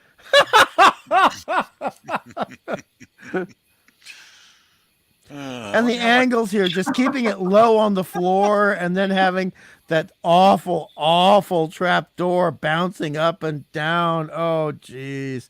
Raimi is just an unsung genius. He's an unsung genius. People, they say, oh, I really like Raimi. I like the Spider-Man films. Bitch, you seen The Evil Dead? What? Shut up. Oh, the Spider-Man films are weak compared to the Evil Dead films. I agree, 100%. But you And Well, not I his like how fault. they. right, but you can see the Evil Dead influence in those movies, especially yeah, Spider-Man like- 2, right? I mean, I like some of his Spider-Man films, but I just think these are classics. I agree, 100%. And it's like the pure creativity fighting against Mother Nature and budgetary restraints, and we get this. Yeah. This is what we get. Wow. Yeah, it's genius level stuff, really. Oh. I like Oh, how here this we go. scene is Oh no! also No! referenced in Army of No! Darkness. Now No! we're getting towards the real Ash character developing here. Yeah, this is where he becomes a man. Yeah. Right, he's torn because he knows it's his girlfriend. He loves her, but he can't bring himself to do what he knows is necessary. Well, also Well, at this point, it's pretty yeah. clear that she's not his girlfriend anymore. I Exactly. mean, you'd have to be, I hate to use this word, you'd have to be pretty fucking retarded not to figure it out by this point. Yeah, she Well, I ain't think coming that's the back. whole point of like her like doing the little minor transformations though, is to instill that, well, maybe she could come back. Maybe she is still in there. Maybe if this all just ends tonight, she'll be fine. And I hacked Well, up my girlfriend for nothing. every demon uses wishful thinking as a bank. So, Oh. yes, I agree with you. What if? Oh, but Raimi he pulls no punches. Oh, look at those boiled egg eyes. He pulls no punches. Oh. And here they are, a reminder of the previous scene where she's acting like she's dead, and he walks up to her. I know. I Ugh. know. It's so terrible. Yeah, obviously, he didn't have the heart to cut her up, so he decided he's just going to bury her like she is.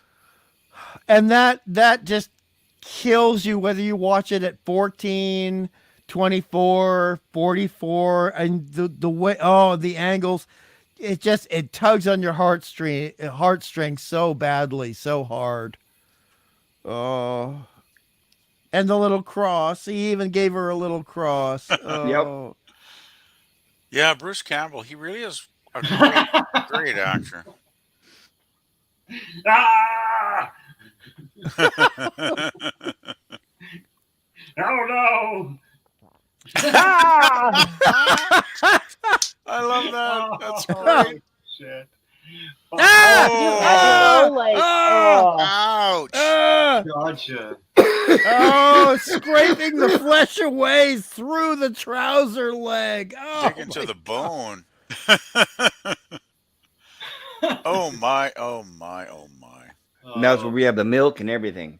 Oh, the milk is so gross. And this is the scene I was talking about where that styrofoam beam is pretty much broken, but he's trying to hold together for this scene. Right there. The murder beam. Oh, Oh, my. Alec is Mac.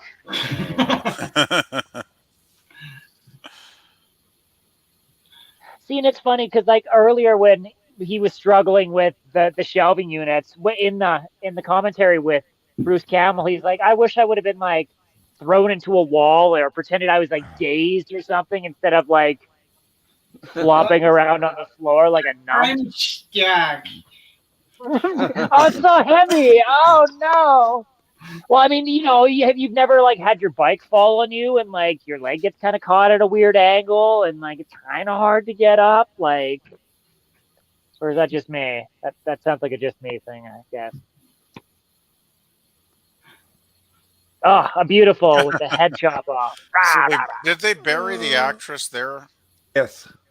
Wow. Talk about dedication, man. So she's buried in freezing cold soil with makeup on her face, which is freezing on her face, and she's still pulling this off. Oh, this is awesome.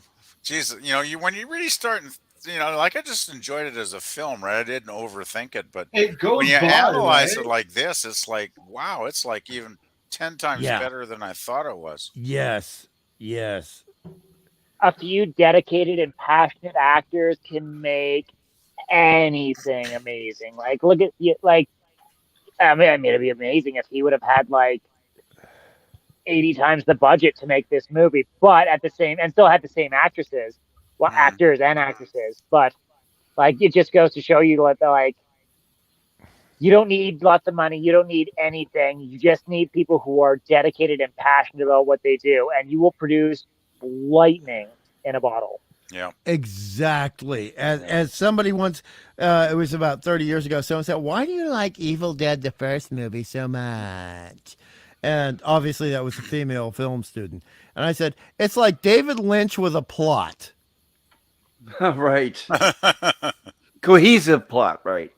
Yeah, cohesive plot. And basically, it's got all the heart, it's got all the atmosphere, etc., but it makes sense from beat to beat, script moment to script moment, all the way through, and it doesn't leave you thinking, why the fuck did this movie happen at the end of it? You know why the movie happened at the end of it. At this point, we know why the movie is happening. And it's just desperate and it's terrible, but that is what the film experience is supposed to be. It's in the title. It's evil and it's dead. Don't expect the Muppets. Right. This is not the Sound of Music, guys. And this is where he wonders, where's Cheryl? Oh, jeez. No. Oh, Yeah, no. better go downstairs. Wah. Wah. I'm hearing that Ramones song again. Don't go down to the basement. Don't go down to the basement. Awesome. So is that another mask? Oh, I'm God. thinking there. 100%. Okay. Wow. And there it is, trying to lure him outside. Oh, this whole film is about luring. This whole film is about luring. Oh, And there's- that shot. Oh. Right, there's pesky Cheryl after she got out of the basement. Pesky Cheryl. That is one of the best things you've ever said, Pop. The pesky Cheryl. Oh, yeah. Oh, God. Oh Awesome. my. Oh my. Dun, Oh, dun, here we dun, go. dun. Oh, what a shot. That was a giallo shot. That was a total Italian giallo shot, that looking up the stairs. Yes. Oh, total giallo. That is a cross between Mario Bava and Argento right there. Oh, the lighting is so good. In the other hand, this movie wouldn't have been nearly as good. There would be so many boring still shots where you're just like fast forwarding or waiting for the next scene to come. It's like there is no time to even breathe while watching this movie. I love it. Exactly. Yeah, the pacing in this film is pretty much perfection, right? And here's Gorilla. Sorry, Gorilla. I apologize if you're still watching. Gorilla's not into a lot of blood. Well, generally, I'm not either, but the blood is part of the storyline here. Yeah, Absolutely, the thing is, Pop, I've told you before that most gore turns me right off, right? Like when I saw the first Friday the 13th, I was like, nope, I'm done. I don't want to ever see another one. I'm just not a big gore fan, but for some reason, when I watch this film, I just love it. And I don't know what it is. I mean, I don't know if it's because it's because it's not gore just for gore's sake, is what it is. Yeah, I guess it's because I care about the characters so much, and it's such a good storyline, and it's so That's just it, right? You've got good gore, but on top of a good story framework instead of just gore for gore's sake. That's why I'm not a fan of like the Saw movies either, where let's just sit here and cut each other up. Those are boring. I don't know. I like gore, but that's so good. It's like everything in this film fires on all cylinders, right? It's just perfection. And it's tasteful though. Like it's good gore. It's not. Yeah, I guess that's what point I was trying to make. To me, there's different types of gore. There's gore that just turns me off, and then there's gore like this that I can have a lot of fun watching, right? If that makes any bloody sense at all. Oh, it does. Well, it does. Absolutely. Oh, for sure. 100%. It makes sense if the gore is in context. Like, for example, pardon me. Sorry, allergies at summer here in Aussie land. Oh, no worries. I have some lung issues myself at times. Yeah, I got some coughs going. So I mean, if you look at The Thing, 1982 with John Carpenter, very very gory film, but it's all in context. I love that film. Yeah, ditto. It's one of my top 10s, not only for horror but for films in general. But 100% masterpiece. Yeah. Yeah, but this film, like when the gore happens, like later on in The Thing 1982, it is not gore for gore's sake. It is in context with the storyline. And without this gore, they're not being true to the storyline. Just like to go to Star Trek for one moment, if you guys don't mind. No, I love Star Trek. Go for it. If we look at Gary, okay, when he becomes the psionic monster beast, the man god, if he did not do these horrible things in that episode, the episode would not be what it was meant to be. Yes, that's true. So in this case, the gore is necessary to illustrate how horrible this entity is and how helpless all the characters are, which is the essence of true horror, feeling helpless, but still trying to fight against it in a noble way. And that is why this film achieves on every level, despite any of the limitations of budget or production. Yeah, and we let's know touch- that, right, there is no Well hope. We said. know they're not going anywhere. They Yeah. have no way of contacting anybody, and nobody's on their way to save them. So we know they're totally on their own. They're total isolation. So let me ask all you guys on the panel right now. At this point, when we were all watching the movie for the first time, and bear in mind, I was a little like tween teen when I was watching this. Okay. At this point, were you thinking Ash might survive, but there's not going to be a happy ending and maybe nobody will survive? Were you picking up on that? Well, I was probably around 23 when I saw this. Okay. I was a little older than a lot of you guys, but I was hoping Ash would survive because by this point, I mean, obviously he's pretty much the only one alive still. Yeah. So, I mean, but I guess even though Bruce Campbell was kind of a secondary character in this film, there was something about the quality of his acting level that I found so great. I just thought this guy has really got the potential to develop into a major character, right? Yes. And I hope they don't kill him off because I could see a second film being made, if they ever got the money or anything. But I was hoping he would survive. I was not necessarily expecting he would survive because I mean I had no idea, right? So Right. Well, and And well, I not only that, think- I agree with you. I felt the same way. I thought, well, he's got potential, and I'm glad that Sam Raimi held back with the character. He didn't immediately spring into action and take charge early in the movie. It took a lot of things to happen before he finally did come up and realize what's going on. And now he's our only hope. Now he's the last and only hope, right? right. And here we are with the full Dutch angles, which means we're really screwed now.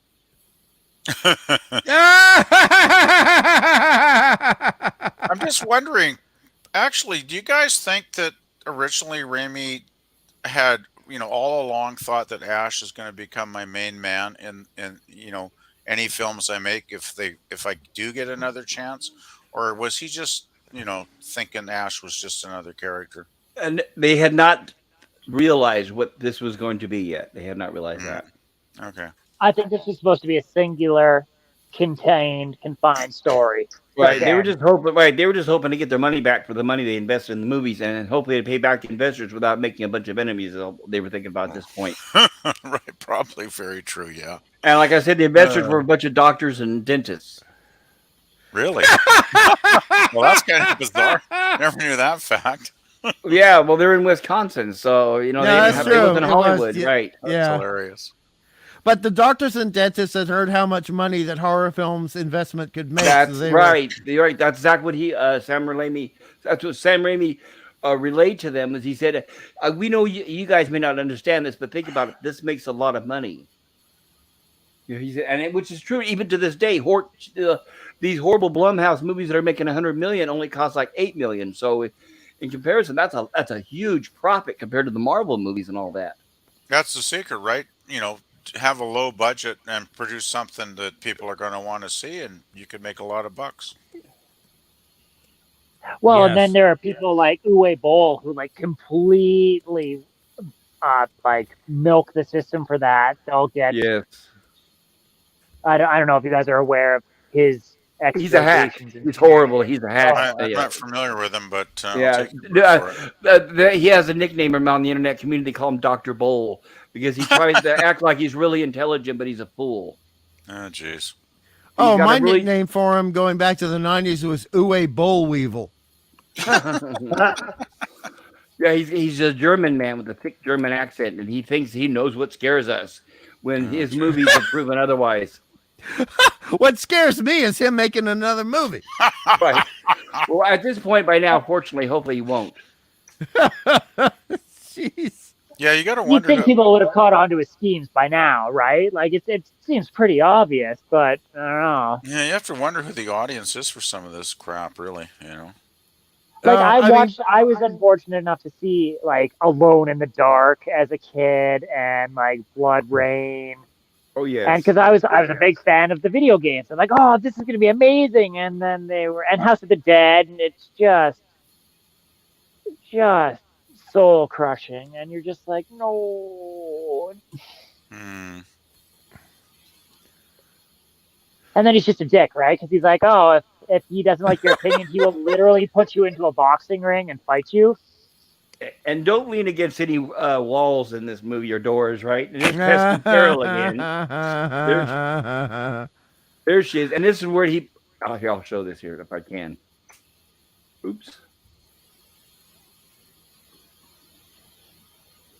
Oh, yes. And You know, Nice. there's something. that I didn't want to get flagged on YouTube, but that's where he shot her in the face with the shotgun, right?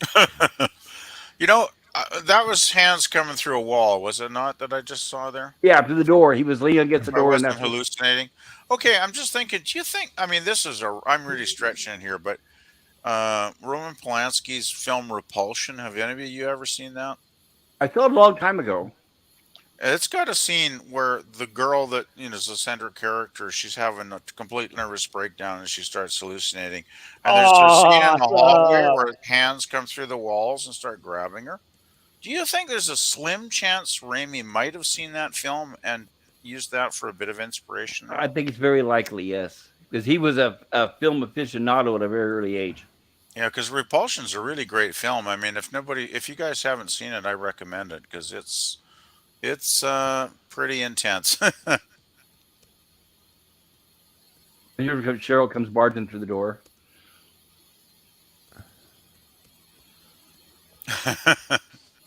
Oh my goodness. See, once again, Cheryl is the most deadly of enemies. Like, the other Deadites weren't acting like this, and Cheryl's like smart and tactile and malicious. Yes. And here's where the keychain comes in. Finally, they were able to use it for something. Oh, darn Scotty.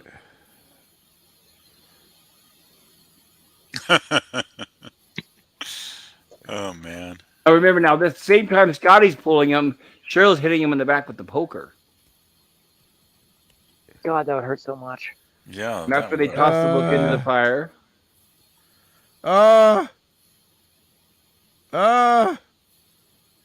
mean, now it's boiled eggs with Tabasco sauce for the eyes.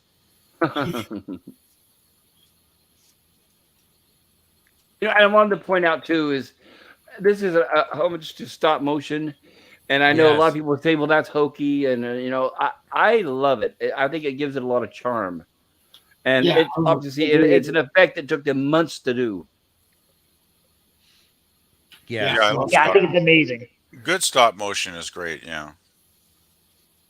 And I also like the way that the texture of the flesh is changing as they are going into these final stages. It just, the attention to detail is mighty. It's just mighty. Yes, yes. Yeah. Oh, jeez. Oh, dear. It's incredible considering the No, budget they had to work with. Just amazing. Oh, it's such a visual treat. And like like you said, some people may find this hokey. I think it looks beautiful. Like if you made that in a digital version today, it would look so fake, which is funny because that is very clearly fake.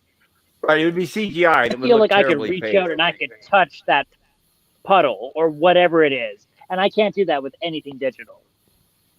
Yeah. Ditto. Okay. Yeah, there's a rawness to this film that feels really authentic. Yeah, but sushi is raw, and sometimes you can have a rare steak, and sometimes that's the best food you can get, Well, yeah. Man, he looks great there. Jeez. At this point, we're being fooled. You guys will talk about it in a moment. We're being fooled just like by the character, ending. right? Just like Ash. He's like, okay, the sun's up. We're safe now. It's okay. Yeah, I survived. This is Sam straight up. Right. This is straight up Sam on the motorcycle. Yeah. Oh yeah, this is a great shot. Oh man, so beautiful. Oh, awesome. Sorry, Bruce Campbell. And it's great because it's playing that old time music, that old song on a scratchy record, so it gives you that authentic antique sound. And according to Bruce Campbell, he almost got his shoulder broken because Sam Raimi pretty much ran into him with the motorcycle. Oh, really? Oh my goodness. Sam Raimi wanted everything to look realistic, and as we'll see all next week, gentlemen, if you're here, is it gets even more brutal towards Bruce Campbell in the sequel, obviously. Oh God, yes. Yeah, Sam Good Raimi ever. loved. Right, Sam Raimi loved putting him through hell. Yeah, Bruce Campbell's slapstick body humor is just brilliant. Yeah, I love the second film. I'm not sure if I love the second or the third film the most. Probably the second. 'Cause it's got that nice balance between the horror and the humor. Yeah, I agree. This one's basically horror. The third one's more comedy, but they're all great though. Well, what's interesting is a lot of people have forgotten the first one, the first two, but I would say mostly the first one because a lot of times when you mention the Evil Dead to people, they say, "Oh, that's just a comedy."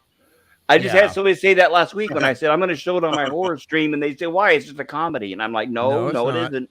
No, not this one. And to be fair, you guys probably mentioned this at the beginning of the show when I wasn't here, but Evil Dead 2 was the film that Raimi wanted to make. Evil Dead 1 was what he had to make because the people backing him said, no, we want a real horror film. We want a scary film. And so this is what he had to do. And to his credit, he provided that. I still think this is one of the scariest films anybody can see if they've got a brain in their head. Now, if they like Jennifer's Body, I can't help them.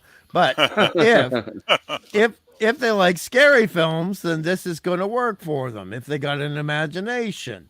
But this was not the film Raimi wanted to do, but he rose to the occasion to do it. Well, you probably realize too this could be his window into filmmaking, and if it succeeded in any way, he'd get a second chance, right? Which he did. Exactly.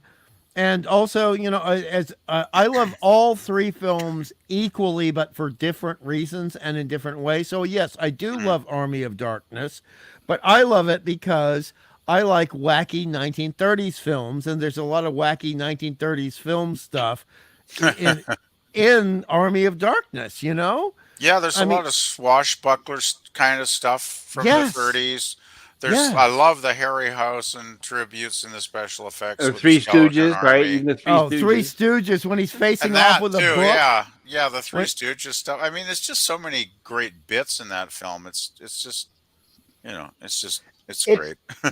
That's the film that got me into Evil Dead. Like that's the one I saw when I was 6 or 7 that my parents bought for me, and because I rented it at the Video Update back on VHS, and it was just God, like you guys said, there's just so many good parts, where he's fighting down in the bottom and he leaps up and the chainsaw fits on perfectly, and he's of course, and the spike. But it even has a thoop sound when it puts it on. You hear a thoop. Yes. The little tiny ashes are my favorite. And oh my God! Oh, that too. Yeah, but that's actually very Willis O'Brien, like classic King Kong. That the little tiny ashes, Yes. and also weird films from the 1950s, like Dr. Cyclops, where he's shrinking everybody down. And there's all these people.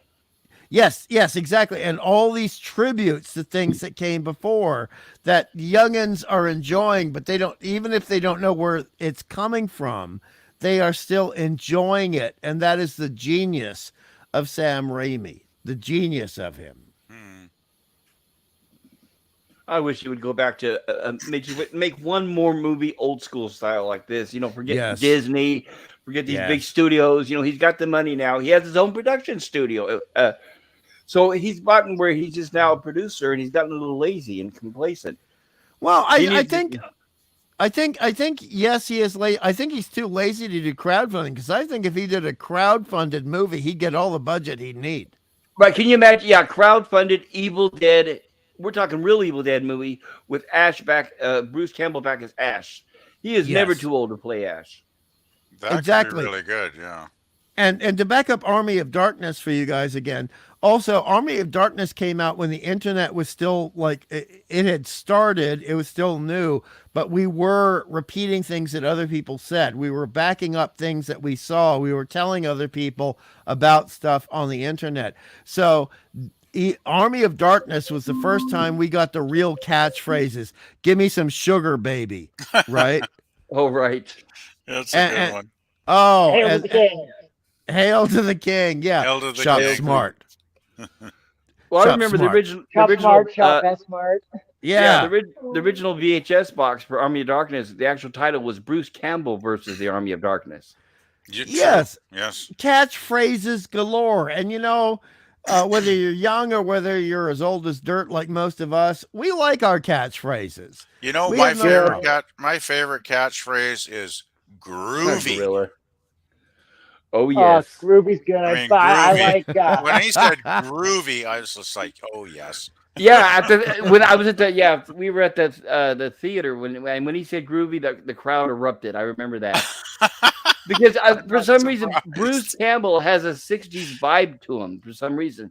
So that just Exactly. cinched it when he said that. Yes. And as a 60s, 70s kid, I totally remember that phrase. Right, I remember. I liked the part where he was fighting himself, and he's like kicking himself. The evil Ash is kicking him in the face. And he's like, "What are you, little goody two shoes?" Eh? And he's like, "Good. Oh, little Yeah. good tissues. I'm the guy with the gun." Oh, Right. well, not quite his head off, but his jaw off.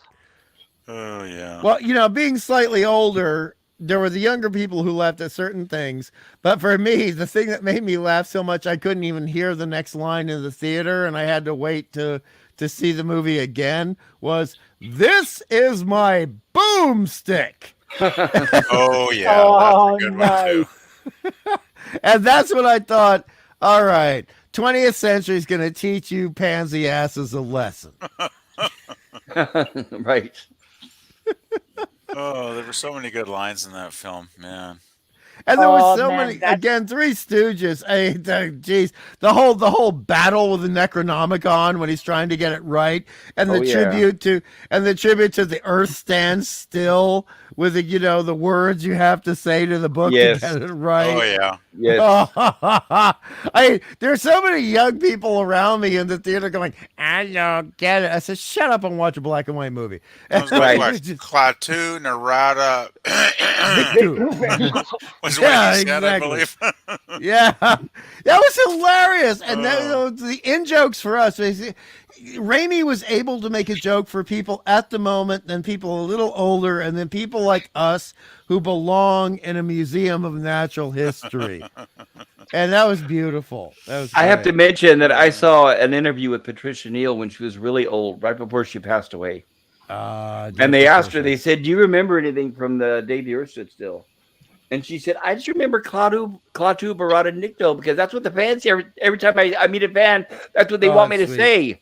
Oh, wow. So she remembered that line to the very end because that's all the fans wanted her to say whenever they met her. Wow. I'm sorry to hear that, because she actually had a lot of great lines in that film, and I love that film. And I hope you guys will not be upset with me by saying I don't mind Bananu Ramu Keanu, but I cannot stand the remake. I cannot stand Yeah, the that- remake of the movie. Yeah, that remake is one of those things we don't talk about, right? Just like the new Okay, good. Evil Dead coming out. Yeah, it was trash. I never saw the remake because I just Don't. heard nothing but bad things about Don't. it. Just Let me put it really this way. don't. Right, bad plot, boring movie, special effects. That's it. Oh, That's in a jeez. nutshell. Yeah, And Right. also something else I really hate: abuse of nanotech. I'm sick of bloody nanotech. Oh, yeah, that almost ruined it for that new Spider-Man movie for me, but I was still able to tolerate it. Exactly. The thing that makes the day the Earth stood still so magical is the whole aspect of the technology behind Gort is mysterious, and we cannot fathom it. And he is only a limited size. He doesn't become 9 million feet tall. Just 9 Yep. feet tall is enough. And the moment where that visor rises, and we're thinking, what's going on? And then the little itty bitty pulsing in that cyclopean Yes, eye. yes. It's It's just like, oh, pulsing, yeah. and it gets stronger and it gets stronger. And you think, okay, guys in the tank, you might want to run. Yeah, you All guys right. messed up. You're taking on otherworldly things you cannot comprehend here. Exactly. And the film that is I think Evil Dead is a perfect film, but I also think the original Day the Earth Stood Still is a perfect film.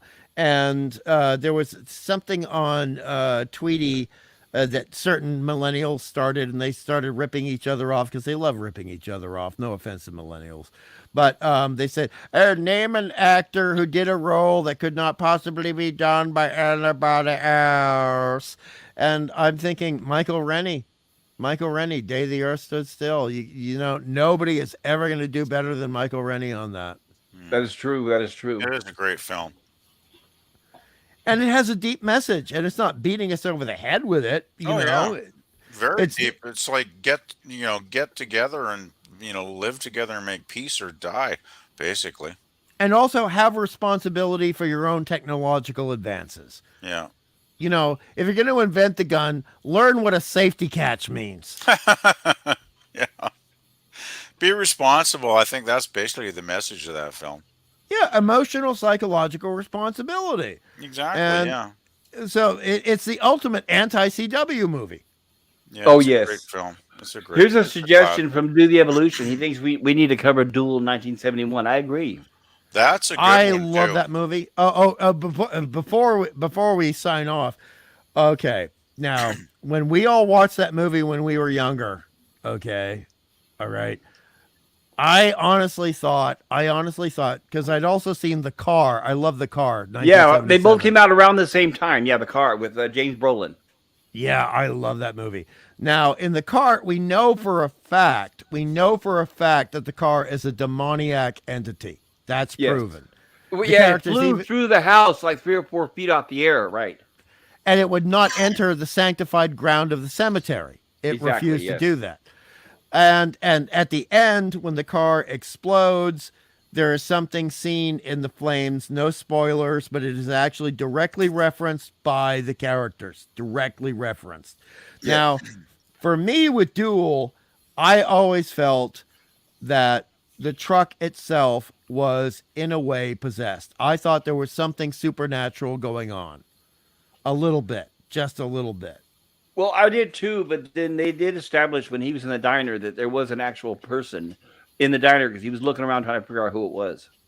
Yes, but then later on, Christine happens, and I started thinking as a viewer, maybe the driver of the truck was possessed and made to drive the truck. Very possible. And I'm glad you mentioned Christine because that reminds me, and I don't want to anger anybody. I know there's a lot of Stephen King fans, but as soon as I watched Stephen King, and I knew there was a book. By the way, he was writing the book as the movie was being made. Yes. But anyway, it was like, oh yeah, here's another movie Steven Spielberg saw or Stephen King saw. Everything that he's done is I never saw Stephen King make anything that was original, but that's my opinion. Almost everything he's ever made, I could say, oh yeah, he saw this. Oh yeah, he read this story. Oh yeah, he did that. He I actually did an want to interview. agree. I'm one of these rare people, Pop, that doesn't really admire greatly Stephen King's stuff. I think a lot of it's very derivative. Well, it's derivative, and in my opinion, he's on a high school level. I prefer a college level when it comes to writing. Exactly. Yeah, I've always found his stuff kind of simplistic. And Well, I saw an interview with him where they asked him, who's your influences? And he named off all the people that I do read, which is H.P. Lovecraft, Richard Matheson, Edgar Allan Poe, H.G. Wells, right. So it's like, why read his stuff when I'll just read the stuff that influenced him and just get right from that, you know? That's a good point, yeah. But I do like Duel. Also, Spielberg is like the guy who is ripping off Harryhausen without giving us any good stop-mo monsters. Hello? Yes. You know, if you're going to rip off Harryhausen, give us something to look at.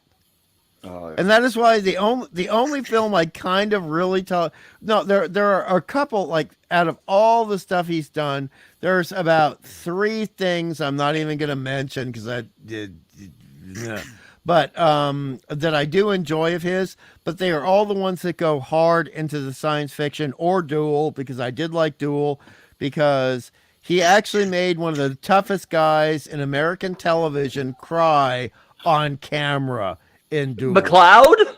Yes, he made him cry on camera out of fear. And that's a good director if you can make this tough guy be weeping and wailing like a 5-year-old child out of fear. And I respect that. You know what I like about Duel is, to me, it's the we see the diner scene where the truck driver is actually a real human, right?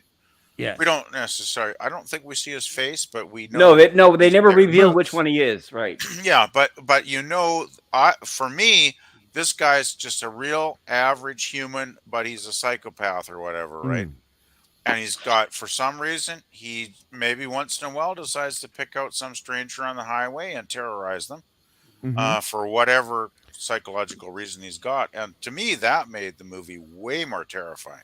Well, also that the truck, the way they painted and designed it, looked like a character in itself. Yeah. Yeah, actually, I've got a story to tell you about that. I actually had a similar experience one time when I was driving Uh-oh. on the highway. Yeah, like I had a couple-hour drive, and I got this truck driver behind me, and he was riding my tail. And I'd pull over to the side of the road to let him go by. And do you think he would go by? No, he just stopped. Hello?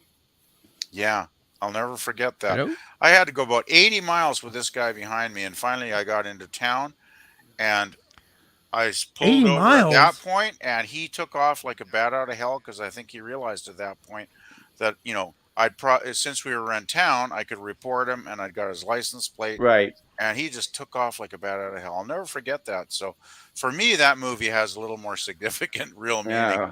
Yeah. What a jerk. Yeah. Yes, it was one of the most bizarre experiences of my life, really.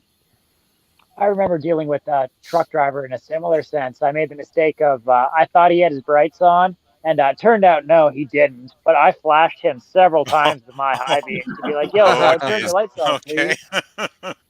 And yeah, so he like fucking blinded me. But then I ran into him like 6 or 7 times on the highway going in between my towns, and he'd do the same thing. He'd Really? turn his brights on, he'd get right up on my ass. I'd try and pull over, and he'd like stop. Couldn't get over it was it, yeah. scary. Yeah, there's some Terrifying stuff. There's some pretty nasty truck drivers out there. I learned after that experience. Yeah, I can feel for you there. Yeah, gosh. Well, I feel for you. Let me thanks. just say that in Australia, there are places that truck drivers have to drive through where there is over 19 hours of road without a single light and nobody to Oh, help yeah. you. And they rule the road. Yeah. I know. Yeah. My dogs are telling me it's time to take them outside. I Uh-oh. apologize, guys. Yeah, it's getting late anyway, I guess. Yeah, and I know we're going on 4.5 hours, so I wanted to thank all of you on the panel here. Thank you. That means a lot to me, you guys coming here. I wasn't sure when I started this if I was going to have anybody on the panel, but you guys changed my mind really quick. Oh, No, dude, it's this been was fun an tonight. honor. This I was an really honor enjoyed and it. a privilege. Yeah, was I so like the art fun. panels. Oh, dude, and I love your point of view on horror films and classic horror films, and I love your take on it and the way you run these panels and the way you actually show the images and you allow all of us to put in our 2 cents, and then it flows naturally and we move to the other image. You are actually really good at this, Pop. Really good. I appreciate it. I just feel bad I wasn't able to keep up with the chat, and I know some people were like coming and going, and they were saying, hello. Nobody's talking to me, and I Yeah. feel bad. I didn't want them thinking. Well, Bill, there's I nothing think, you was can do. expecting. Well, yeah. Well, when I'm going through the movie, unfortunately, that window with the video player is covering my StreamYards, and I'm not able to Yeah. see the chat. I have to move it out of the way in order to see the chat. Uh, So if you're still out there listening, guys, I hope you don't think I was ignoring you. It was not intentional. If it makes assure you you. feel any better, Clawby has gone through the exact same thing, and he said the exact same thing. So he says that often. I can't see the chat while I'm doing this. Sorry. So Yeah. yeah, I feel bad. Sometimes the chat can get so busy too that there's so many people posting comments that Mm. it really is. Even if you're trying really hard, it can be difficult to keep up, right? Like I've been on some of Jill's live streams, and you know how you guys know how nice Jill is, and yes, she'll be trying to keep up and read everything, and it's just like she falls behind sometimes too. So it's Well, I just, agree, but considering I'm somebody who spends a lot of time in the chat, I don't want them to think disrespect you, because I do understand that people in the chat want to be heard. That's why they Right. come here. So I don't want. Hello, Sean. Good to see you, Cheers, Sean. hello. Cheers. Sean. I'm sorry. We're just getting ready to wrap this up. I apologize. We Hey just been there. through 4 hours of grueling terror, and Yes. next week, Oh. and Aw. we lost Sean already. I apologize for that, but Oh, cheers. I know we had a lot of Next people here time. tonight, and I want to personally thank everybody in the chat who did come. I appreciate it, because I think by the looks of it, we had a lot of. I think I saw it up to some point. We had almost 20 viewers, so that's incredible for my streams. I think this is one of the biggest streams I've ever had. So I really appreciate it, guys, and Fantastic. especially the support from all you guys on the panel. Yeah, it's good too if it was your first, like horror stream, of the new stuff you're doing here with the horror stuff. It's like that's really good. Yeah, and Oh, dude, I'm glad. Go ahead. Oh, I was just gonna say this has been amazing, Pop. Like, thank you so much for letting us be part of this inaugural horror stream. Like, this has been so much fun. Oh yeah, I know, and believe me, for me, it's like a kid. It's like I get to enjoy this movie one more time, and finding people who love it just as much as I do. It was a blast. Yeah, I think you couldn't have started with a better movie, actually. Agreed. This has everything we need, right? It has everything we need is in one movie, right? So there was so much here to speculate and talk about. 100%, 100%. And thanks to Sam Raimi and Bruce Campbell for giving us something to talk about. And thanks to Cheryl. Good old Cheryl. When you're not being a pest. Poor old Cheryl. PvP, would you like to tell us about your channel? Nothing much new. And unfortunately, I keep repeating myself. Just basically, it's music playlists. I've been putting up a lot of albums lately, and sometimes mixed stuff too. I got like a real long playlist of Canadian bands. If anybody wants to check that out. Oh, nice. As well as a lot of other stuff. So if you ever want to have something to listen to in the background while you're doing something, check out my channel because there's lots of music on there. I haven't got around to doing any actual video content yet because I'm still trying to figure out how the heck I'm going to come up with anything as interesting as what most of you guys are doing here. So, Oh, you will. It just takes a little inspiration. And like I said, if and when you're ready, I'm willing to help you get started on StreamYard to get you hosting a I was just thinking about that earlier today when I was at work. Actually, Pop, daydreaming while doing my boring job. I was thinking, damn, I got to get back to Pop one of these days and take his offer up on helping me get the whole, live stream stuff going. So I'll definitely maybe be in touch this weekend. Actually, I was thinking. Yeah, that would be great. I'm available anytime after 6 p.m. Pacific time. Okay, and how do I contact you again? I can't remember what you said. I can put my email in the chat, or I don't know if if you want to post it in the private chat right now, I will copy and paste it, and then I can send you an email if that works. Will do. Thank God for private chat. Ugh. Yeah, well, I can put it in the public chat too, but there's so much to go through. I feel bad. I'm so behind on the chat. Well, the thing is, I'm a little more happy with the private chat because I don't know if I'd want hundreds of people seeing my email address, quite frankly. I don't mind. I trust everybody that's watching this right now, so I don't mind putting it in there. Yeah, I'm sure most people here are probably everybody here is probably great, actually. Right, and especially because I want to encourage anybody in the chat, if you're still listening, you're welcome on the panel at any time, by the way, especially if you're a horror fan, we welcome as many opinions as possible.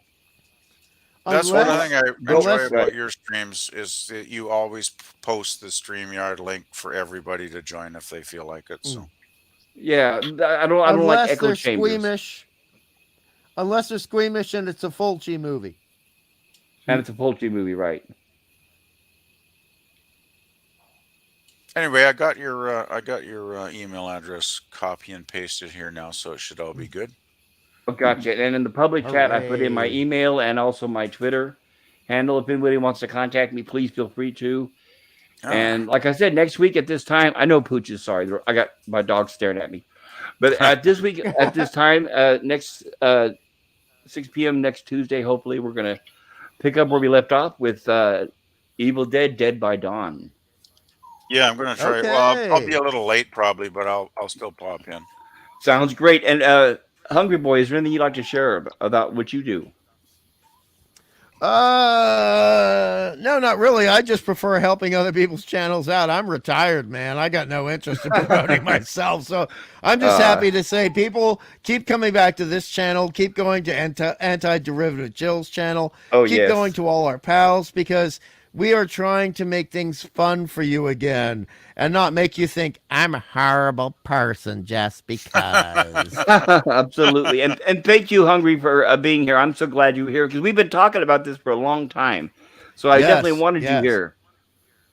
Well, my pleasure and my privilege. And it was a joy and it was a delight because not only do I get to share the thoughts with you and the panel and everybody else, but we get to appreciate someone who is an artist in cinema, Mr. Yes, Raimi. And you and absolutely. I both True. appreciate everybody who is an artist in cinema. So almost everything that you would want to talk about and have me on for is somebody I can support. And that is just a gift, you know. So thank Beautiful. you. Very true. Oh, And my pleasure. even Bird Eye Gordon. Even Bird Eye Even Gordon, and we will eventually cover Ghost Story. So we will get there because I do want to cover that movie. it is good. It's a bit hard to take for a lot of people. It I takes mean, this patience. film is hard to take, but I Well, mean for a different that reason, film. right?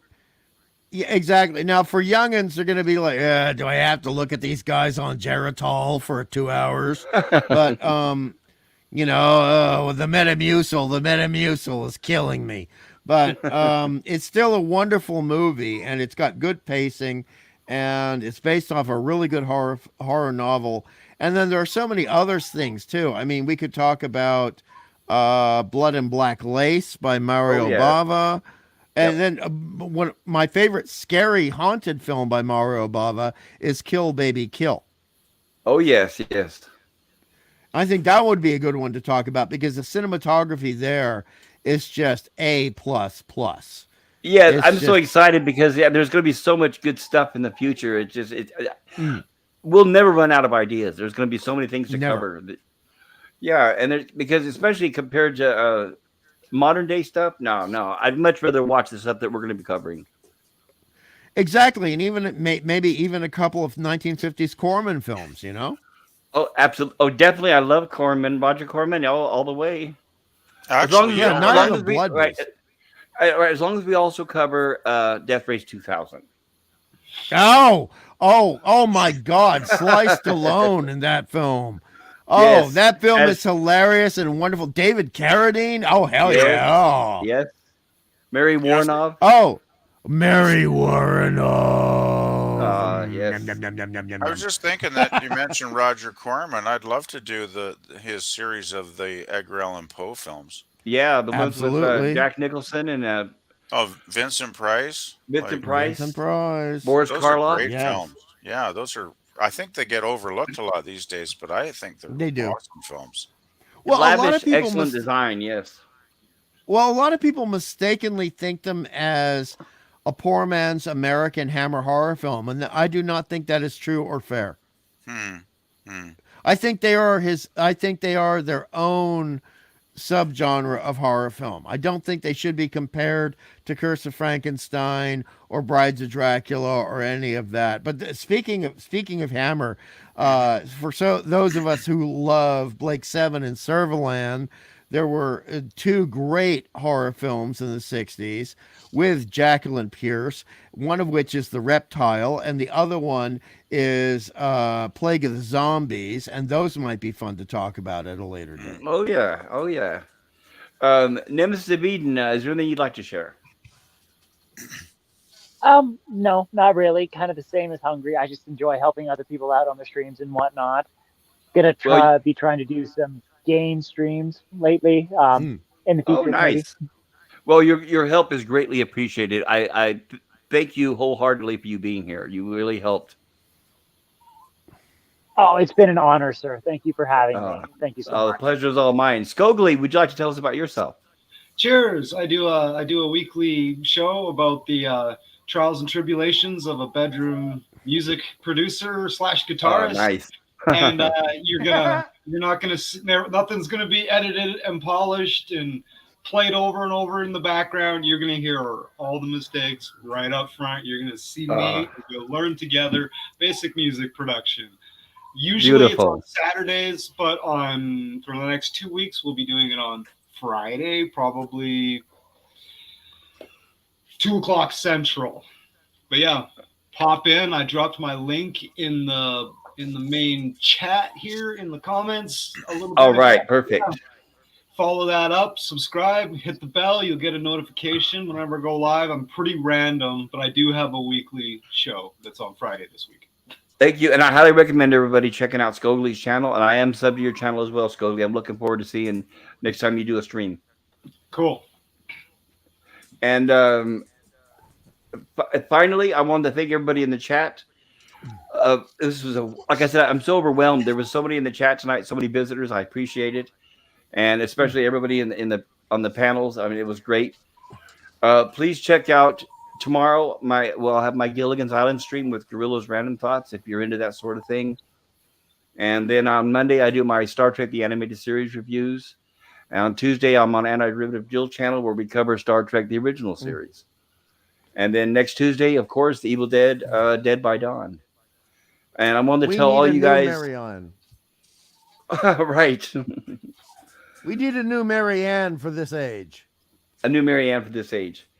Sean Carter says, I tried to join the panel, but my audience was I think he means audio was all screwy. Thank you for the chance, though. Another time. Yeah, Sean, I definitely would love to have you on here, Sean. I hope you figure out what the audio issue is. So, and I'm glad that you came to my channel, Sean.